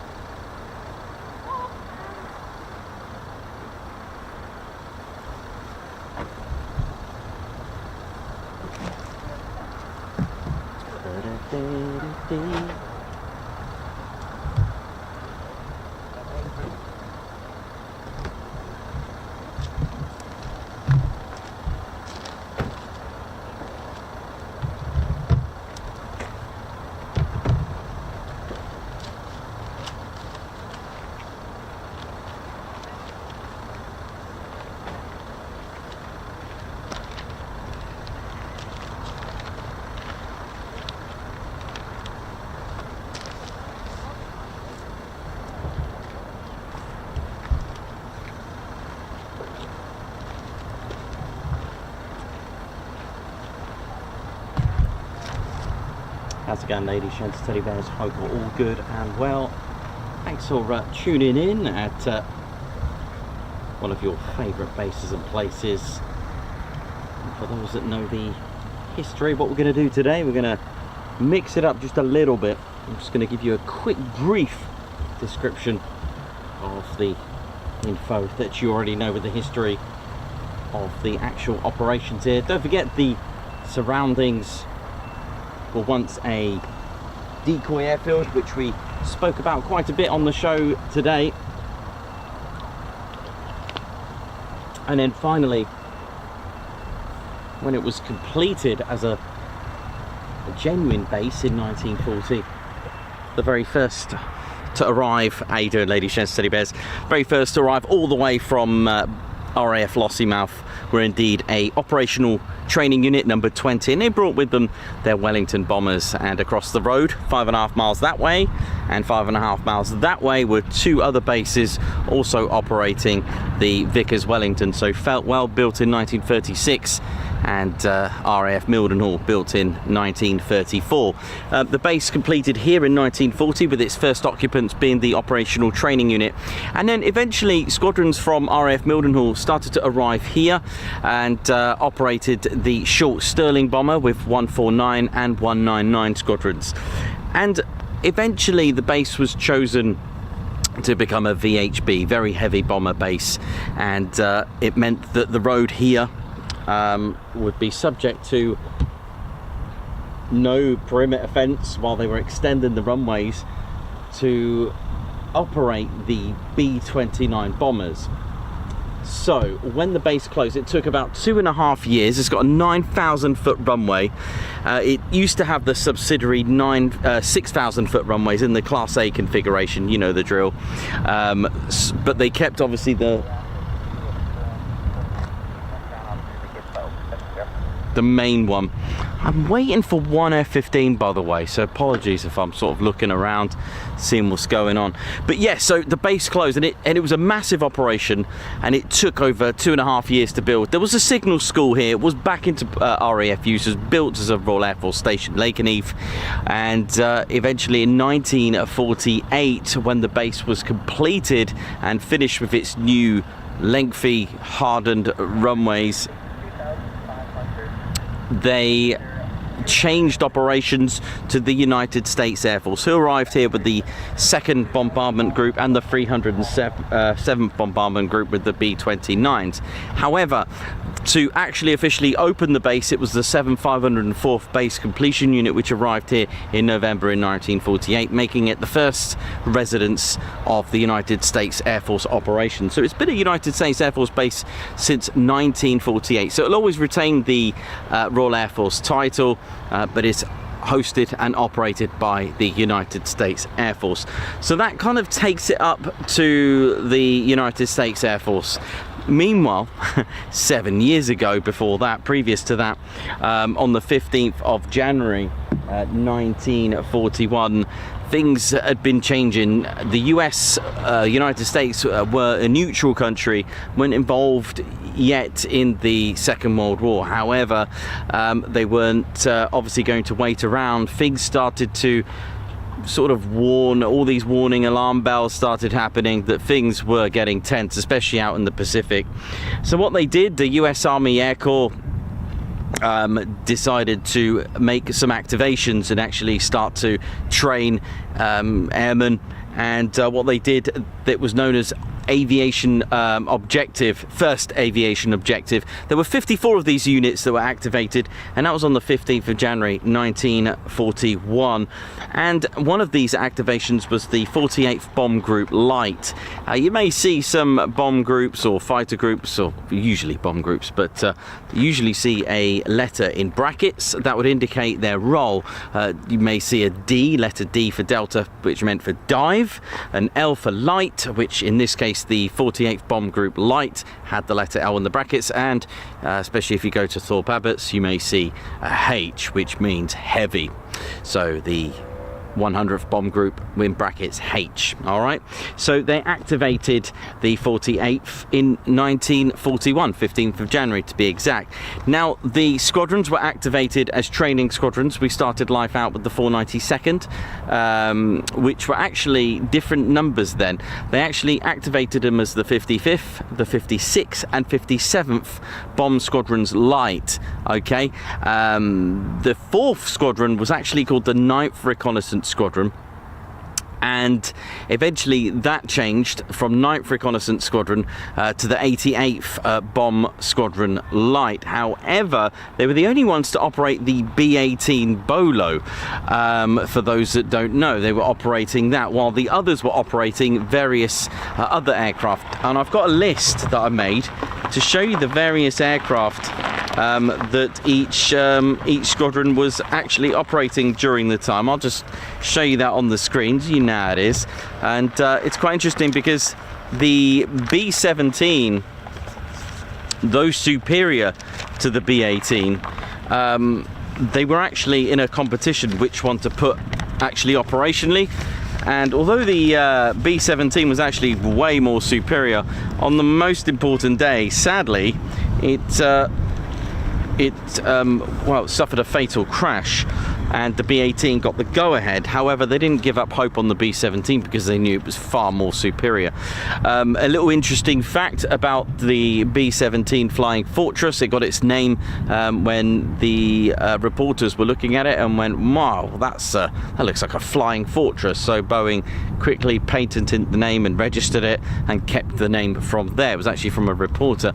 The other thing, although technically operationally in use, its first operational sortie in some ways was actually done by the Royal Air Force. The Royal Air Force obtained Boeing Fortresses, they were called them. They had a different designation, even though they were various variants of the B-17. I think E, F and G models, I think it was, but they called them Boeing Fortresses here. Now, although that is technically correct, the first sortie-ish, or the first operational, or the first combat that it's seen was actually on Pearl Harbor itself in December 1941. What had happened is that there was a delivery of B-17s, and there was a lot of confusion. And now these B-17s were unarmed, they were on a delivery. While the Pearl Harbor attacks were happening, there was a lot of confusion where they thought they were Japanese bombers or Zeros. There was a lot of confusion whether it was the delivery. Thankfully, in some ways, it was the delivery. But the thing is, with the delivery of these B-17s, they were unarmed, so they couldn't really do anything. But luckily, they didn't lose one. And that was kind of like the first operational sort of the operational theatre, or shall we say, or at least combat. You could look at it that way. But there you go. Now I'm going to show you the various aircraft that have been flown by all 4 squadrons. There's a few that I've added into there. Let's have a look what I've got here on this list. If you can see that okay, actually. Can you see that all right? So yeah, there's our 492nd, but our 493rd have really it looks like they've flown the most. Nearly 20 various aircraft there. Some of them you may recognise, some of them you may not. So there's our 495th here. They haven't flown as many. That's probably due to the fact that they've been they've been deactivated twice in a total of 63 years, which is quite a lot, really, isn't it? So yeah, that's that was the squadron names at the time. Okay, here comes our F-15s. Oh, F-15. I knew there was one left. Just had a feeling there was one left.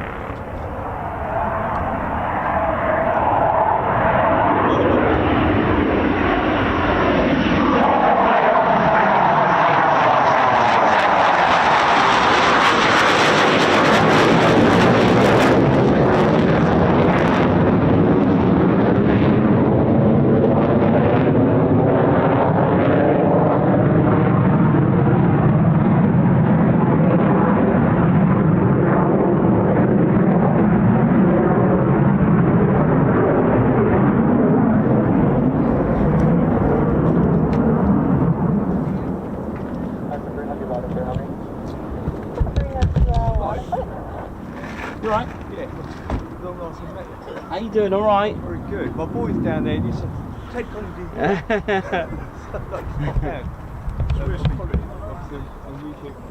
Oh, nice one. Thank you. Yeah. No worries. Jack? Who's watching? Where's he from? We're from Manning Tree. Sorry, what? Manning Tree. Manning Tree. How you doing, Jack? Manning Tree. How you doing? Hope you're enjoying the show. We'll be back. All right, you take care, man. Cheers.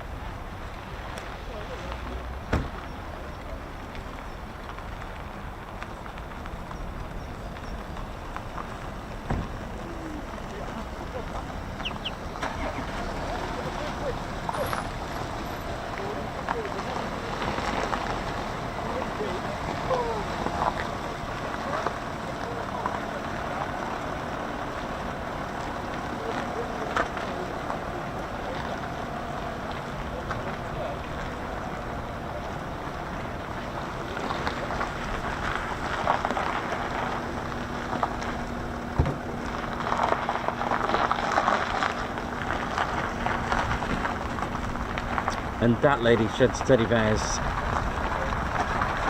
how you catch a cable.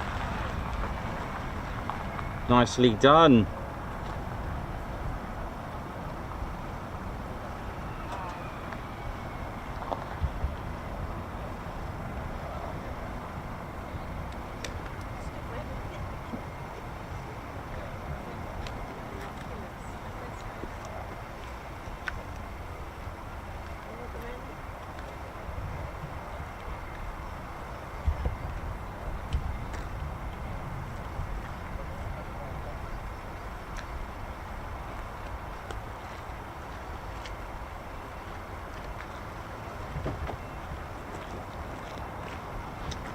So that caught the cable there.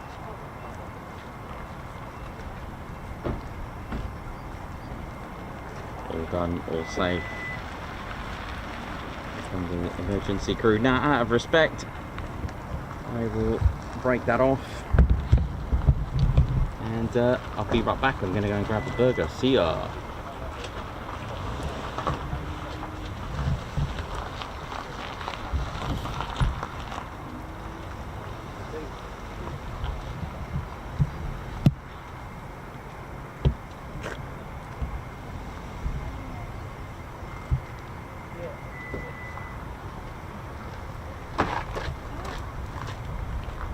Actually, I've got to finish off the history, haven't I? I've got to finish that off, can't we? Burger can wait. It'll be a while then. Anyway, how we're doing? So yeah, safely done, nicely done. So yes, just going slightly off tangent regarding the B-17s. Its first sort of operational, or at least first signs of seeing combat was actually that from Pearl Harbor, a delivery flight of all things. They were unarmed, but thankfully no one was hurt because they avoided being hit, so that was good, and they landed safely.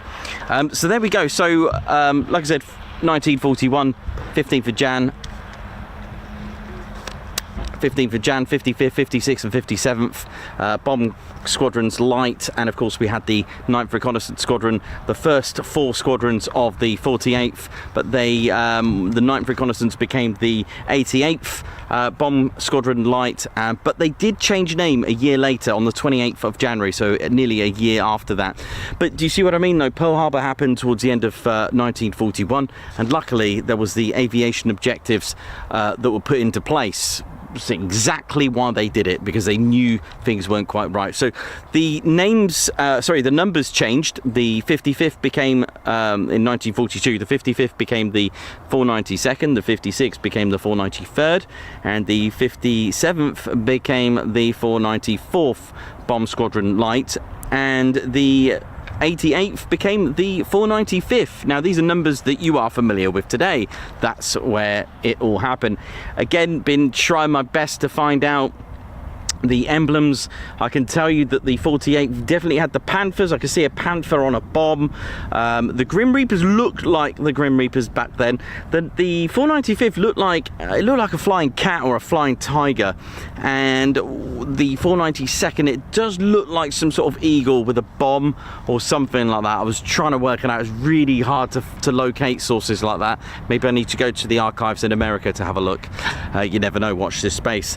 In March 1944, the 495th Bomb Squadron moved group. They moved to the 407th Fighter Group, but the group actually deactivated on the 1st of April 1944. Now, the reasons behind it, the only thing I could think of was this. It was the organisation of how things were laid out. Let me just show you a little diagram. Let me see if I can show you why I think.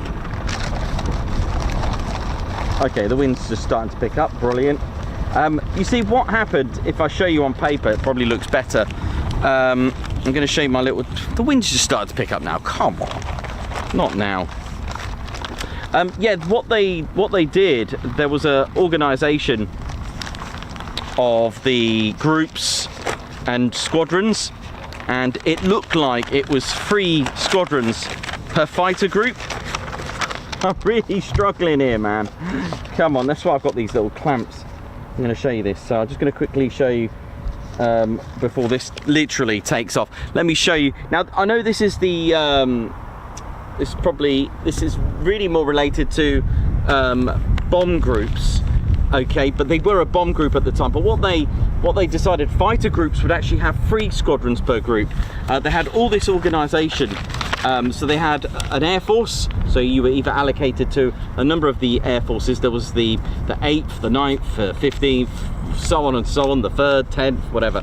Then there was the air divisions. Air divisions on the 8th Air Force were symbolised by a triangle for the 1st Air Division, a circle for the 2nd, and square for the 3rd. So you've got an air force, let's take the 8th Air Force. You've got a division, 1, 2 or 3. Then you've got wings underneath them. Now don't forget, I made the mistake by trying to find the 48th Fighter Wing in World War II and couldn't find it and just assumed that there wasn't. There was a training wing, the 48th, but it was nothing to do with the lineage of our 48th Fighter Wing here today.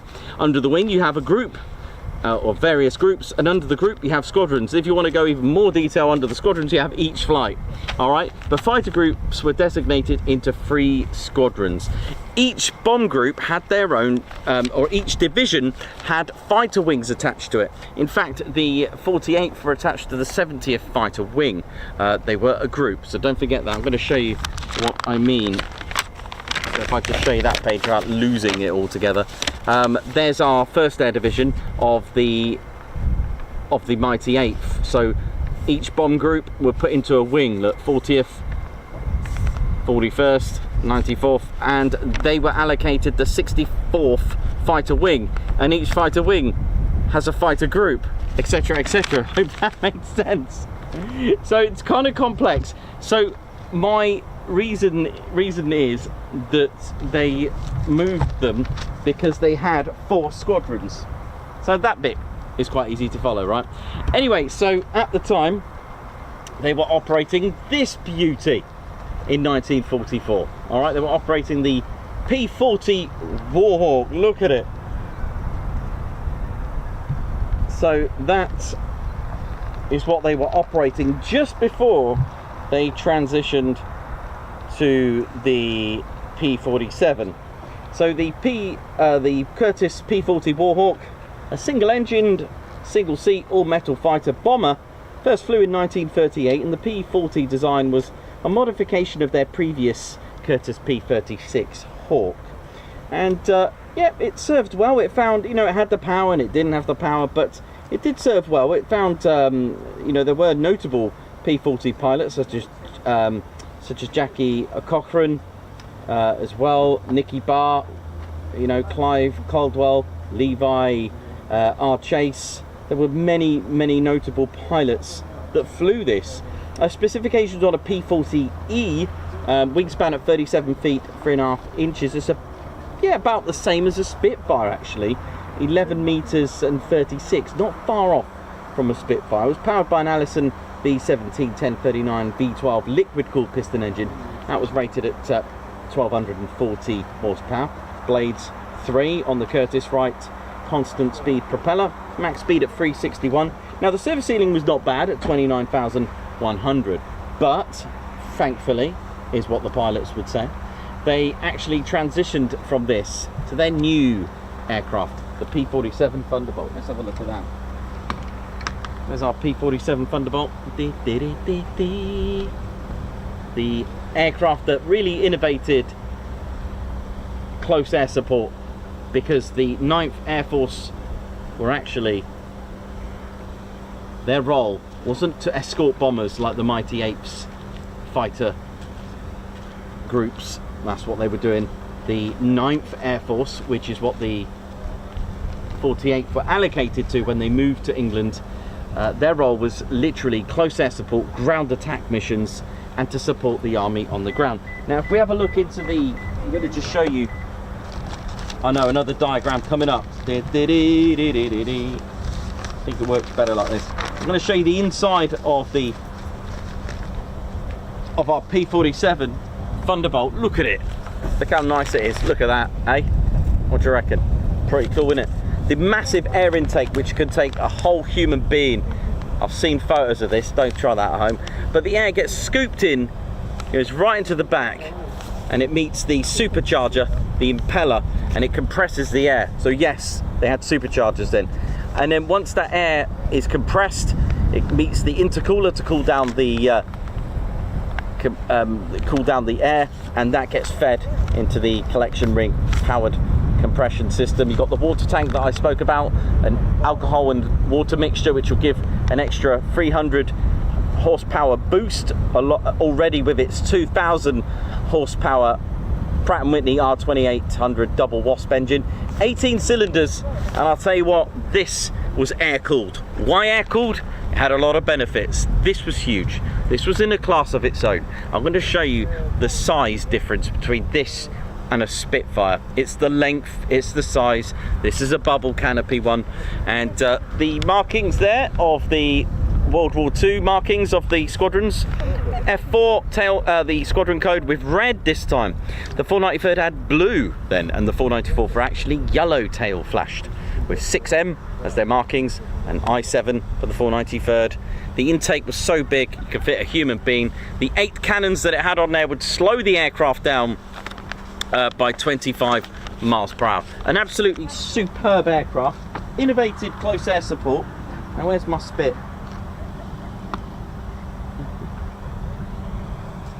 Look at the size difference between the two.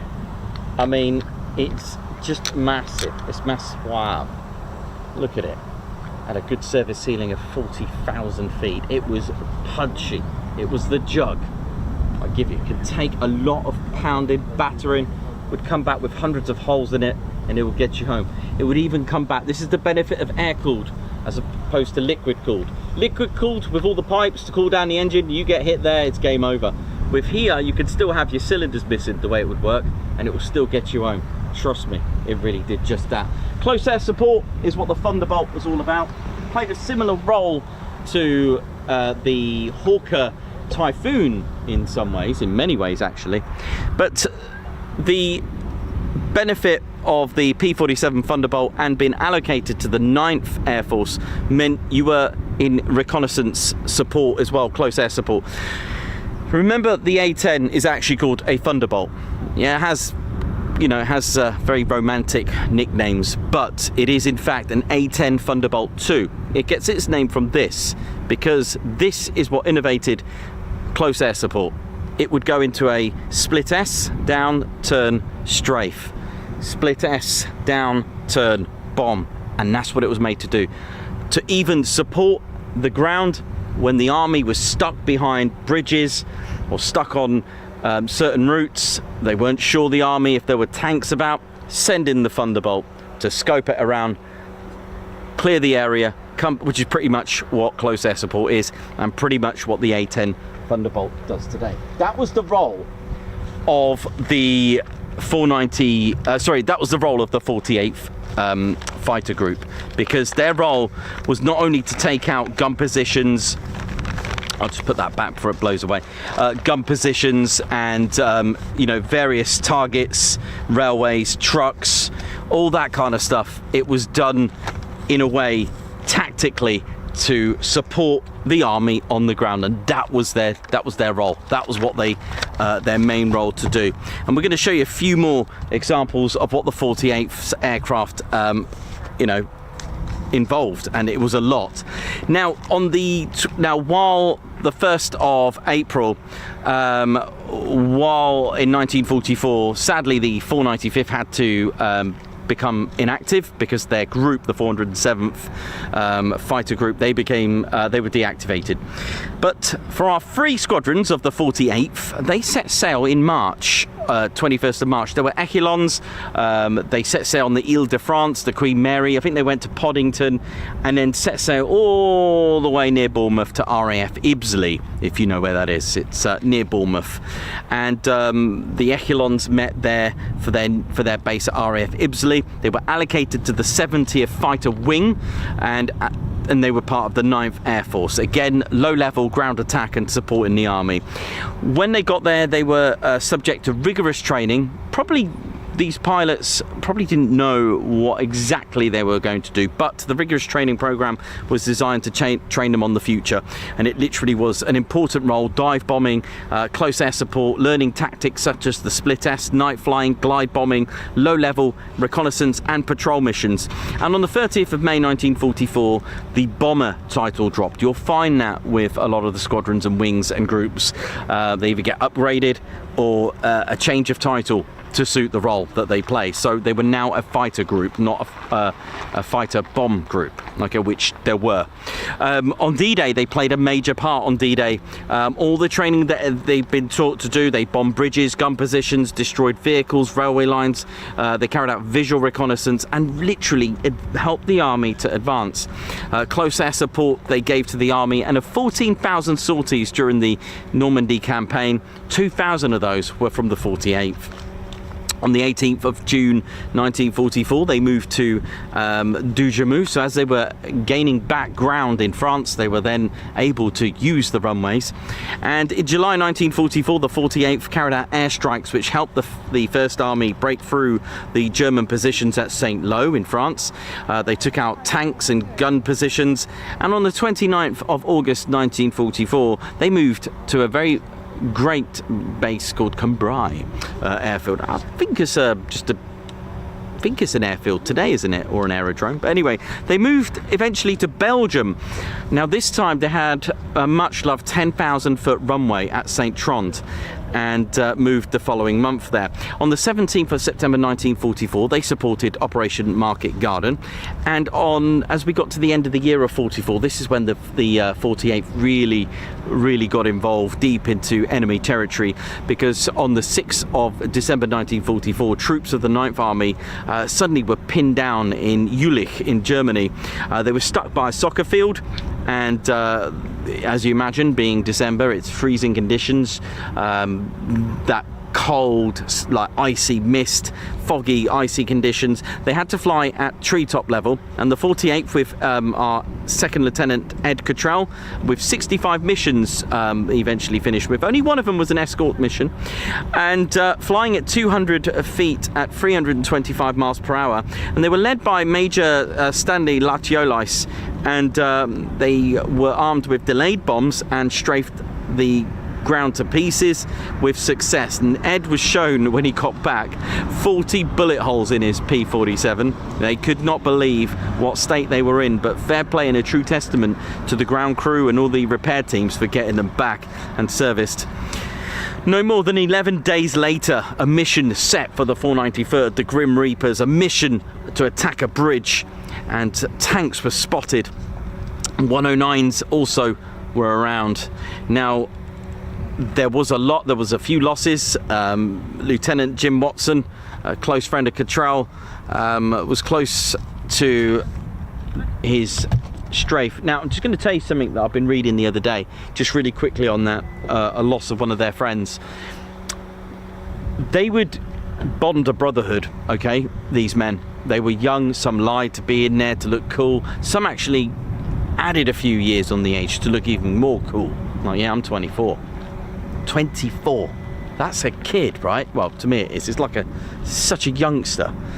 And imagine having that bond, that brotherhood. Imagine being at in Georgia Hunter Field, and all these bases, Luke Air Force Base, that you've been together, all these training on your P-40, having a giggle, getting your pilots, just meeting friends, making friends, forming a brotherhood, going in your bunks together and your beds, and then coming back and seeing that bed empty. It hit me when I read that, the description of men coming back from a mission, and they'll do it again the next day. But to see that empty bed was heartbreaking when I was reading about it, and it's really sad to read that. So on that same mission on the 17th of December 1944, Ed Cottrell went into a dive, released the bombs, and the 109s engaged on him on the worst possible time. When is that? When you're about to pull up. No speed, nothing. And it was the worst time, and he took a hit right into the engine.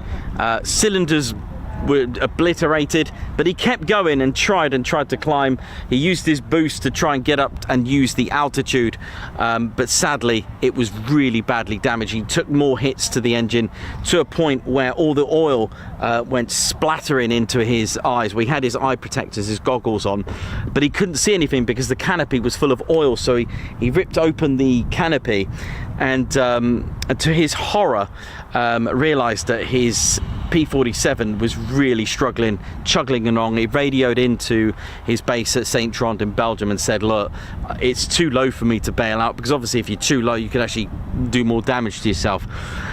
So you could either crash land it or whatever. And to his absolute horror, 2 109s engaged with him, and he was in serious trouble. You could see them just about crisscrossing behind him, one either side, and he was like, oh dear. Guess what? They saluted and left him be. I mean, can you imagine that? They actually left him to it. He did land, and when Ed got out, Ed Cottrell, who sadly passed away this year at the age of 103, absolute amazing.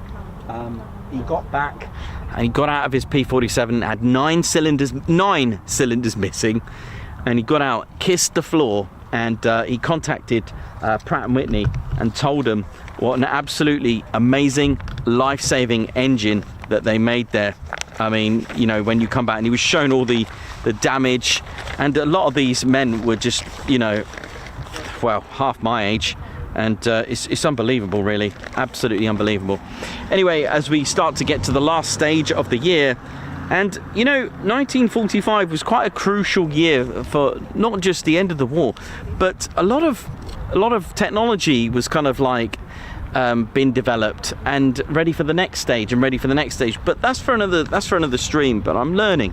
And in 1945, the 48 Fighter Group continued to support the army as they advanced into Germany with close air support. And on the 8th of May 1945, the last ever mission led by Captain Troy Smith, who witnessed lots of German troops on one side and thousands, tens of thousands of the army of the Allies on another. It must have been such a sight to see that on your way back, thinking it's finished, it's finally over. But of course there was still the mission out in Japan. But on the in June 1945, the 48th slowly made their trace back to France, back to Laon, and eventually they moved back to the US. And on the 7th of November, they deactivated in 1945. Totals are 492nd had 3 aerial victories, the 493rd had 8.5, and the 494th had 8 victories, aerial victories. On the 25th, though, of June 1952, so 7 years later, they came back to life. They were reactivated, and they got wing status, and they became the 48 Fighter Bomb Wing. So the squadrons became the Fighter Bomb Squadrons. Now don't forget, they still got their 3 squadrons, not the 4th at this stage still. They moved back to France on the 10th of July 1952. They moved back to France, but they moved to Chaumont, and it's it's like those movies, you know, those shack buildings, those guard posts with that little barrier and dusty airfields. But this time this was a muddy, tons of muddy acres, but it did have a concrete runway and just a handful of shack buildings, so lots of building work needed to be done. Now their aircraft at the time was the F-84 Thunderjet. I haven't got one, but I will try my best to find one. And a year later, the 48 formed the Sky Blazers, and it was an aerobatics team, and they started off with the F-84s, stars, stripes, the lot, absolutely beautiful. And there's a beautiful example at Flixton or RAF Bungay, Norfolk and Suffolk Aviation Museum. I hope I got that right. Hope it's Norfolk and Suffolk, or not Suffolk and Norfolk. Norfolk and Suffolk. I think that sounds about right. But they formed the Sky Blazers aerobatics team, and in May 1954, whilst transitioning to the F-86 Sabres, the Sky Blazers were official then, and they were officially the United States Air Force's in Europe demo team. Now there is one floating about at the moment, actually, an F-86 Sabre, right? And this is what it looks like. Let's have a look at what they were using. Look at it. I mean, they just love it. Look at this, the F-86 Sabre. Swept wings. Got a bit of ME-262 there, isn't it? Hey? I mean, wow. Look at it, swept wings like that. Absolute beauty, isn't it, the F-86 Sabre? And it was transonic, and it was a fighter jet produced by North American Aviation with the swept wing, and it was really designed to counter the MiG-15, and encountered and tried to counter that and dominated the skies during the Korean War between 50 and 53, and took its first ever flight, 1st of October 1947. Isn't that just amazing? And there is one flying nearby, actually. It's been floating around. Wingspan at 39 feet 1 inch, 11.91 meters. That's just a bit more than the Typhoon. It was powered by a General Electric J47 GE27 turbojet engine, and it produced 5,910 pounds of thrust. A little bit similar to the little bit similar to the Ardeur engine of the Hawk T1 of the Red Arrows.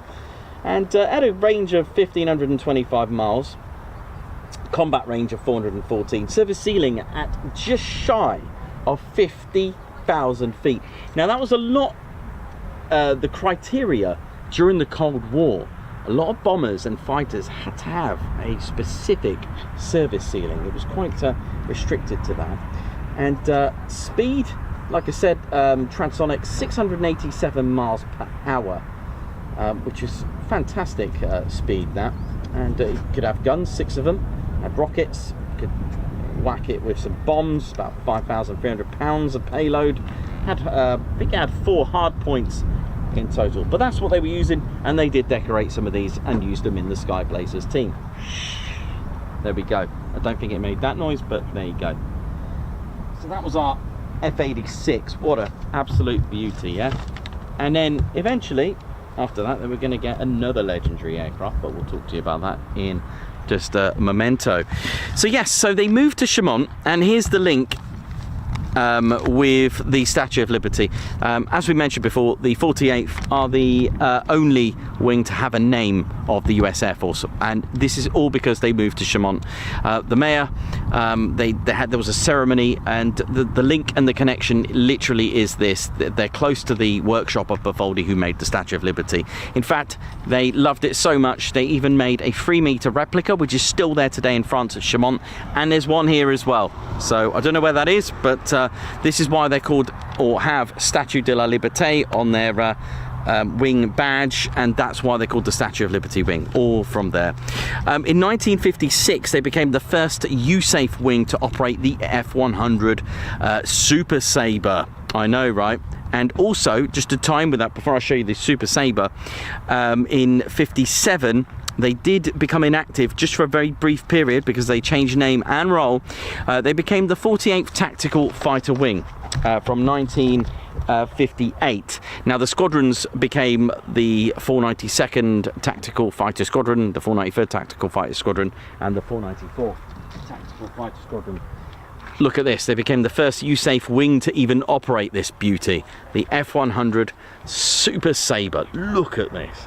I mean, now we started to get a bit of afterburnage going on here, but look at it. What do you reckon of this? Look at it, it was a beast. Let's have a look underneath. It looks like I've I may have lost or jettisoned one of these or something. Do you know what I mean? But this is the F-100. I don't know if there's any still flying. Anyone know? Maybe someone can answer that. Maybe someone knows if there's any still flying. But there we go. And it was supersonic. First flight 25th of May 1953, and absolutely fantastic aircraft. Now the F-100D Super Sabre had a crew of 1, length 50 feet, wingspan 38 feet 9 inches. That's 11.81. The aircraft was powered by a Pratt & Whitney J57, and it was the P21 or P21A. Had afterburners, 16,000 pound off thrust with afterburner. Wow, pretty impressive for that. 924 miles per hour, that's Mach 1.4. Thrust to weight was 0.55 for what it can do. Guns, 4 of them, 20mm M39A revolver cannon, 200 rounds per gun. 6 hard points, could take 7,040. Could take 4 missiles. Those could take the AIM-9. Cool, thanks Nick, who's told me there are 4 airworthy F-100s. So there we go, that's our F-100. Beautiful. By the way, in 56, something I don't often mention, the Sky Blazers were then operated by another group. I think it was, or another wing. I think it was the 36. I might be wrong on that. What happened to them? Well, in 62 they became inactive because there was the Thunderbirds. The Thunderbirds as aircraft were capable of air-to-air refueling, which meant that they could broaden their air shows around the world. Whereas the Sky Blazers, their aircraft couldn't. So that was the end of that. They kind of were superseded by the Thunderbirds, which of course are still going today. So a name change, as we mentioned, and on the 15th of January 1960, the same year that the Beatles were formed, the 48th moved here. They moved to Lakenheath, and here we are now. And they had a different code. Now they had LR, LS and LT as their tail codes. One for each squadron. LR for the 492nd, LS for the 493rd, and LT for the 494th. The colours of the tail code, of the tail flash, actually changed to the ones we know today. Blue 492nd, yellow 493rd, and red for the 494th. And you can see an example of this all the way at Newark Air Museum as well. Now, they were camo Super Sabres in the late 60s. It changed. So they arrived here as camo, but this changed to that bare metal like the one I showed you in the late 60s. I don't know what exactly the year, but it looked like 67, thereabouts. And then in 1972, a new aircraft, which I don't have, which I believe is on its way, the F-4 Phantom, arrived here. And these Phantoms were ex-Vietnam Phantoms, and they had a tail code in 1972. They changed it to LK. They got rid of the one letter for each squadron. They got rid of that, changed it to LK. And then in 73, they decided to change it to LN. And so we've had LN since 1973. There you go. Then another aircraft, another change. So this lasted 5 years operating the Phantom. It was time for the F-111 Aardvark and a reactivation of the 495th. After 1944, when they became inactive, they were reactivated and grouped back and welcomed back with the 48th. They came back. The 495th had a different name. They were called the Thundervarks then, because they were operating the Aardvark. Should we have a look at it? Let's have a look at the Aardvark. Look at this. Here's our Aardvark. A bit like the Tornado with its wings that can be swept back. And this is an absolute beauty. It's a lovely aircraft. You know, a completely different aircraft for the...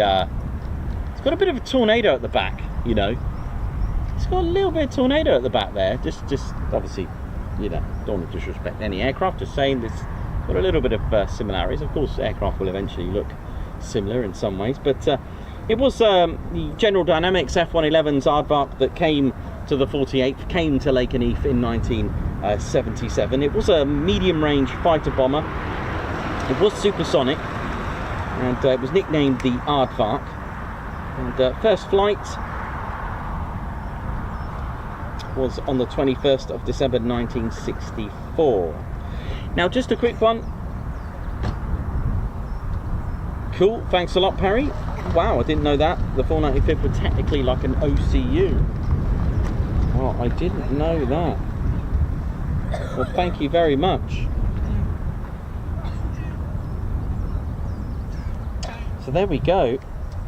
There's our F-111 Aardvark. For those that would like to know a few stats, I will be gladly, if we base it on the F-111F, crew of 2, length 73 feet 6 inches, that's 22 meters and 40. Wingspan at 63 feet, 19 meters that is, but when it's swept in the wingspan, it goes down to just 32 feet wide on the wingspan. That's 9.8 meters swept. It was powered by two Pratt & Whitney TF30s P100. They did have afterburners, 17,900 pounds of thrust each dry, or whack the afterburners and you'll get yourself 25,100 pounds with afterburner at a max speed of Mach 2.5, which is pretty much what you expect on the F-15E Strike Eagle. So that's amazing. We're talking about 1,650 miles per hour. Wow. Did have a gun, a 20mm M61 Vulcan, 9 hard points in total, could take a load of bombs. Blue 109s, paveways, Blue 107s, GBU 15s, B61 and B43. Ouch. There we go. So that's what they were operating then. It's a lovely aircraft.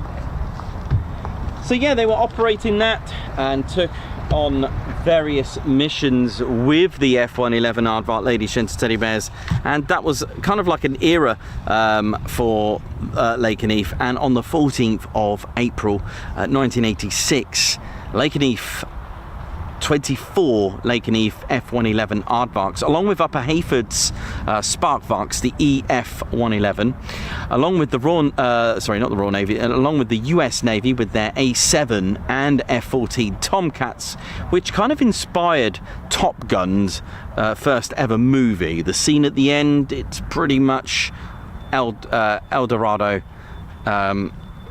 Canyon, I reckon.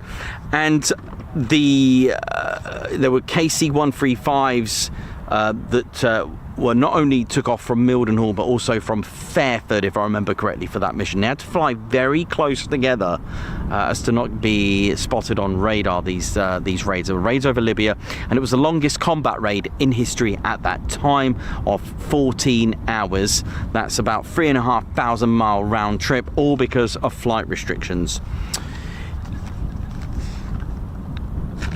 And on the 8th of September 1986, the 48th were awarded the Navy Meritorious Unit Commendation, and it was awarded to the 48th by US Navy Secretary John Lemon. And they are the only US Air Force unit to ever receive this, because of course the US Navy, the US Air Force, completely different departments, but they were given that award for their efforts of what they did. In 1991, the 495th sadly became inactive again because the F-111 aardvarks were being retired, and the 48th also took a title drop. They dropped, that sounds like a boxing, they dropped the title tactical and they became fighter wing. They weren't tactical fighter wing, and the squadrons weren't tactical fighter squadrons, they were just fighter squadrons. This means that they're changing role, changing scene. The F-15E Strike Eagles started to arrive in 1992 as the last F-111s departed. Eventually, 1994, we started to see the 493rd reactivate, at least train and receive their F-15Cs, and then eventually there was a few Ds as well. On the 24th of March 1999, there was Operation Allied Force that the Eagles took part in, and it was the 493rd that took part, and they were called the 493rd Expeditionary Fighter Squadron. And this was strikes against Serbian attacks, and in just 72 hours they Knife 1-3 and Edge 6-1, along with Dirk 2-1, having 2 of these, they took out 4 in 72 hours, took out 4 MiG-29s. 2006 saw something different for Lakenheath. They saw the 56 Rescue Squadron arrive here with HH-60 Pavehawk helicopters. So we had helicopters here. 2015 saw the 57th Rescue Squadron. I think they took a deployment out to Keflavik. I think there's a connection there. And in 2018, the Pavehawks and the 56th and 57th, they moved with the 31st Fighter Wing to Aviano in Italy. And then finally, on the 15th of December 2021, the 495th reactivated again, name changed to the Valkyries, and you know what they brought with them? The F-35A, ladies, gents, teddy bears. 9G pull-in, 1.6 max speed in, 43,000 pounds of thrust-pushing stealth fighter. They arrived here a year later as well. The 493rd transitioned from their F-15 C&Ds, said goodbye to them, and they came back with in 2022 with the F-35A. There we go. Lakenheath as a history. The 48th. Time for a burger, if he's got any left. Dave's Burger Van. Don't forget, there's also Flint's Ice Cream Shack. Right.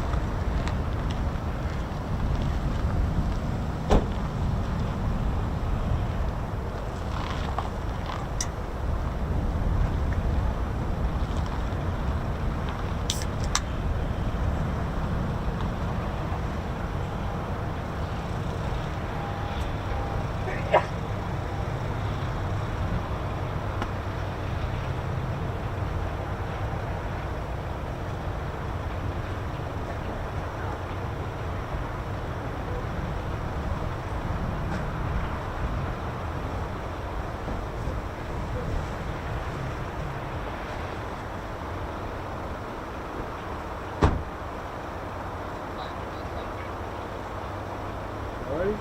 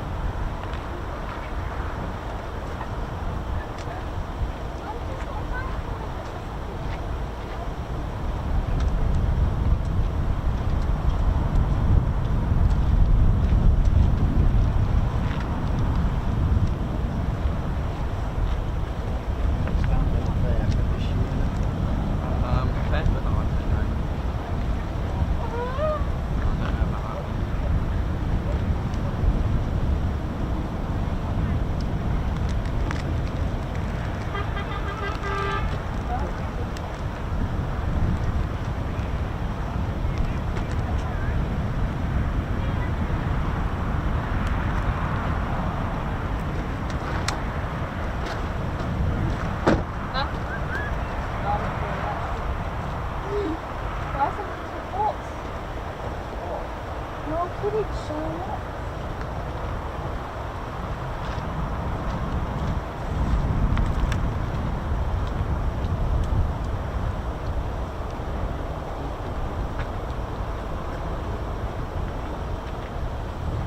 See?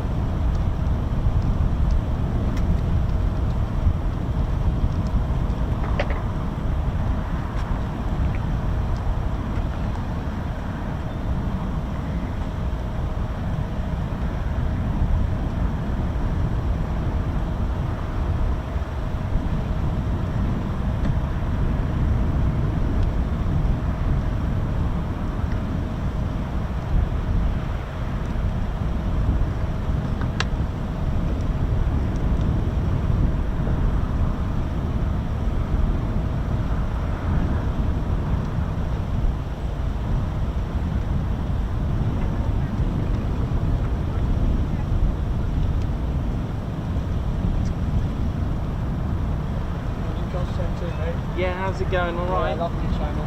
Thank you. Any experiences? Not today, no. I love that one you had at the back, so.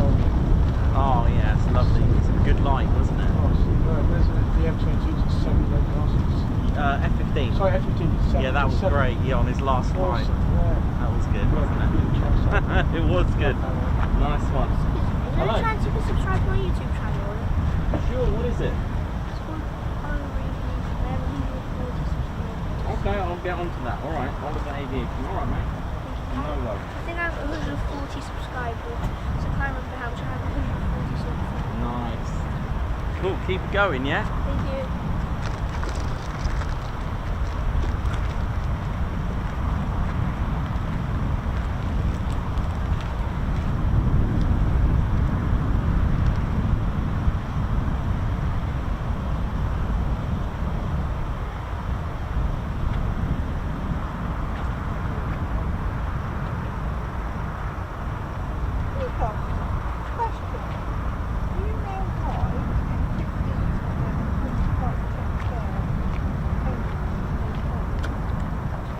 Sorry, the F-15s, because the F-35s have to be on campus.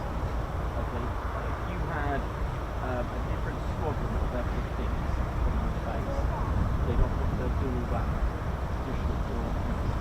Those 40 F-15s. All of them do it, some do it the same as well. So, you've seen Johnson, okay, yeah, they did all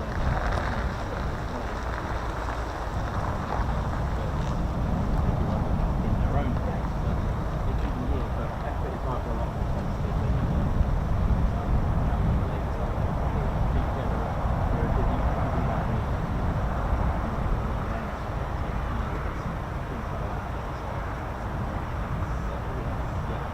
yeah, it's just the way they operate.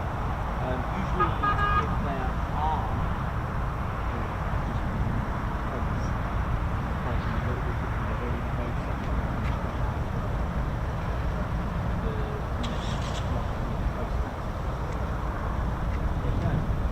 And sometimes if they're armed,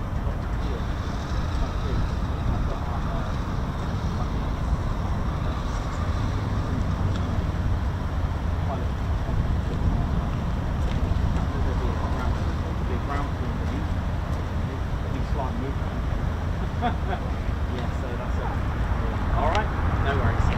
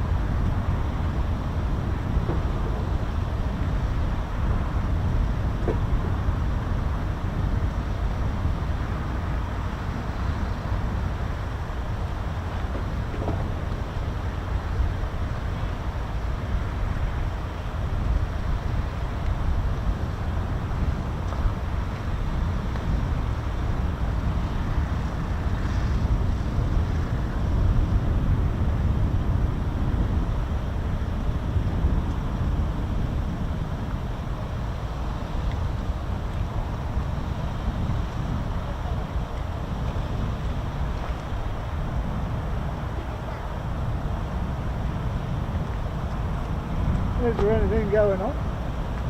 You don't know. That's what it's trying to do.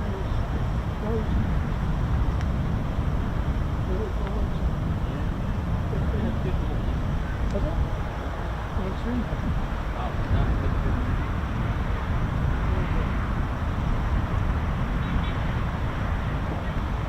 transport. Yeah.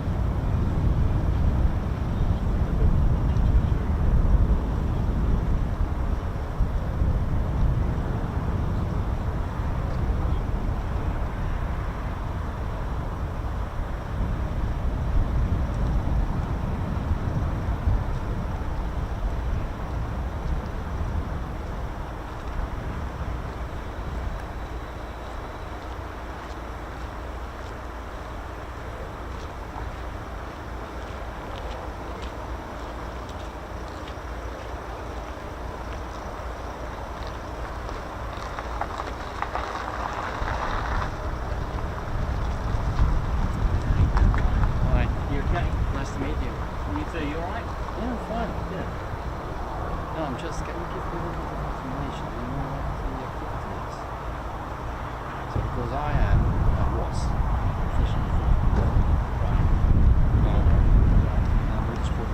Okay. Not military. Yeah, I did air shows, but I was like, Oh, air shows. I did more, let me say, like, Okay. no air to air. Okay. I did more, let me say. No, I'm here with family and I just want to see the activity. Okay. So, we'll have to see an hour, 2 hours, 3 hours. Because no one knows. No, I just take the smartest one out. Only because no one knows. It's military aviation.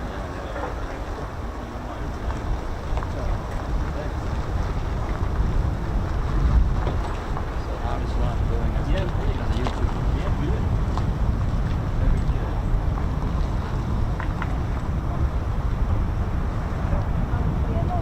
No! I don't know this area.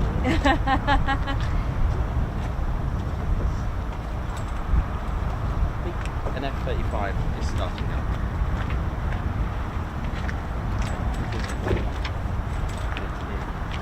Yeah, I know. Yeah, so you just have to wait, my friend. You just have to wait. The way it is. I'm gonna do that. Sounds like an F-35 starting up. We'll see something that happened before.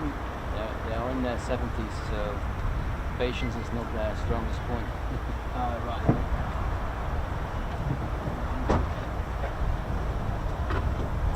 No, at some point I couldn't do it anymore. It was too much. So it's over. It's time to relax. Enjoy. Yeah, Enjoy good the luck. sunshine. Good luck. See you later. Thanks, man.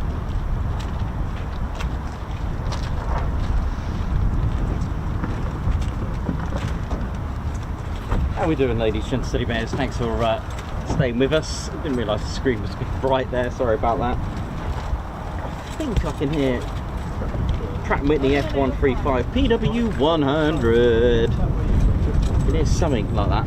Thinking of the other child. Might be wrong.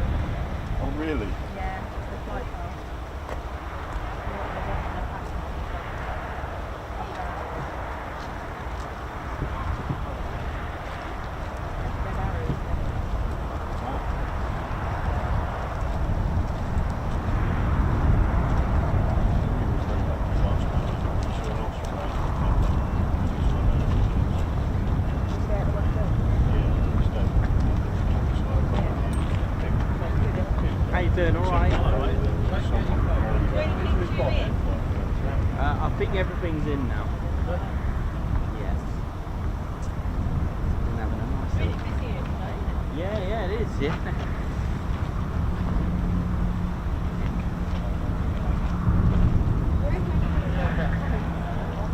Sorry, did I? I just really want to know when the blue one. Yeah, they are cool. Just have to wait. That's the thing.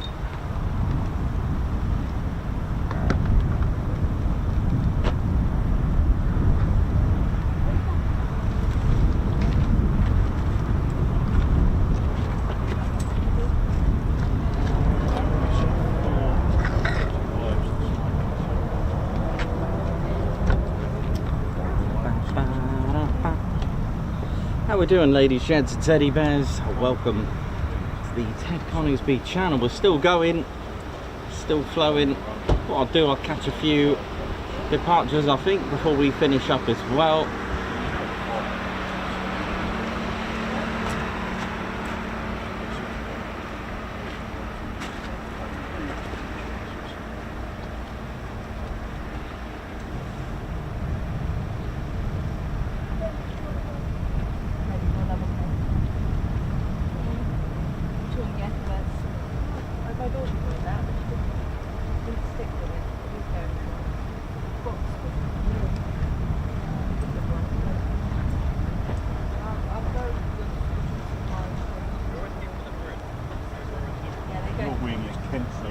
That's a long way away.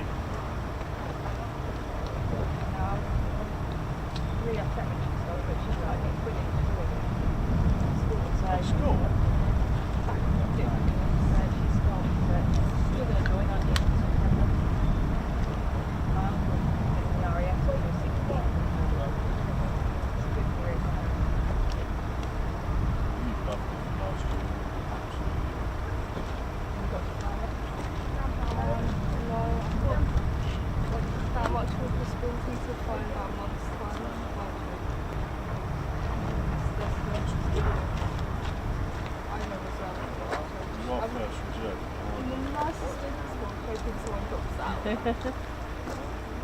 We just found out, they were at the old RAF Lakenheath show today, and we just found out that at the university,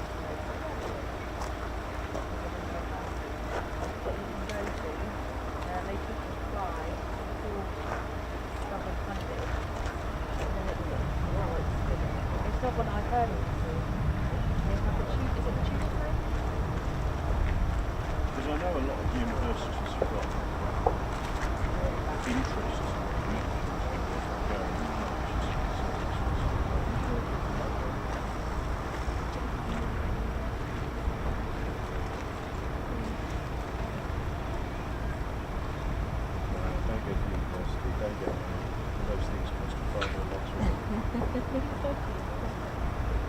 Sorry? I know I didn't, but if you did, it would cost me a lot of money.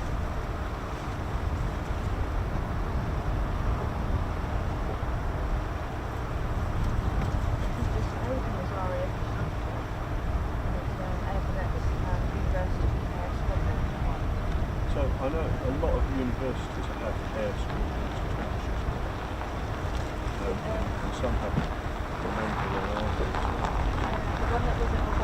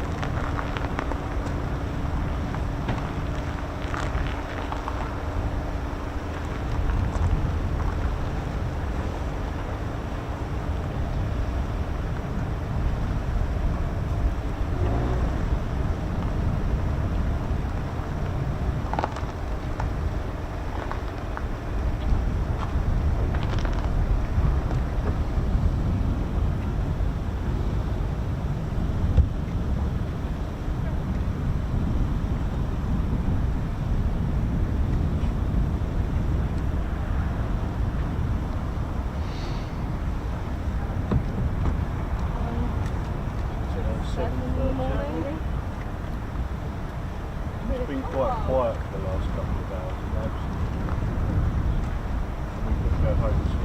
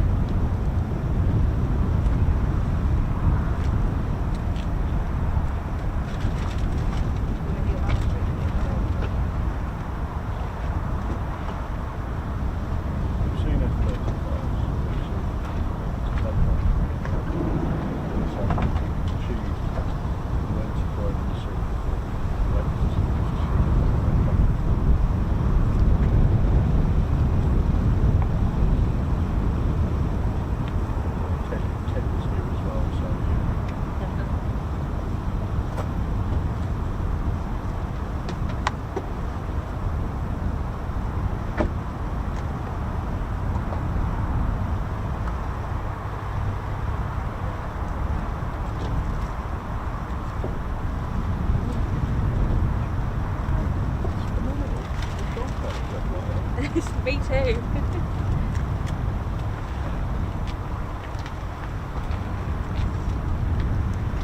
You'd rather be flying the planes.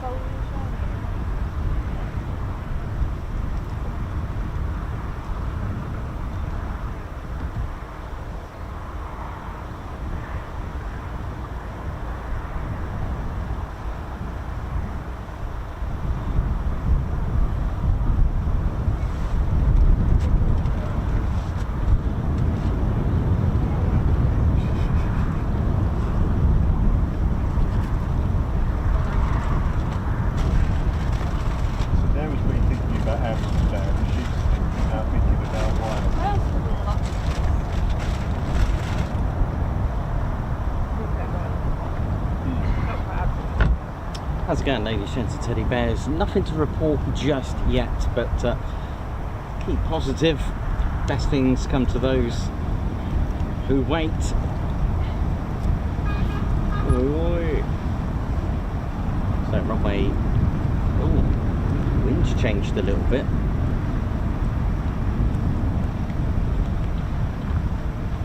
Carries on like that, might even be a 2-3 takeoff, but yeah, the wind's completely changed there, look. For now, anyway.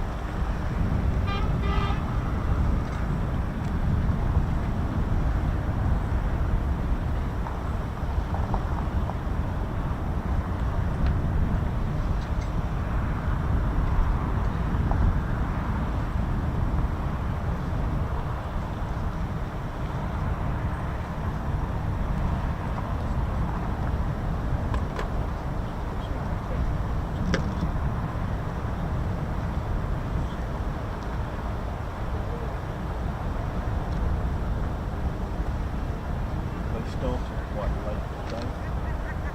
The first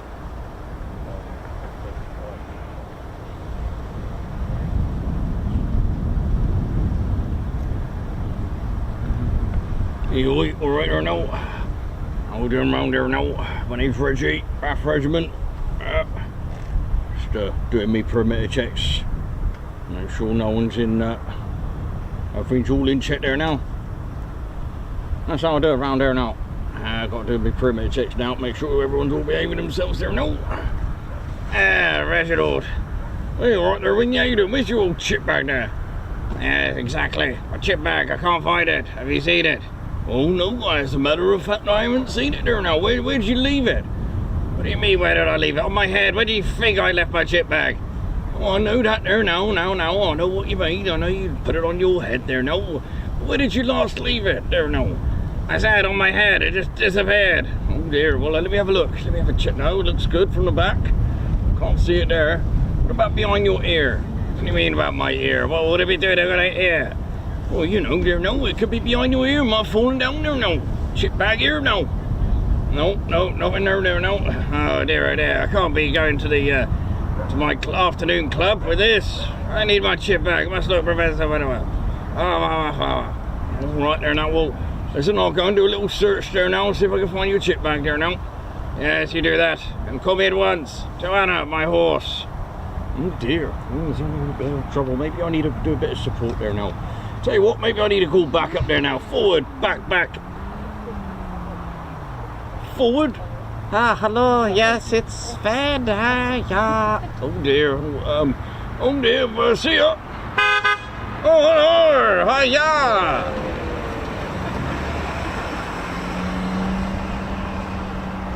I'm a long way from Sverige.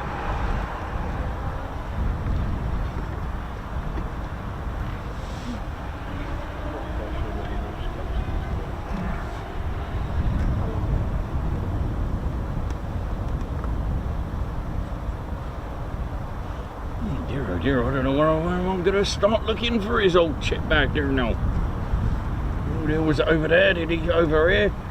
Oh, I'll tell you what, I must get to the tailor's and fix me jacket there now, but I'm doing Operation Sunbathe there now. Oh, what was that? What was that? Maybe I need to have a word with that red-tailed fellow. I bet he knows where the old chip bag is there now. There, if you see it, you better shout Reggie, will you, when you see the chip bag there now. We've got to go and find it there now.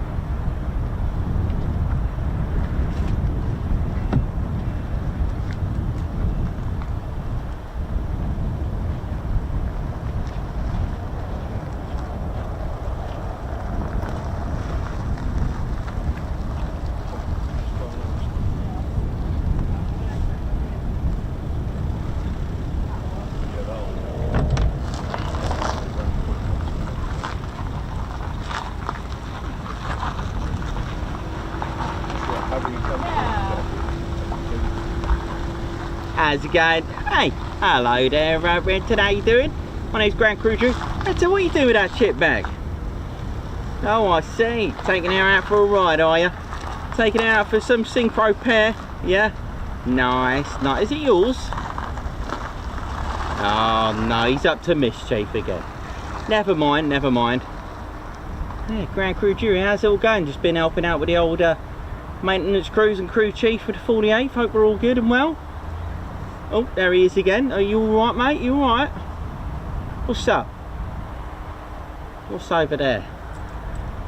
Hey!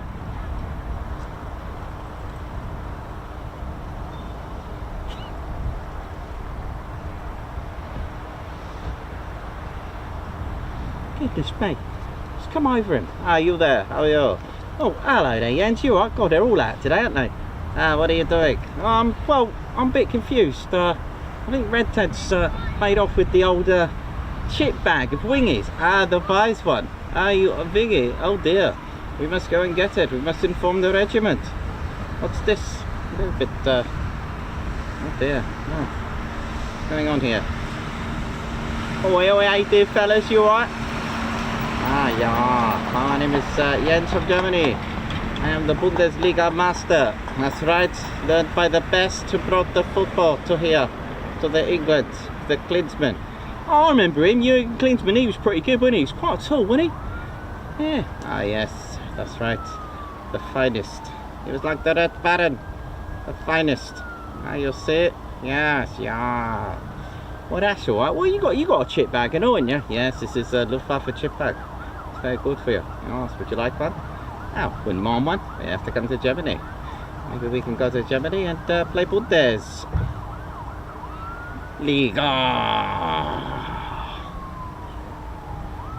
Dear, oh dear. I think the sun's got to them. Current bun a little bit shy now in those clouds, but it's still a bit peas in the pot, isn't it? Goodness me. Whew, bit of a scorcher. Especially been on your plates of meat all day. Goodness me, up and down those apples and pears all day long.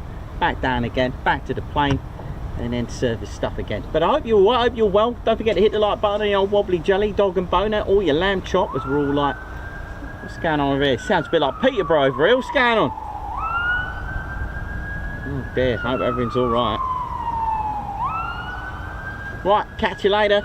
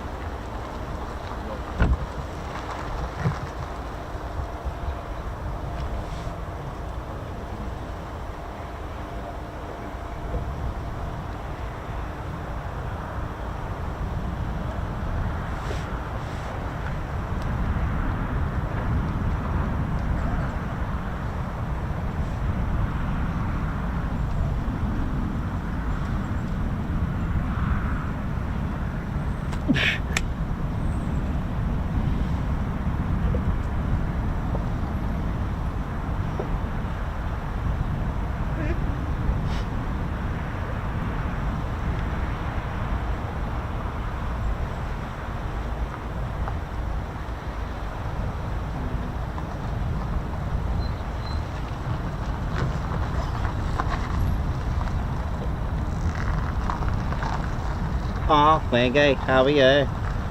Hello there, Doc, how are you?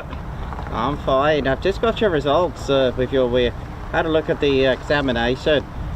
No, I'm fine, thank you. Yes, 1 + 1, 2, yes, far. No, not those type of test results. I'm talking about your blood test. We seem to have found lots of Earl Grey in your bloodstream. Yes, Earl Grey, yeah, far. But it seemed to contain a lot of lemon. Dun dun dun! Lemon? There I do, puts lemon in tea, oh dear. Now you need to calm down. I know the results are a bit of a shock to your system. Dear, oh dear, still aerobatic, you know. Oh dear, oh dear.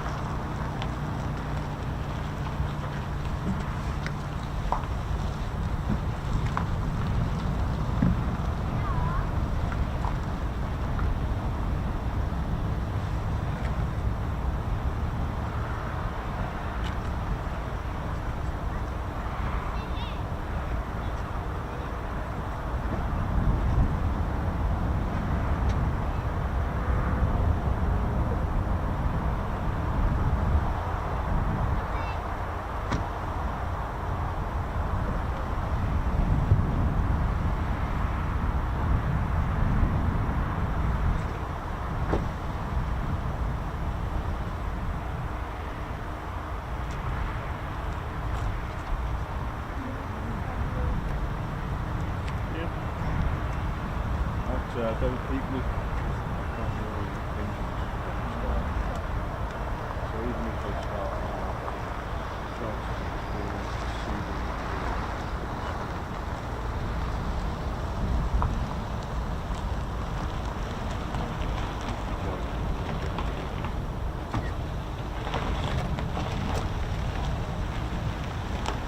Are you going to go there?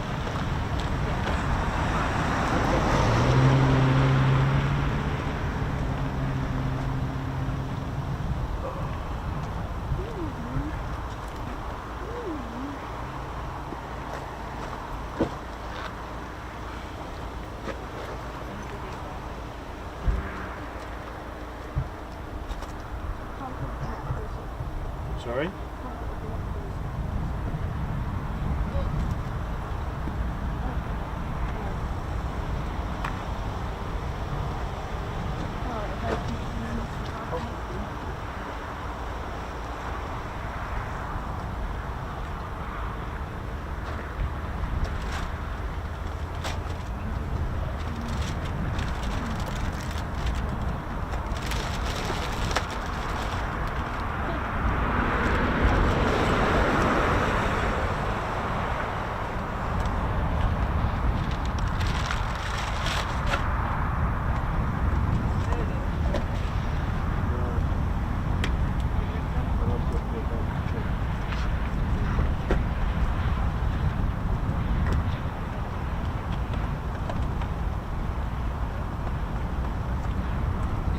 Come on then, let's pack up.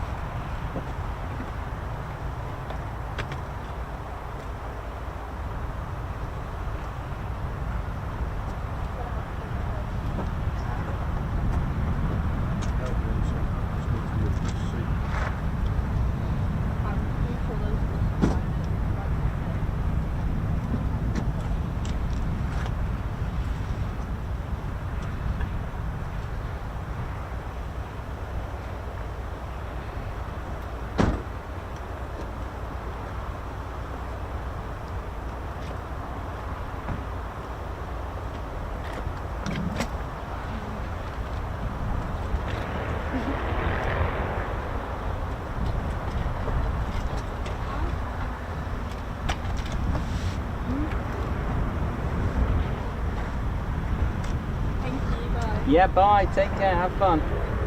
Safe journey wherever you're going. Thank you. No worries.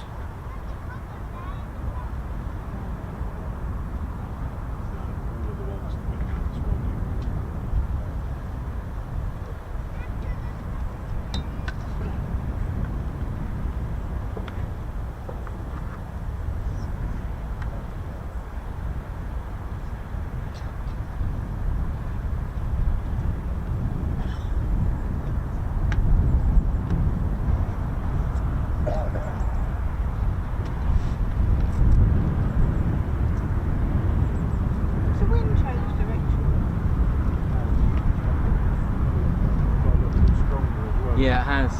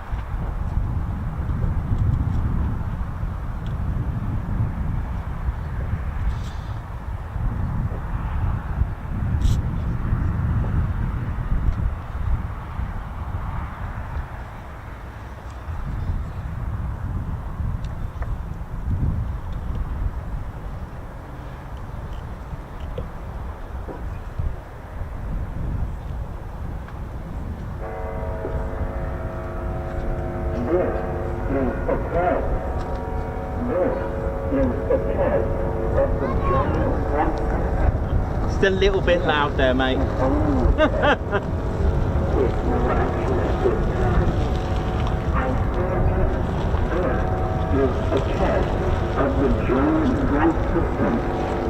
Take no action at this time. Test complete.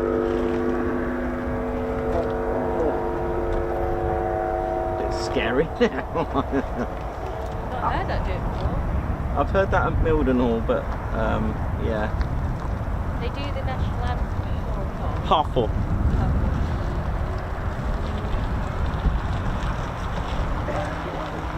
We were here, it was last week when we were here. I've never heard it before. Yeah, every 4:30 here in Mildenhall.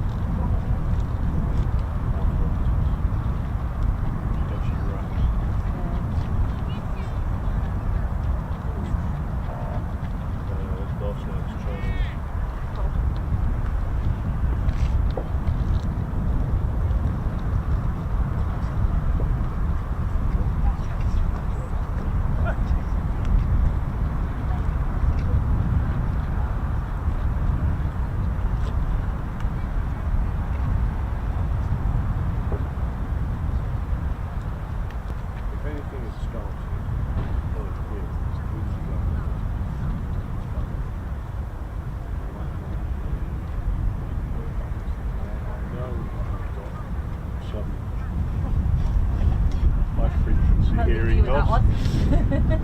I'll leave you with that one. But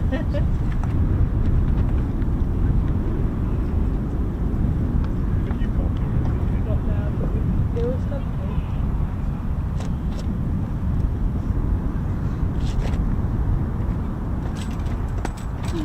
Take it you can't see anything moving. Nothing at the minute. Operations resumed at the top.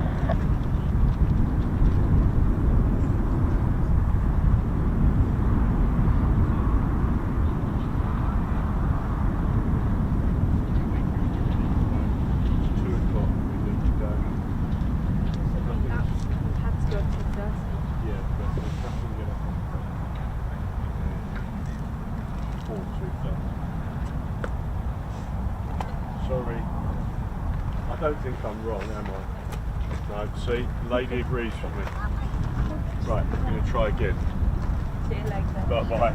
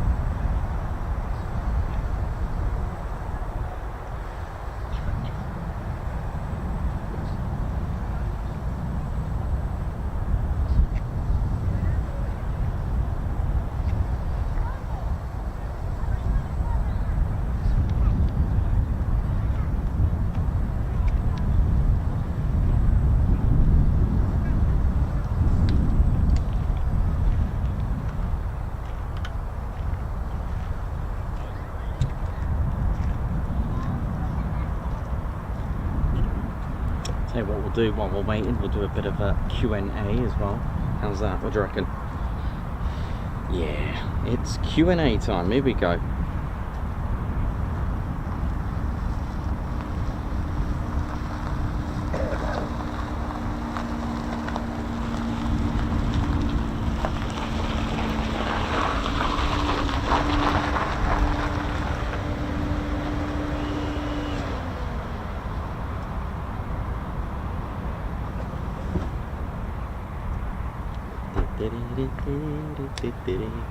So if you've got any questions for me or for Ted regarding the history of the base, any of the squadrons, or how things work, I will do my best. Oh dear. Here we go. This is the Ted Coningsby channel. Please like and subscribe. That's what it said. You have 3 seconds to like and subscribe. That's what they're saying. For those that can't quite hear that, because it's a little bit inaudible. So yeah, how are we doing? Okay, so let's have a look. I think there was a question that gave me an idea. Someone's put on here, I think it was, what's your favourite aircraft? Nikos. Oh, Nikos, what is your favourite aircraft from Neeps? Oh, Neeps Odium. How are we doing? How are we good? Well, mine currently, because I need to be careful here, because Ted's watching me very carefully. It has to be the Typhoon, because Ted's watching me very carefully. But when I was a kid, it was a Tornado. And yeah, it was always the Tornado for me when I was a kid. There's a question for Bulbasaur. What is your favourite military airport? Well, they all are. I do like them all, so I don't have a favourite. Let's have a look. Is it your birthday today? No, it's not my birthday. It's in January. Let's have a look. Mark Moody, how are we doing? Is Ted ever likely to get promoted? How did he end up a squadron leader rather than flight lieutenant, wing commander, or even group captain? Mark, so actually I was having this conversation the other day. So when Ted first flew in May the 28th, 2021, Ted was put in the flight log at Coningsby for the for Blackjack ZJ914 for its maiden flight, a fresh, new, clean slate of the shakedown livery, and Ted was ranked in there as a pilot officer. And because because the channel got so big and we started getting lots of members, it was only fitting for him to be ranked as a squadron leader. I do have his rank slides with me. I'll go and get them for you. Should we go and get them? Should we have a look, see if they're still here, or have we put them in the bag, Ted? Have we put them somewhere safe? I do have his actual rank slide somewhere here. If not, I've got his. Tell you what, remind me, and I'll get his rank slides. I'll show you his rank slides. He does have them. In fact, do you know what? Shall I just do it now? Yeah, and that way he gets some more questions ready for me and Ted. One sec, let me go and get them. I'll get Ted's. Ted's got his own little like kit bag. I'll show you. Let's have a look what we got here. There's your startup. F-35s.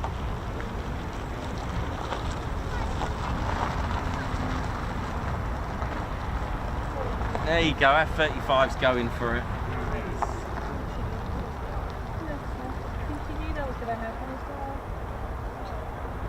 Always the way, if you leave, something will happen. Well, if they're tuned in, they might be coming back.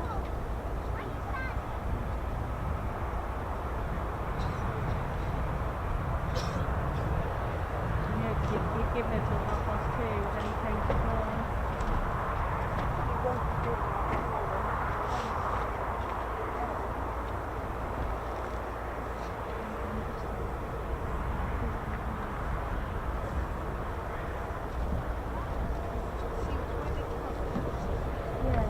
So F-35s have started up. This is Ted's official bag. Although I've got to fix this. This is his special RAF Coningsby bag. It's got all his goodies in there. What you got in here, Ted? Oh, here's your rank slides. Here they are.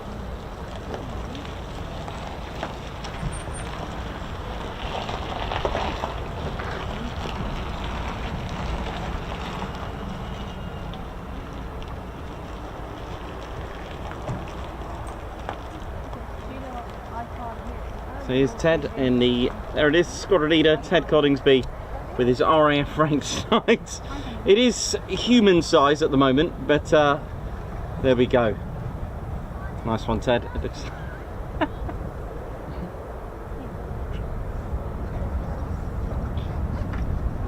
What else you got in here, Ted? Ted's got loads of stuff. When he's on holiday, look.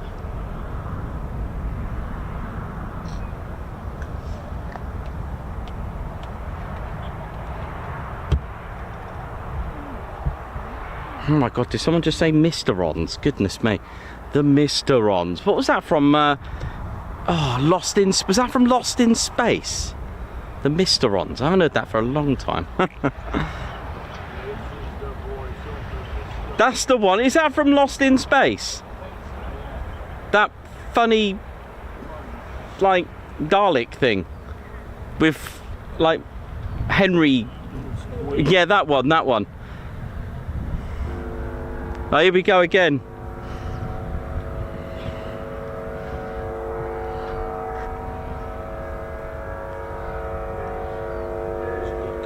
This is the Ted Coningsby channel.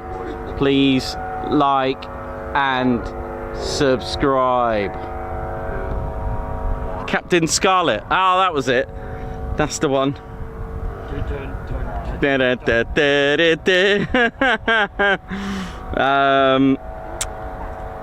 Okay, let's have a look. Right, let's have a look at these questions. I've got some catching up to do. Where am I going to go? Hang on.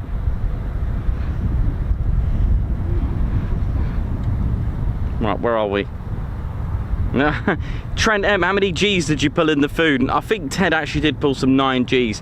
Ted's pulled some serious G's there. Let's have a look. Okay, so we've got, I found that one. Stuart Skeggs, good question. If a Wizzo or pilot is deemed sick, are either replaced? Okay, so do you mean in flight? The answer's yes. You see, so with MedTed, and actually big shout out to the 48th Medical, obviously one of the main things that the 48th Medical also do is do all the blood tests to make sure that the pilot and crew are fit and healthy. If they're not, they do not take part, they do not fly. If they're not deemed fit enough to fly and must get better soon. So yes, they do replace, they don't always fly with each other. Like, it's not like the movies that you see, the Wizzo is always with the same pilot, etc. They do change. Yes is the answer, they do. Mark Moody, yeah, it is. I do love the P-47. You know how it is.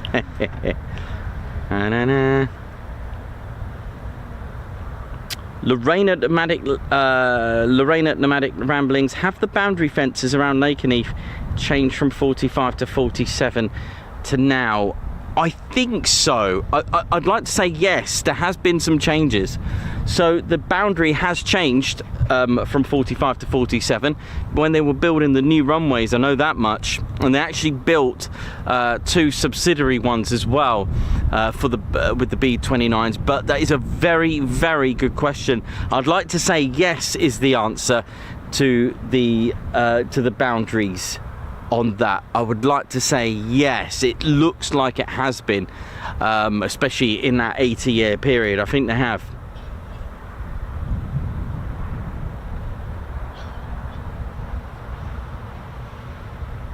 Ed Smith asking about my tea. How dare you? No, I'm just kidding. Okay, so it's pre-brewed without milk in there, and I have a separate flask for the milk because I find it tastes a bit weird. Tastes funny. Goes all weird in the flask. Is what I do. Jakey H2000, what is your favourite American aircraft? P-47 Thunderbolt. Jay Davis, thought you said birthday tea.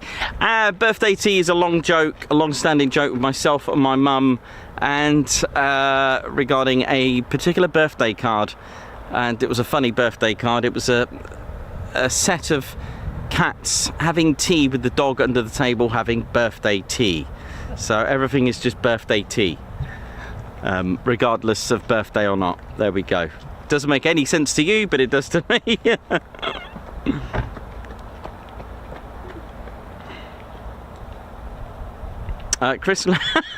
Chris Lane, is it common for donkeys to suffer with earwax, especially 12 of them?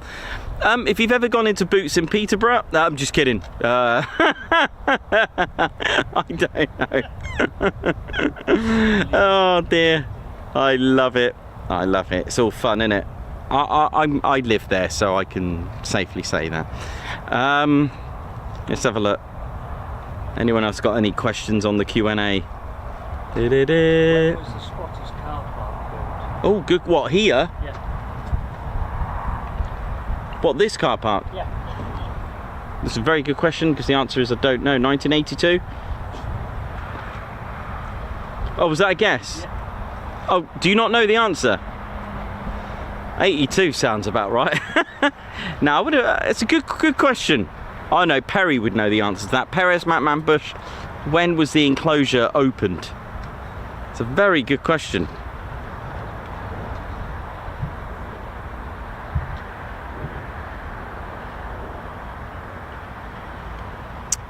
What else we got? Is Bomber Command worth a visit? It is. What, the International Bomber Command Centre? Yeah. Also the BBMF. We've got there, the museum's free. You've also can pay for a hangar tour as well on the BBMF. Also, don't forget Metheringham Airfield Visitor Centre as well. Don't forget that. Someone's asking about the shirt I'm wearing. There you go. It is Top Ted with the call sign at the back. Ted Coningsby. Available in azale pink or navy blue. I know. Thought I'd bring out an azale pink one. Why not? They've been selling alright, actually. They've been selling alright. There we go. Okay, what else we got here now? Captain Scarlett from Wee Stevie Boy. Yes, absolutely. There you go, Leah. Ted on vacation. How you doing?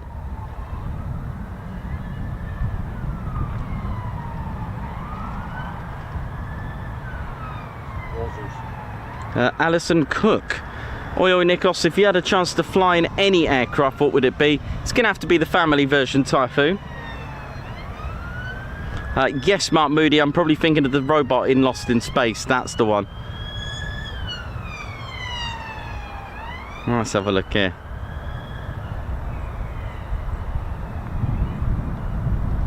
If a Typhoon is already airborne, can it...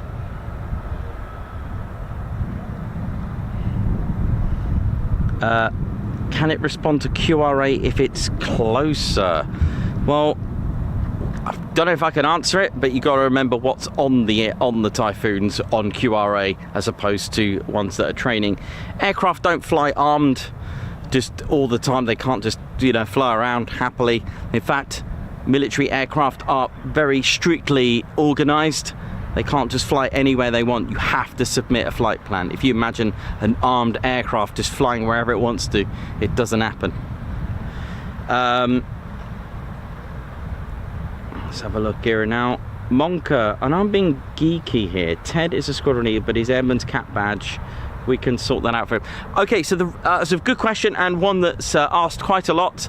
Ted will always have a non-officer's cap badge. The reason behind it, because we have got one, but we decided not to, because Ted represents all of the Royal Air Force, all the way to the cadets, to the regiment, because not everyone is a pilot, because we have, of course, various roles connected to the Royal Air Force. So to keep it universal, we've just kept Ted with this cap badge, and that's why Ted doesn't have an officer's cap badge, to represent the cadets, the Royal Air Force Police, and everyone else that wears this cap badge. That's why, to represent all roles, not necessarily the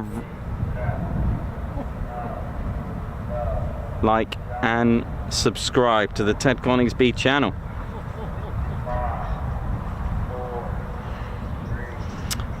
Curtis Williams, good question. Probably because we have the F-35B. It's not an operational requirement from the Royal Navy.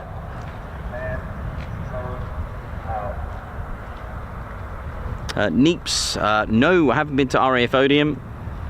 Ba-da-ba-ba-da-ba-ba-da-ba.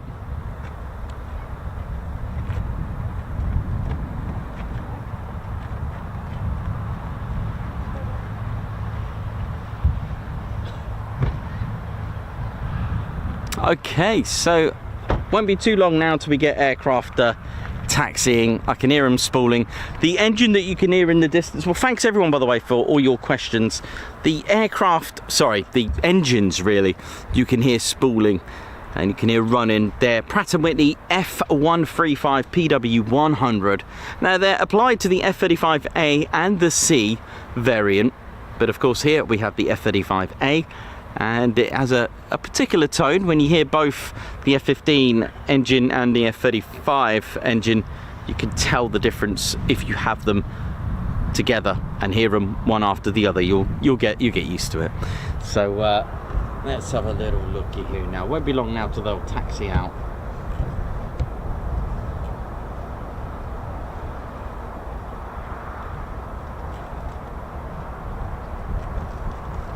So it looks like we'll start wave 2 with F-35As. That's what you can hear.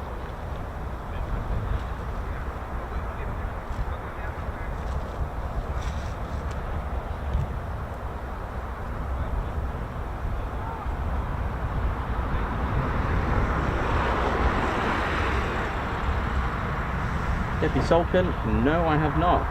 Not been there.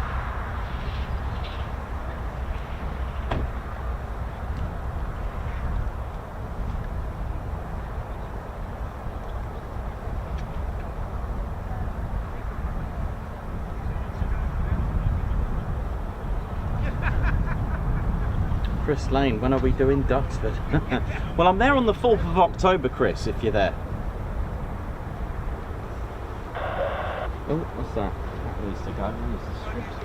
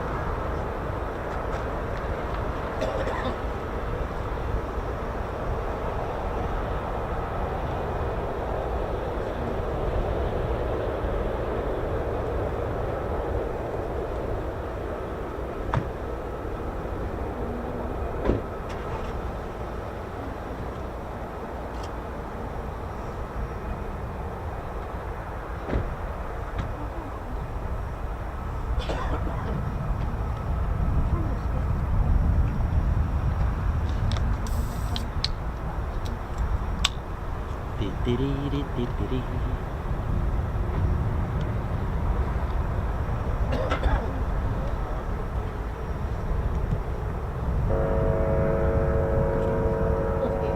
comes the test speaker again.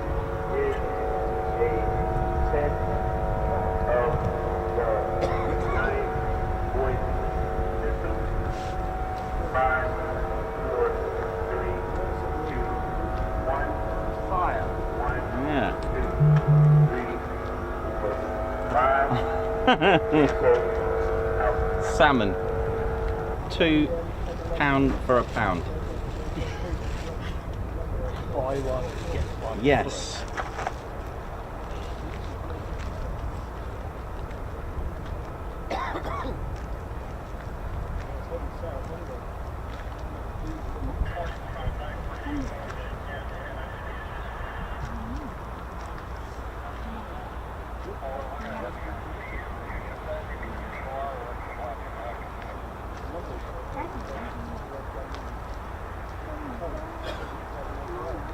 Yeah, they do know, yeah.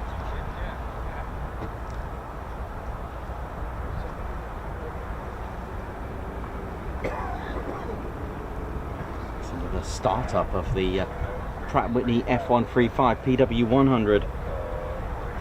Oh, I think I can hear a bit of F100 as well there in the mix. Sounds like we've got the F-15 starting up as well.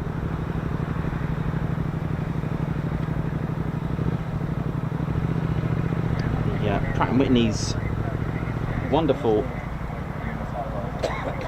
F-135 PW100. The F-35B that actually has the PW600 variant in that one, and there's a huge difference in size, by the way, and performance just a little bit different, just tiny. But the F-135 PW100, which is applied to the F-35A and the C, measures at 5.59 meters in length, and the PW600 is 9.37 meters, and that's all because of the integration with Rolls-Royce's lift system as well. The PW100 and the 600 both have a three-stage fan, which is a low-pressure three-stage compressor, along with a six-stage high-pressure compressor. Now, standard, they both compress at air 28 to 1. So basically, if you had 28 centimeter cubed of air, it's now 1 centimeter cubed, which is the equivalent. How amazing. When in Stovall mode, it does compress it to slightly more with 29, and the bypass on the PW100 is 0.57, a little bit less on the PW600 on the F-35B at 0.56 and 0.51 in Stovall mode, because it uses some of that bypass to pitch through the roll posts. 43,000 pound of thrust on the F-135 PW100 on the F-35A. A colossal amount of power. Probably, if I got this right, it is the biggest fighter jet engine there is going that's known. Thought I'd throw that in. I don't know any other. It was I think they developed it in its stages from the F-119 engine. But at any rate, it's a fantastic engine, the F-135, Pratt & Whitney masterpiece, and developed from the F-119.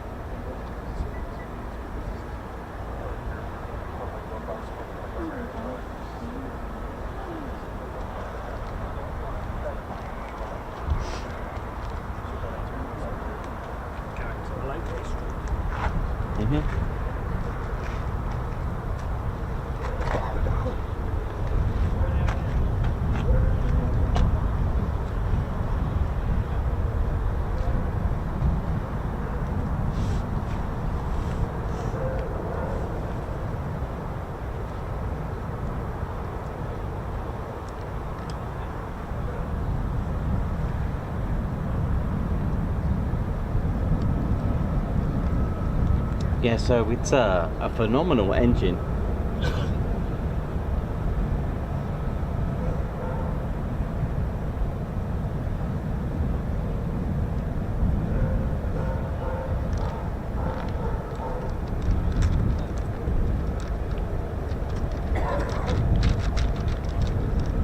it has had some upgrades as well, or various certain amounts of blocks. I don't know too much about that. I only know just enough of what I need to know about making this channel too complex. You know how we do it. But it does have a engine core upgrade, an ECU, and that, my friends, it delivers the durability and performance needed to enable various blocks, capabilities and beyond. So it's pretty much upgrade and future-proof in its own right.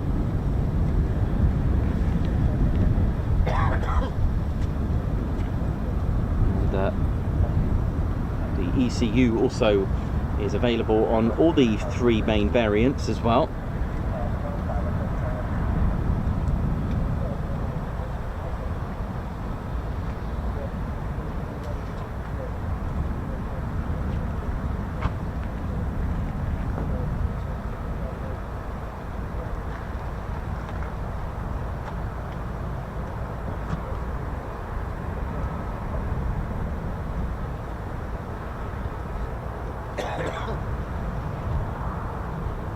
There goes trouble, crossing the runway.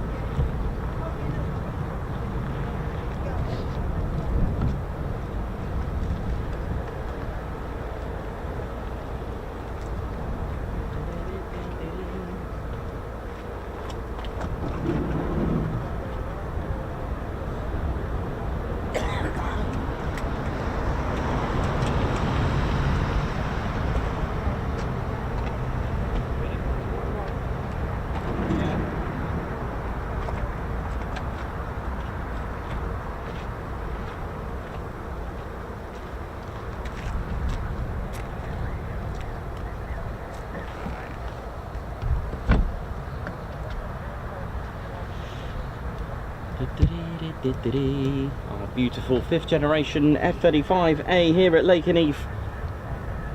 Now don't forget stealth, it's all about the radar cross section. What does that mean? It's basically what comes back from the radio waves, radio frequencies that are sent out there from the primary radar. For example, I know this is a secondary surveillance radar. This uses and picks up and connects with the transponder of aircraft. This is a SSR, secondary surveillance radar. If you took away that triangular part and those aerials next to it, that would literally be what would look like a primary radar. Now, a primary radar is omnidirectional, it will send frequencies, and the idea is to actually, for as far as stealth's concerned, and don't forget, stealth does not mean invisible. It doesn't mean invisible, it's hiding, or absorbing is probably the better term. Absorbing your radar signature, shall we say, but officially it's called a radar cross section. So how are you going to do that? Well, if the primary radar was aimed at us and it picked up, we will give back signals 1 meter squared. A 747 or a B-52 will bring back 100 meters squared. That's what will appear on a radar. So what about how do F-22s and F-35s, how do they hide looking like an aircraft? Well, my voice right now, treat that like a radar frequency. It's sending out waves of sound. If you're in a cave, your voice will bounce back. There you go, you've heard your own voice. That's how radar works. It sends out a radio wave, it waits for it to come back. It can work out the distance. Touchy subject. It's a bit like when police use their speed cameras. It's using the same effect. It's waiting to see how fast it comes back. That's exactly what it is. But how do you go around getting away with it? Well, first of all, try and get rid of as much flat spaces and make your aircraft not really look too flat, as in too many flat spaces. Get rid of metal. Don't have too many metal. The F-35 is made of a lot of carbon composite. The canopy is made out of acrylic, but also you can help yourself by painting it with what's called RAM, radar absorbing material. Not RAM on the computer, but radar absorbing material. So the paint itself actually has bits of iron in it, and it absorbs and burns, I think, actually heats up and burns away the radio frequencies. So the radar will just go, thank you very much, I'm back. Not on an F-35, it will go, oh gosh, what's going on here? It's getting absorbed, not a lot comes back. Now you can see all these different colors here, these well, this is actually tape. It's radar absorbing tape. Now the radar absorbing material can absorb radio frequencies of 0.1 megahertz right up to 60 gigahertz. There's going to be a lot of surface to air missiles that are going to struggle to pick this up. There you go. Now what's with all the zigzags everywhere, Nikos, I hear you ask? What is with all these zigzags? Look at them, all these serrations, look. Even the the bomb bay, the landing gear, what's all this? The back of this, what's going on here? Why is it all zigzags everywhere? Exactly. If they were flat, radar will be like, oh yeah, thank you very much, I see ya. This is going to scatter the signals everywhere, which is why it's got all these zigzags, so the radio waves hit the aircraft and just scatter all over the place, basically writing the wrong address. It does not return to sender. Hope you're with me so far. You want to avoid a 90 degree angle between your elevator and stabilizer. Well, this is definitely not 90 degrees. Beautiful. Heat, again, off the back of the nozzle. We can distribute the heat all over here because we've got all these serrations everywhere. Pretty cool, isn't it? Even the electro-optical targeting system is made out of sapphire. Very good, very good. It's made out of sapphire, clear for absorbing radar. It's not very good at giving it back, which is what you want. Radar cross-section for this, by the time it goes back to the radar, it'll give out probably about the size of a golf ball. Wow, that doesn't look like an aircraft, so it gets ignored. See ya!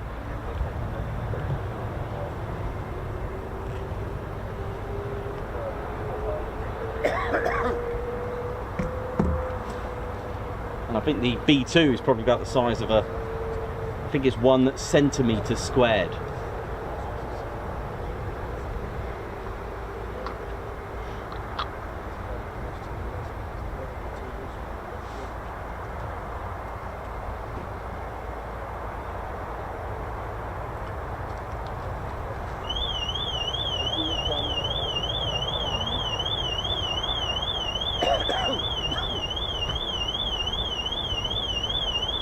The car alarms are dying at the sight of the F-35s. In anticipation. Yeah, the anticipation, the fear.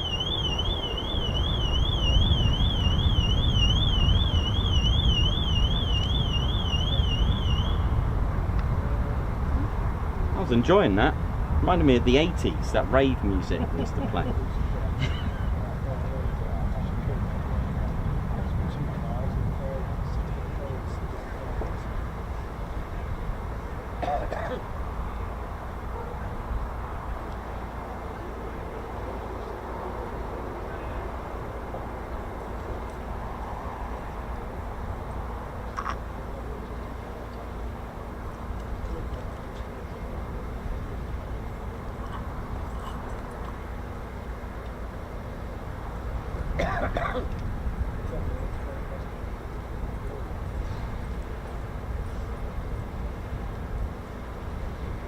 So aircraft can't just take off whenever they want to. They need clearance. They could also be waiting for another aircraft in their flight. They could be waiting for a tanker to depart. They could be waiting for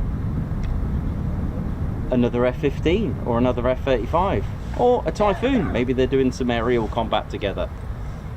There could be some troubleshooting, or there could be a cancellation on one of their aircraft, which means maybe they can't do what they needed to do. Maybe they're going low level and due to voids and NOTAMs, maybe they can't go through low level, for example, and they can't just fly anywhere they want. So if their mission was going to be air-to-air refueling in the North Sea and the tanker cancelled, well, they can't just take off and go, right, I'll tell you what, let's go here. They need to get clearance wherever they're going. They can't just take off. There could be aircraft in the skies. It doesn't work like that, where it's just taken off, there you go, taxi, go. This is flight safety.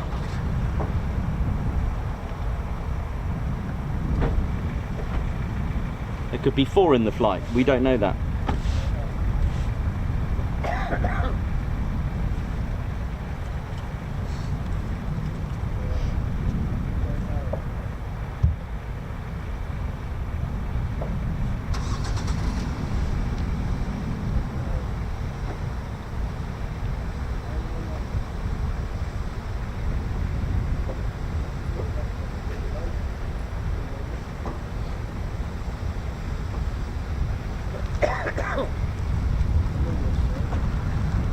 come the other two.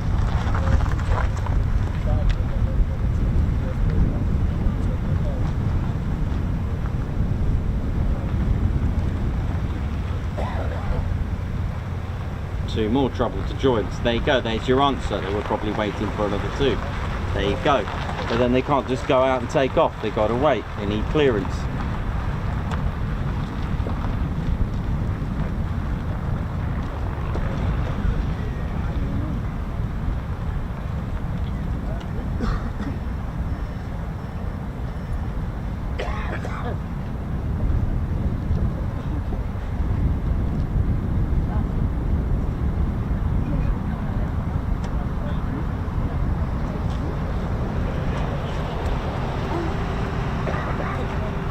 Rio Middleton, hello to Marley Harris, oi oi to you, how you doing, hope you're good. EP65, Ian McCabe, how you doing? Christopher Carr, Elsie, Davey. I can see him. Here comes our Ted Coningsby like and subscribe announcement, which we've installed now at Lakenheath. I'm gonna do that. Yeah. So the Ted Coningsby channel have integrated communications with the speaker system at Lakenheath to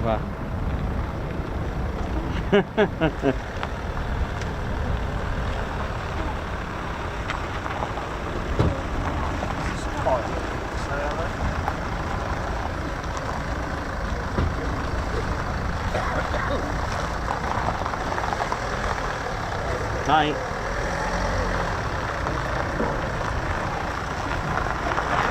You're right, yeah. Good.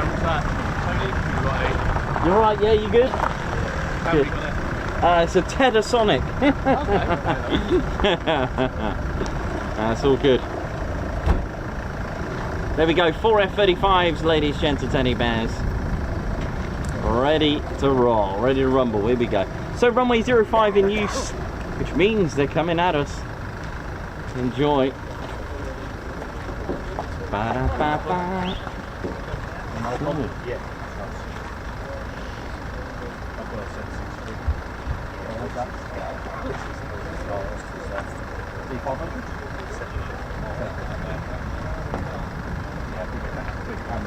Ian McCabe, how you doing? Well, it's just lightweight nowadays. Hope you're all good. You do wildlife? I see the wildlife with the lens cab.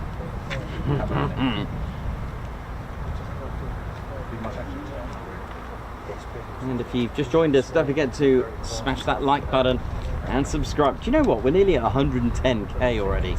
Goodness me. What a ride on the wild side. Here we go. What else we got? Yeah, so we've got F-35s and we do have F-15s that will be taxiing out very shortly. Let's have a look. Chris Lane, that's funny. Jenny B, how you doing? G-Van Pulliam, how you doing as well? Okay. I'll say for temperature. So it's here for a lot of hours. Yeah. Are they coming out this way? Are they? Oh, that's easy then. Parked up there. Mike Wood, what would the frequency be? What, on the RAM, radar absorbing material, frequency range 0.1 megahertz to 60 gigahertz, I believe, on the RAM for the paint, which is patented by Lockheed Martin.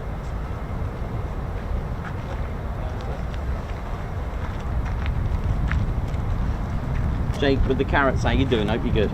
Dave Earl, what up? EP65 Lorraine, what up? Blocks Davey. Get ready for some sending.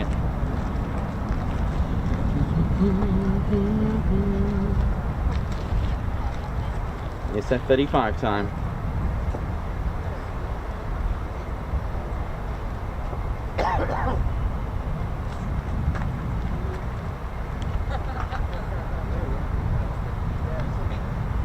Fear the Reapers, here we go.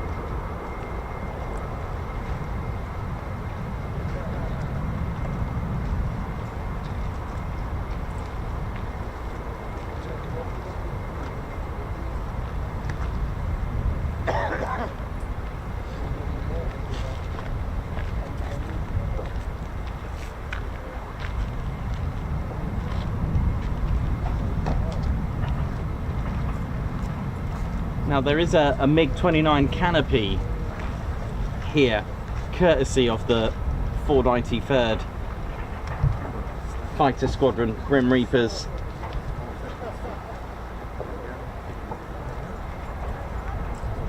That was claimed in 24th of March 1999, or at least within the 72 hours of that. Courtesy of the 493rd Expeditionary Fighter Squadron, the Grim Reapers. 4 in 72 hours. Dirk 2-1 with 2 aerial victories.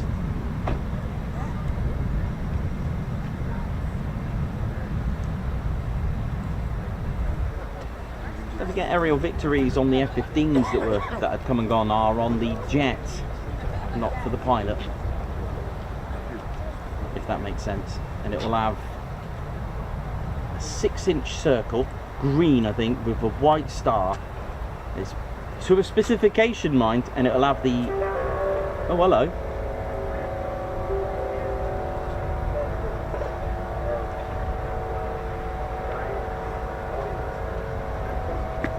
That was a nice little chime, wasn't it?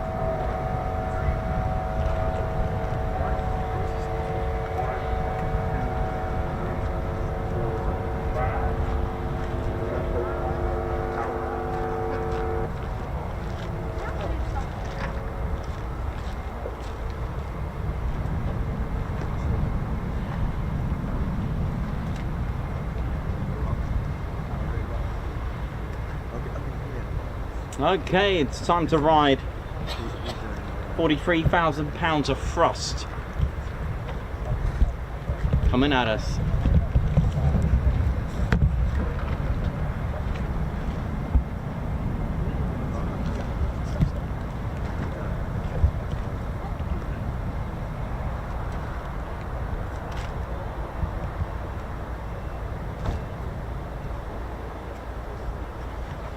Almost looks like they're on a carousel from here. There's a merry-go-round I like to go on.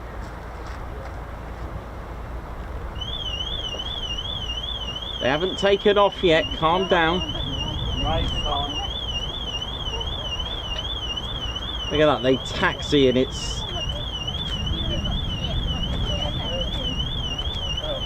Right, here we go. Let's ride.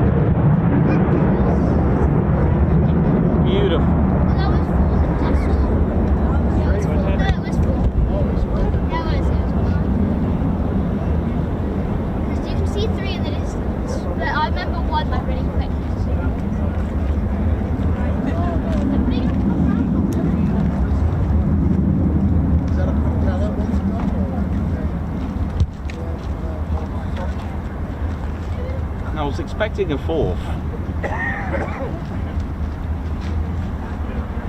but there it is. I'm not sure.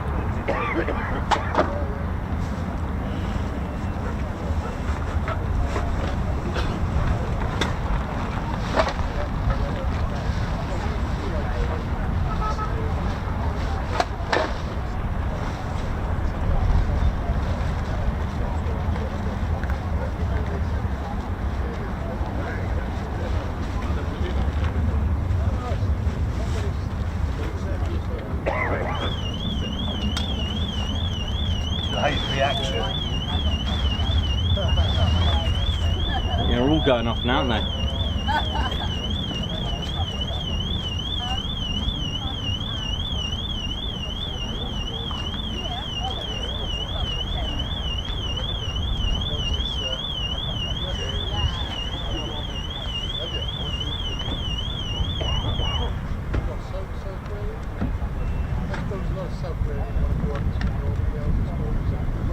Let's get some water. Yeah.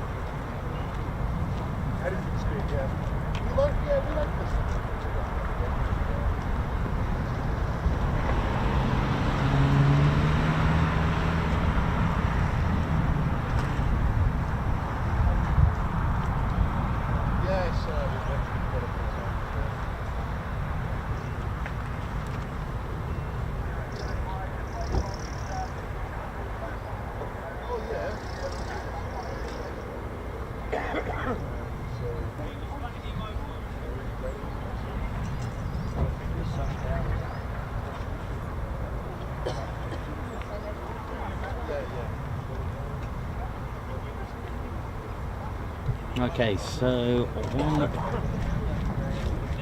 is going back. So we should have F-15E Strike Eagles taxiing out very shortly.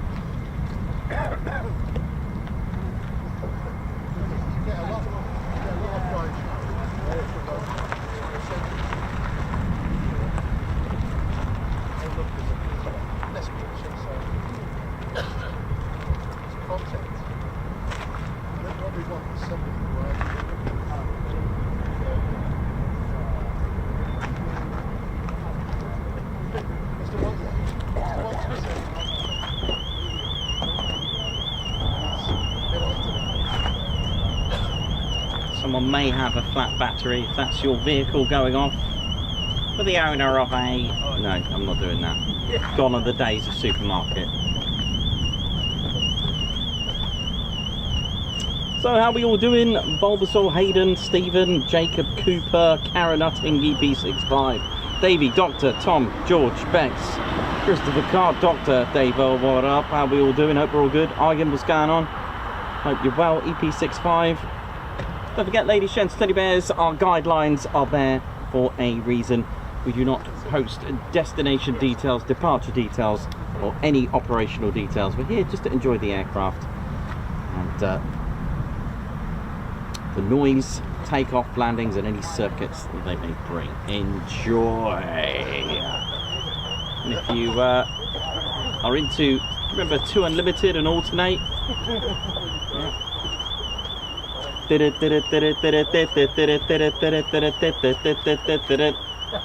I mean, there's no lyrics, so there's no lyrics. No, no, no, no. There's no chicken. I remember that.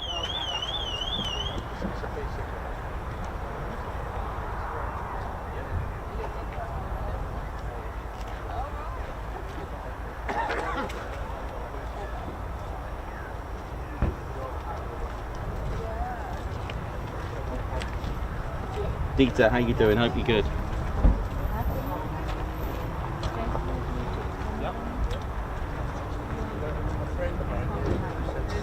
So again, don't forget, if you're new to this is all training. If it wasn't, well, we wouldn't be here. Simple as that.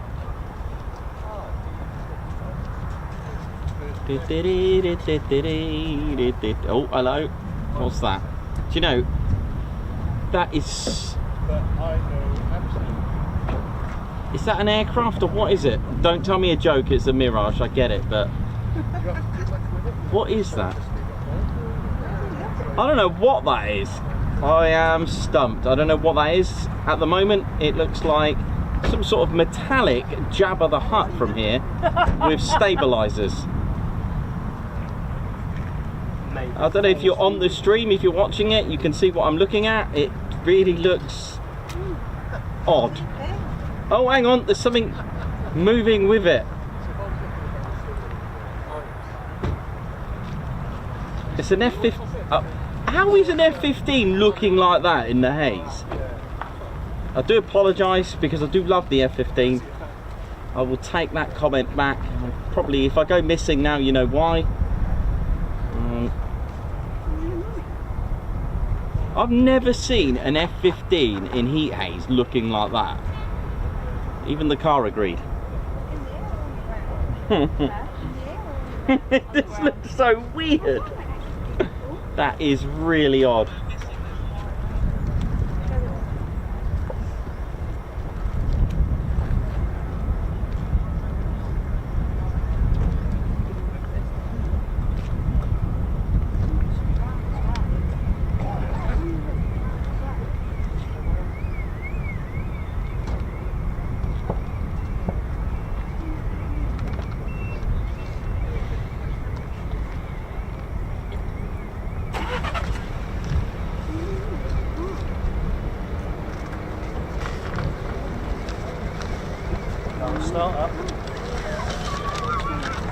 Oh, that's good.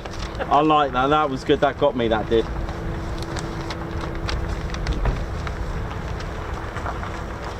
Squadron started.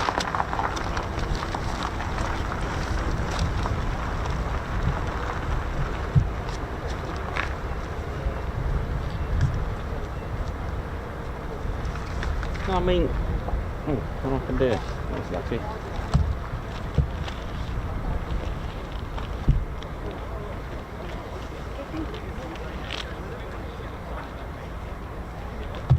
Looks weird. I mean, I thought my sketch looked weird. There we go. There's my quick pen sketch from the other day. Rack 'em up.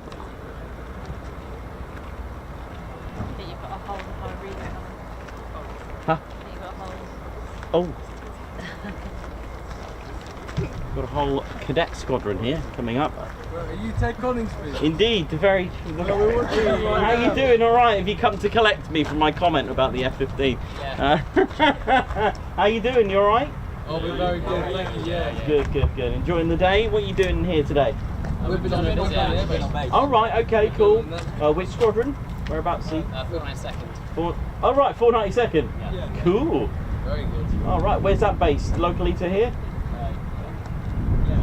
Actually on base. I didn't know. Forgive me. I didn't know they had a 492nd Air Cadets. That's amazing. Oh no. No, we're visiting. You're visiting the 492nd. We're from Durham and Broadland. Right. Okay. And which squadron? All right. 222 is it or? Yeah. 1249. You're 1249, and there's some 222.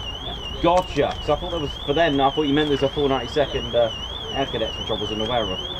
That's cool. Cool. Enjoying it? Yeah. Enjoying it. So you were visiting the 492nd, right? Yeah. Gotcha. I'm with you. That's all right. Nice. Very good. We'll keep it up. Oh, what we got? There we go. We've got 3 F-15s there. doing? How you doing? All right? Very well, yourself? Good, thank you. Good. Warming up for you? Warming up for you? Yeah. Rather this than get drowned in the rain that I've encountered. Yeah, I hear you had a good day. Very good day, yeah. Oh, excellent. Oh, that's good. Very good. Very good. Yeah, nice to see you all. Very good. Yeah. Let me come down. Should be all right. Yeah, I'll take it.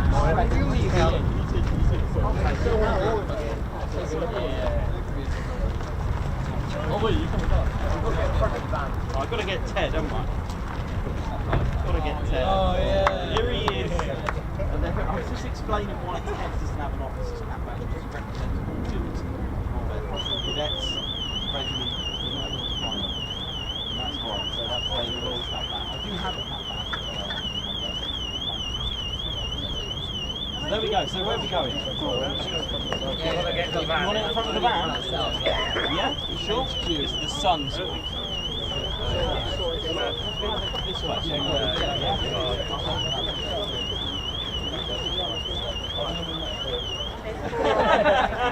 Right, we all in? We need to shuffle a little bit more to the right? I think you're all in. We're all in. Here we go. Right, if I go this way, we'll get a bit of the van as well.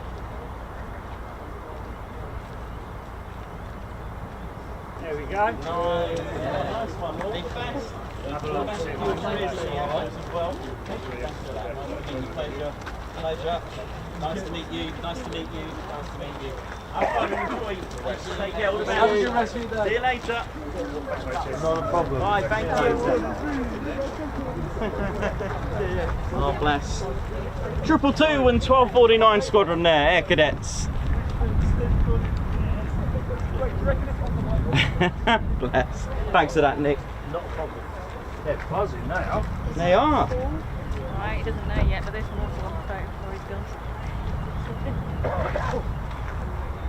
He got one at Old Buckingham, but it absolutely poured down in it that day.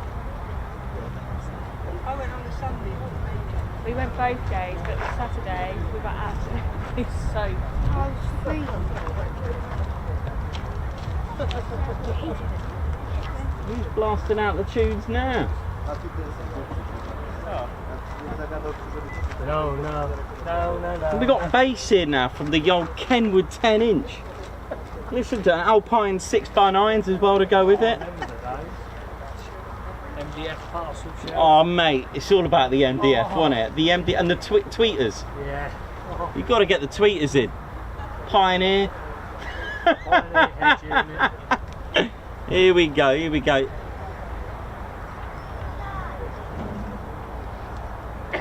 Them were the days. It was, wasn't it? Yeah. And there was always someone called Darren with a Vauxhall Nova, the SRI. Come on, we've all got a Darren with 3-spoke alloys, white Vauxhall Nova. Come on. Or that metallic, that grey, you know, that space grey they called it, or whatever it was. You're smiling, you know exactly what I'm talking I about. actually have a friend called Darren with a Nova. No! I could not make that up. With a 12-inch sub in the boot. Yeah, Kenwood. Nothing else in the boot. Yeah.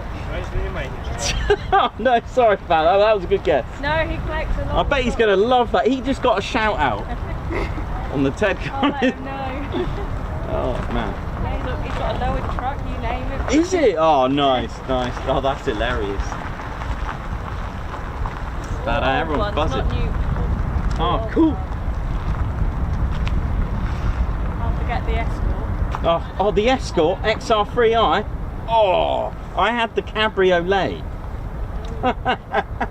Yeah, with the RS. Was it the RS side skirts? I was lucky. I had the RS Turbo. Did you? Series Turbo. Ooh. What colour? White. Oh, it had to be. See, my dad had a Ford Cosworth. No way. That's like the holy grail of Ford, that one. Wow. Black? No, it was blue. Blue. Ooh. Stone blue. Ah. Oh, bring back the old days. Those were the days, getting a producer, you know, everything. Yeah, I can remember it might be a noisy exhaust. Yeah. My dad, he used to have a Lancia, then my mum wrote it off. Oh gosh. She he was not happy. Oh no. And he always had a mate with a 1 litre with a massive big bore exhaust, which actually probably made it slower. Oh yeah. Beautiful, beautiful days. The days.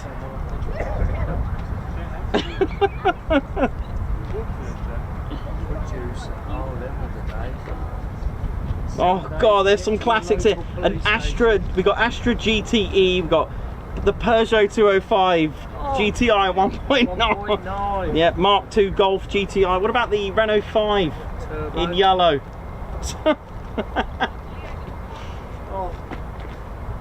Goodness me, these are going some. Oh yeah, back to the F-15 striking. Aviation channel. Oh, it's beautiful.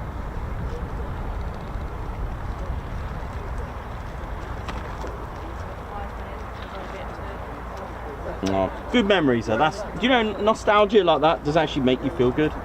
It really does. Makes you feel old. Wow. Oh, Alan Q. I had an Escort 1.3 Deluxe. Well, do you remember the bonus, the 1.3 bonus? And I think it just had electric windows and a sunroof. That was the bonus. Brilliant. That's it, the Escort Gia. Oh my word.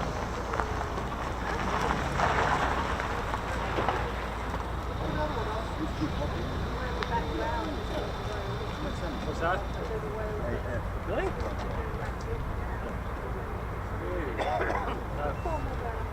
Oh, was that? They just keep back down. Listen, say,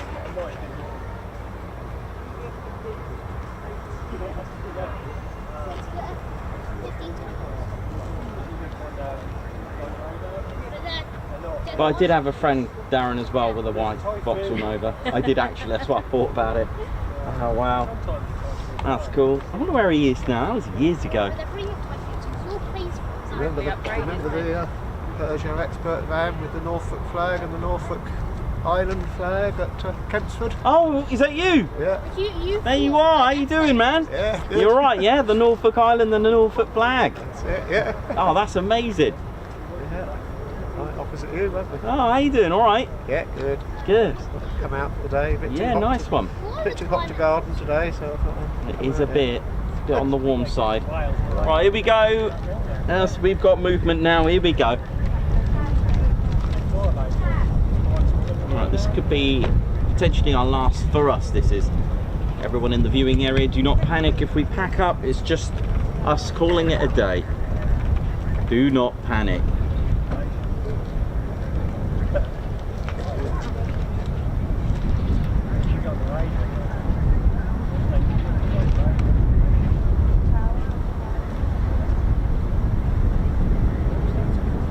Tell you what, that breeze is quite nice actually. Do you know what? I can't actually see anything now.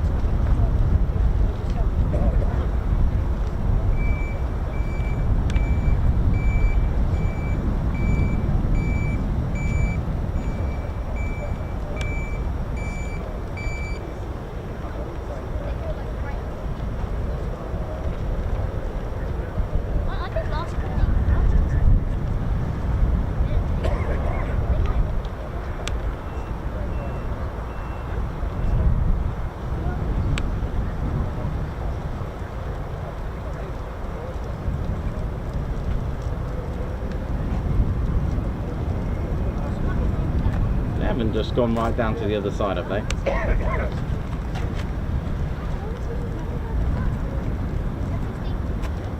Oh yeah, they may have just moved to the other EOR just to make room for more F-15E Strike Eagles.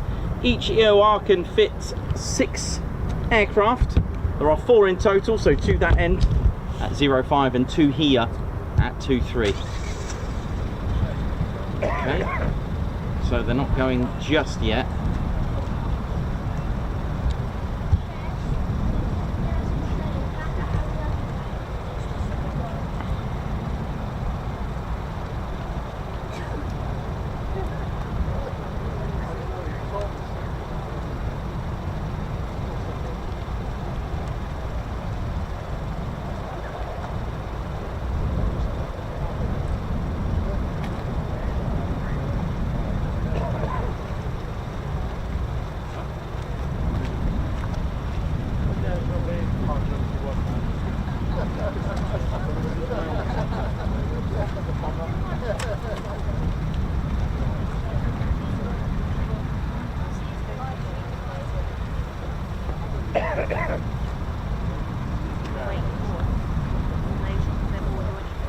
Yes, so there are now 3 to the right and 3 on the left.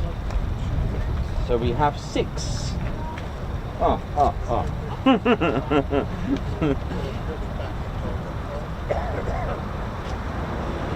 Well, I've just discovered that warm water isn't really that great. It's a bit like tasteless tea. Oh well, that's gone. It's going to get a cold one. As in water, that is. That sounds like... Oh dear.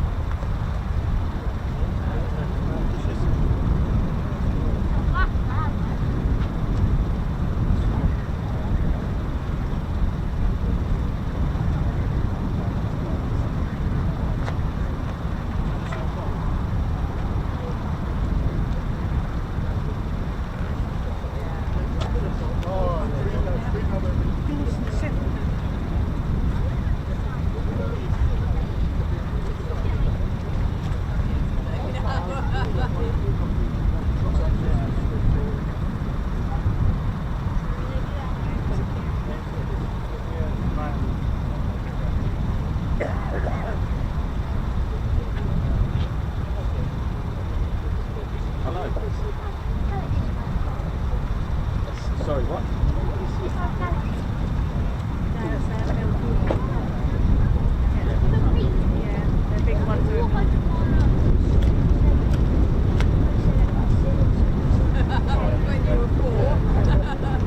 Well, you're not totally wrong. There is due later here, I've heard. But that might be later. 10 o'clock tonight. Mate, I'll be in bed dreaming about F-22s and Apache helicopters, I think, by then. And that's if it comes here. Most likely Mildenhall, like you said. But I have heard someone else mentioned that though. You can go, there's a campsite there, but you can go on and just... Yes, I was there, when did I go? Monday. Yeah, the Nook campsite. Yeah, it's a good little place. Oh, it's brilliant. £2. Yeah, oh, it's a bargain. And you can use all their facilities.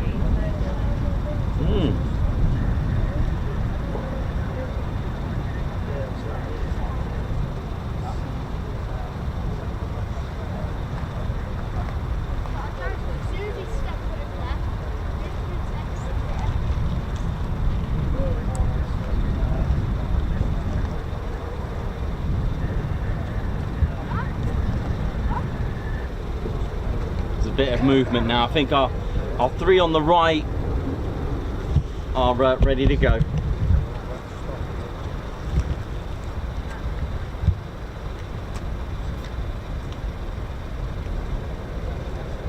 Oh, hang on, we got an F-35 joining in. Hang on. Okay, so here we go. An F-35 on its own. Here we go. Rack 'em up.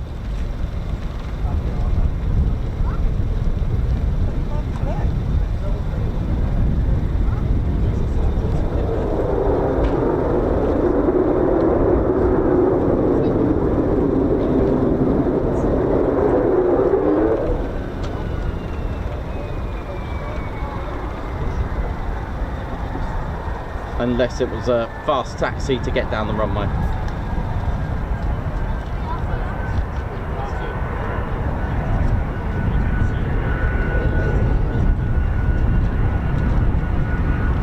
Yeah, it was the one that was yeah, so it's probably did a fast taxi just to get down here.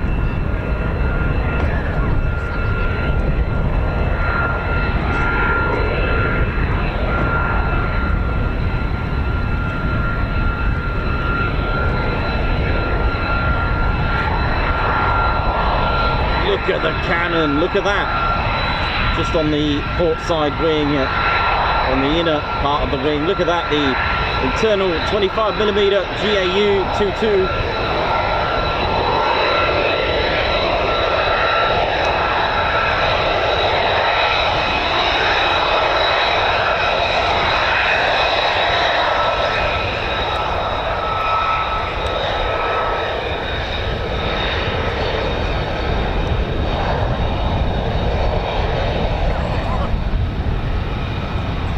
we got 3 F-15s ready to go. Yep, 3. Here we go.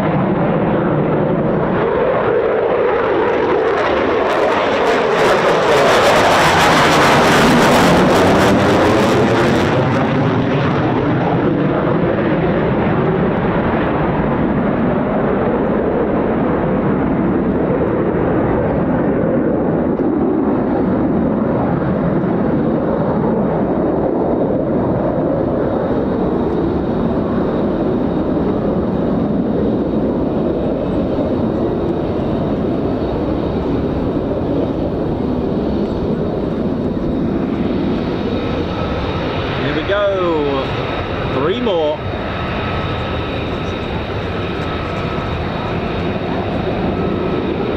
Oh, look at this.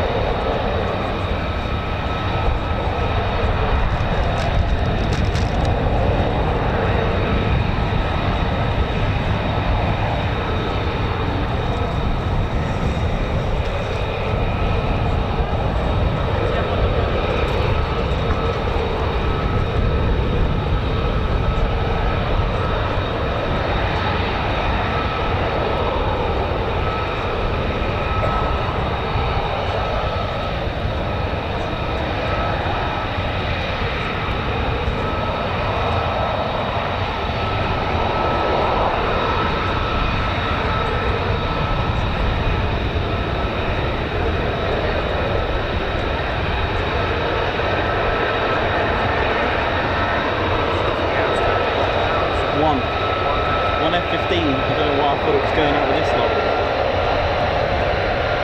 Oh, it's It's on the move now. It's actually on the move in sync with this.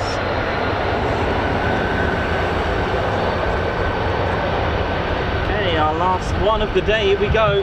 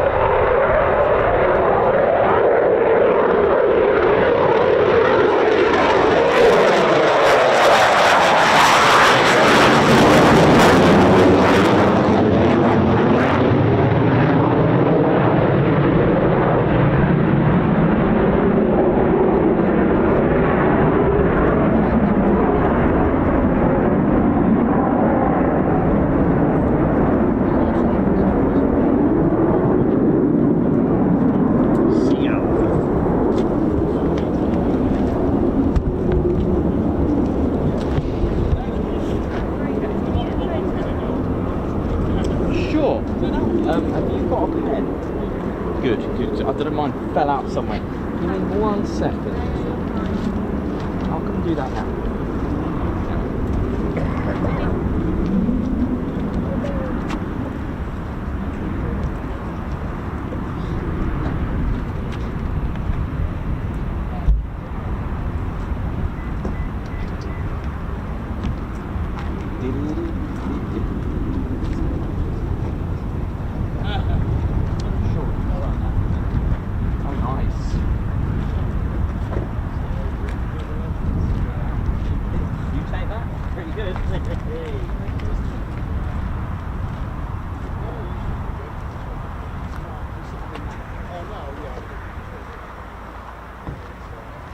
There you go.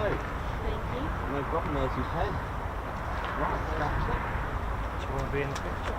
No, I don't. Come do on. pictures. No, Come on. I'm good, thank you. Okay, here we go. Let me get out of the way then.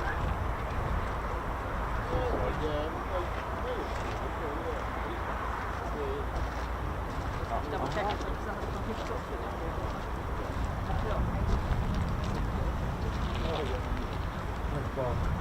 Oh, so I'm really sorry about that picture. That's alright, just this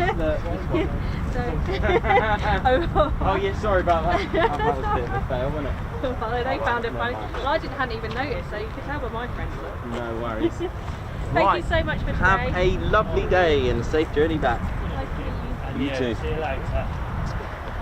I'm gonna You off now, buddy, yeah? make my way to the F-35. Yeah. Oh, nice. I'm warm, isn't it? There it is. Right, we'll have a good one. I'm about to wrap this up. We are cooked.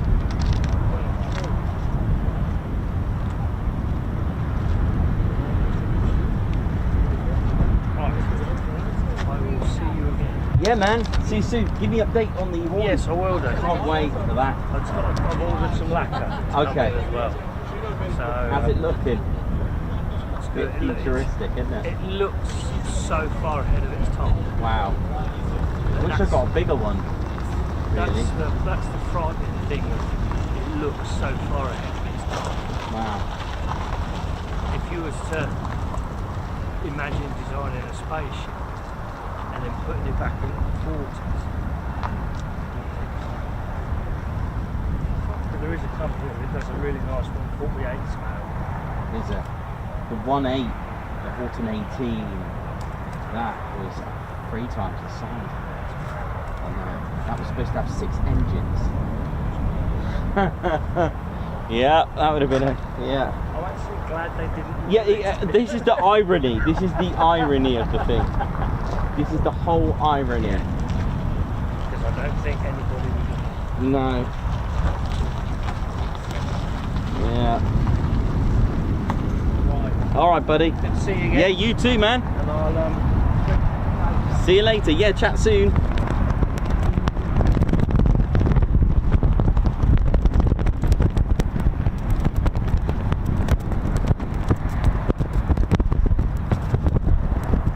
Okay, so JP Mac Aviation, thanks for being with us for a month. GR, welcome to the Ted Coningsby Squadron, a high five guards march.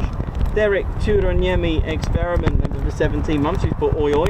Al Phillips, oi oi, member for 10 months, oi oi everyone, hello. And Gary, high five guards march, thank you for gifted a Ted Coningsby membership. Chris Austin, member for 15 months, oh yeah, 15 months and counted, thanks Nikos, Ted, Claire and all the Spanish for keeping it sweet and neat, let's ride, you know how it is. And Chris Austin, Guards March, thank you very much for the super Guards March there, thank you very much. Thanks Nikos, Tefi stream is a little something to get yourself a cool drink to keep cool in this lovely weather. Great history as always, thank you very much. Commander Bakara, member for 1 month, we put oi oi. Alistair Goodwin as well, member for 3 months. Guards March, thanks for being a member for 3 months, and also a fighter squadron member as well, nice one. Alistair Goodwin as well, high five, Guards March and a salute. Wow, thank you for gifting 10 Ted Coningsby memberships. Awesome, thanks a lot Alistair, and thanks for your support. Jay Borton, fantastic as always, thank you very much for the super chat. Mike Wood, high five, thanks for joining us, welcome to the Ted Coningsby Squadron. Peter Kikeri, keep up the great work, TCS was another month with a lot of action and fun. It's been a good month, hasn't it? Been a good week.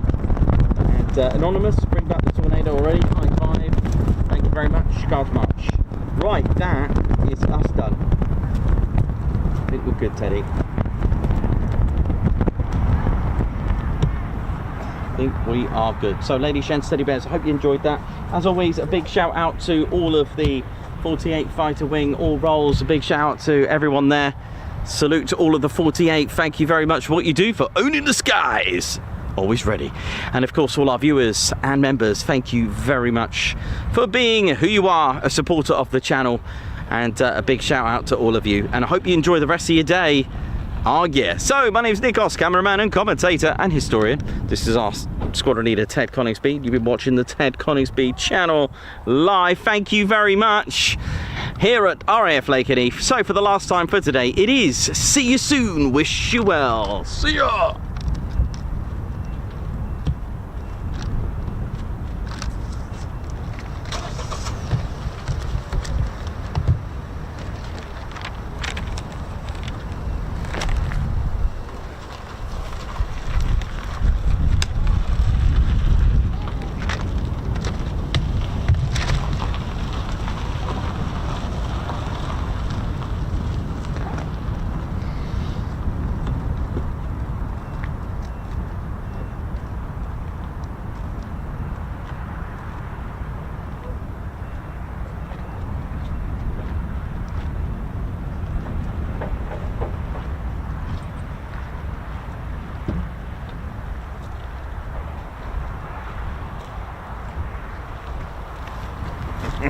Oh yeah, ladies, sheds and teddy bears, welcome to the Ted Coningsby channel membership. I'm Nikos, I'm your cameraman and commentator. This is our squadron leader, Ted Coningsby. Just want to say a massive thank you to all our members. Guns up, and oh yeah. Take it away, Ted. Ladies, sheds and teddy bears, we want to say a massive thank you to all of our subscribers for getting us to where we are today. We have gone all over the country, from as far as Lossiemouth to Bryce Norton, and military areas such as air weapons ranges, low flying areas, heritage centres and special flights for TED 2. We cannot do this without your support, and your support will be rewarded.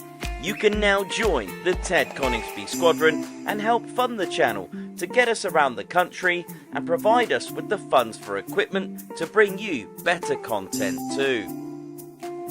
We have 3 exciting membership levels with awesome YouTube perks to reward you back for your support. Our first level of membership is the Ted Coningsby Squadron. You'll get a loyalty badge on YouTube, unique TCS emojis that you can use on comments and live streams, members only videos which include behind the scenes, deleted scenes, sneak previews and also music videos that Ted likes to play the electric guitar on. You'll also get access to members only Discord server and discount on all of our Ted Coningsby merchandise. All of this for just $1.99 a month. Oh yeah. Our second level of membership is the Posh Officers Club. This includes all of the squadron perks, private Posh Officers Discord chat room, Posh Officers discounts on all of our Ted Coningsby merchandise, and the poshness of supporting the TCS even more. This is just £4.99 a month. Our third level was inspired by many of our fans who have been supporting the channel massively. So we'd love to reward you back with this, and our third level of membership is the Ted Coningsby Fighter Squadron. This gives you a more personal experience with me and Ted, with exclusive live streams and content. You'll get a free Ted Coningsby Fighter Squadron patch, a private Ted Coningsby Fighter Squadron Discord chat room, a gold colour Discord username, and a higher discount on all of our Ted Coningsby merchandise. All this for just $25.99 a month. Ladies, gents and teddy bears, the Ted Coningsby channel cannot thank you enough for all your support. And it's this support that keeps the dream, keeps the stream. Thank you so much. Aw, yeah.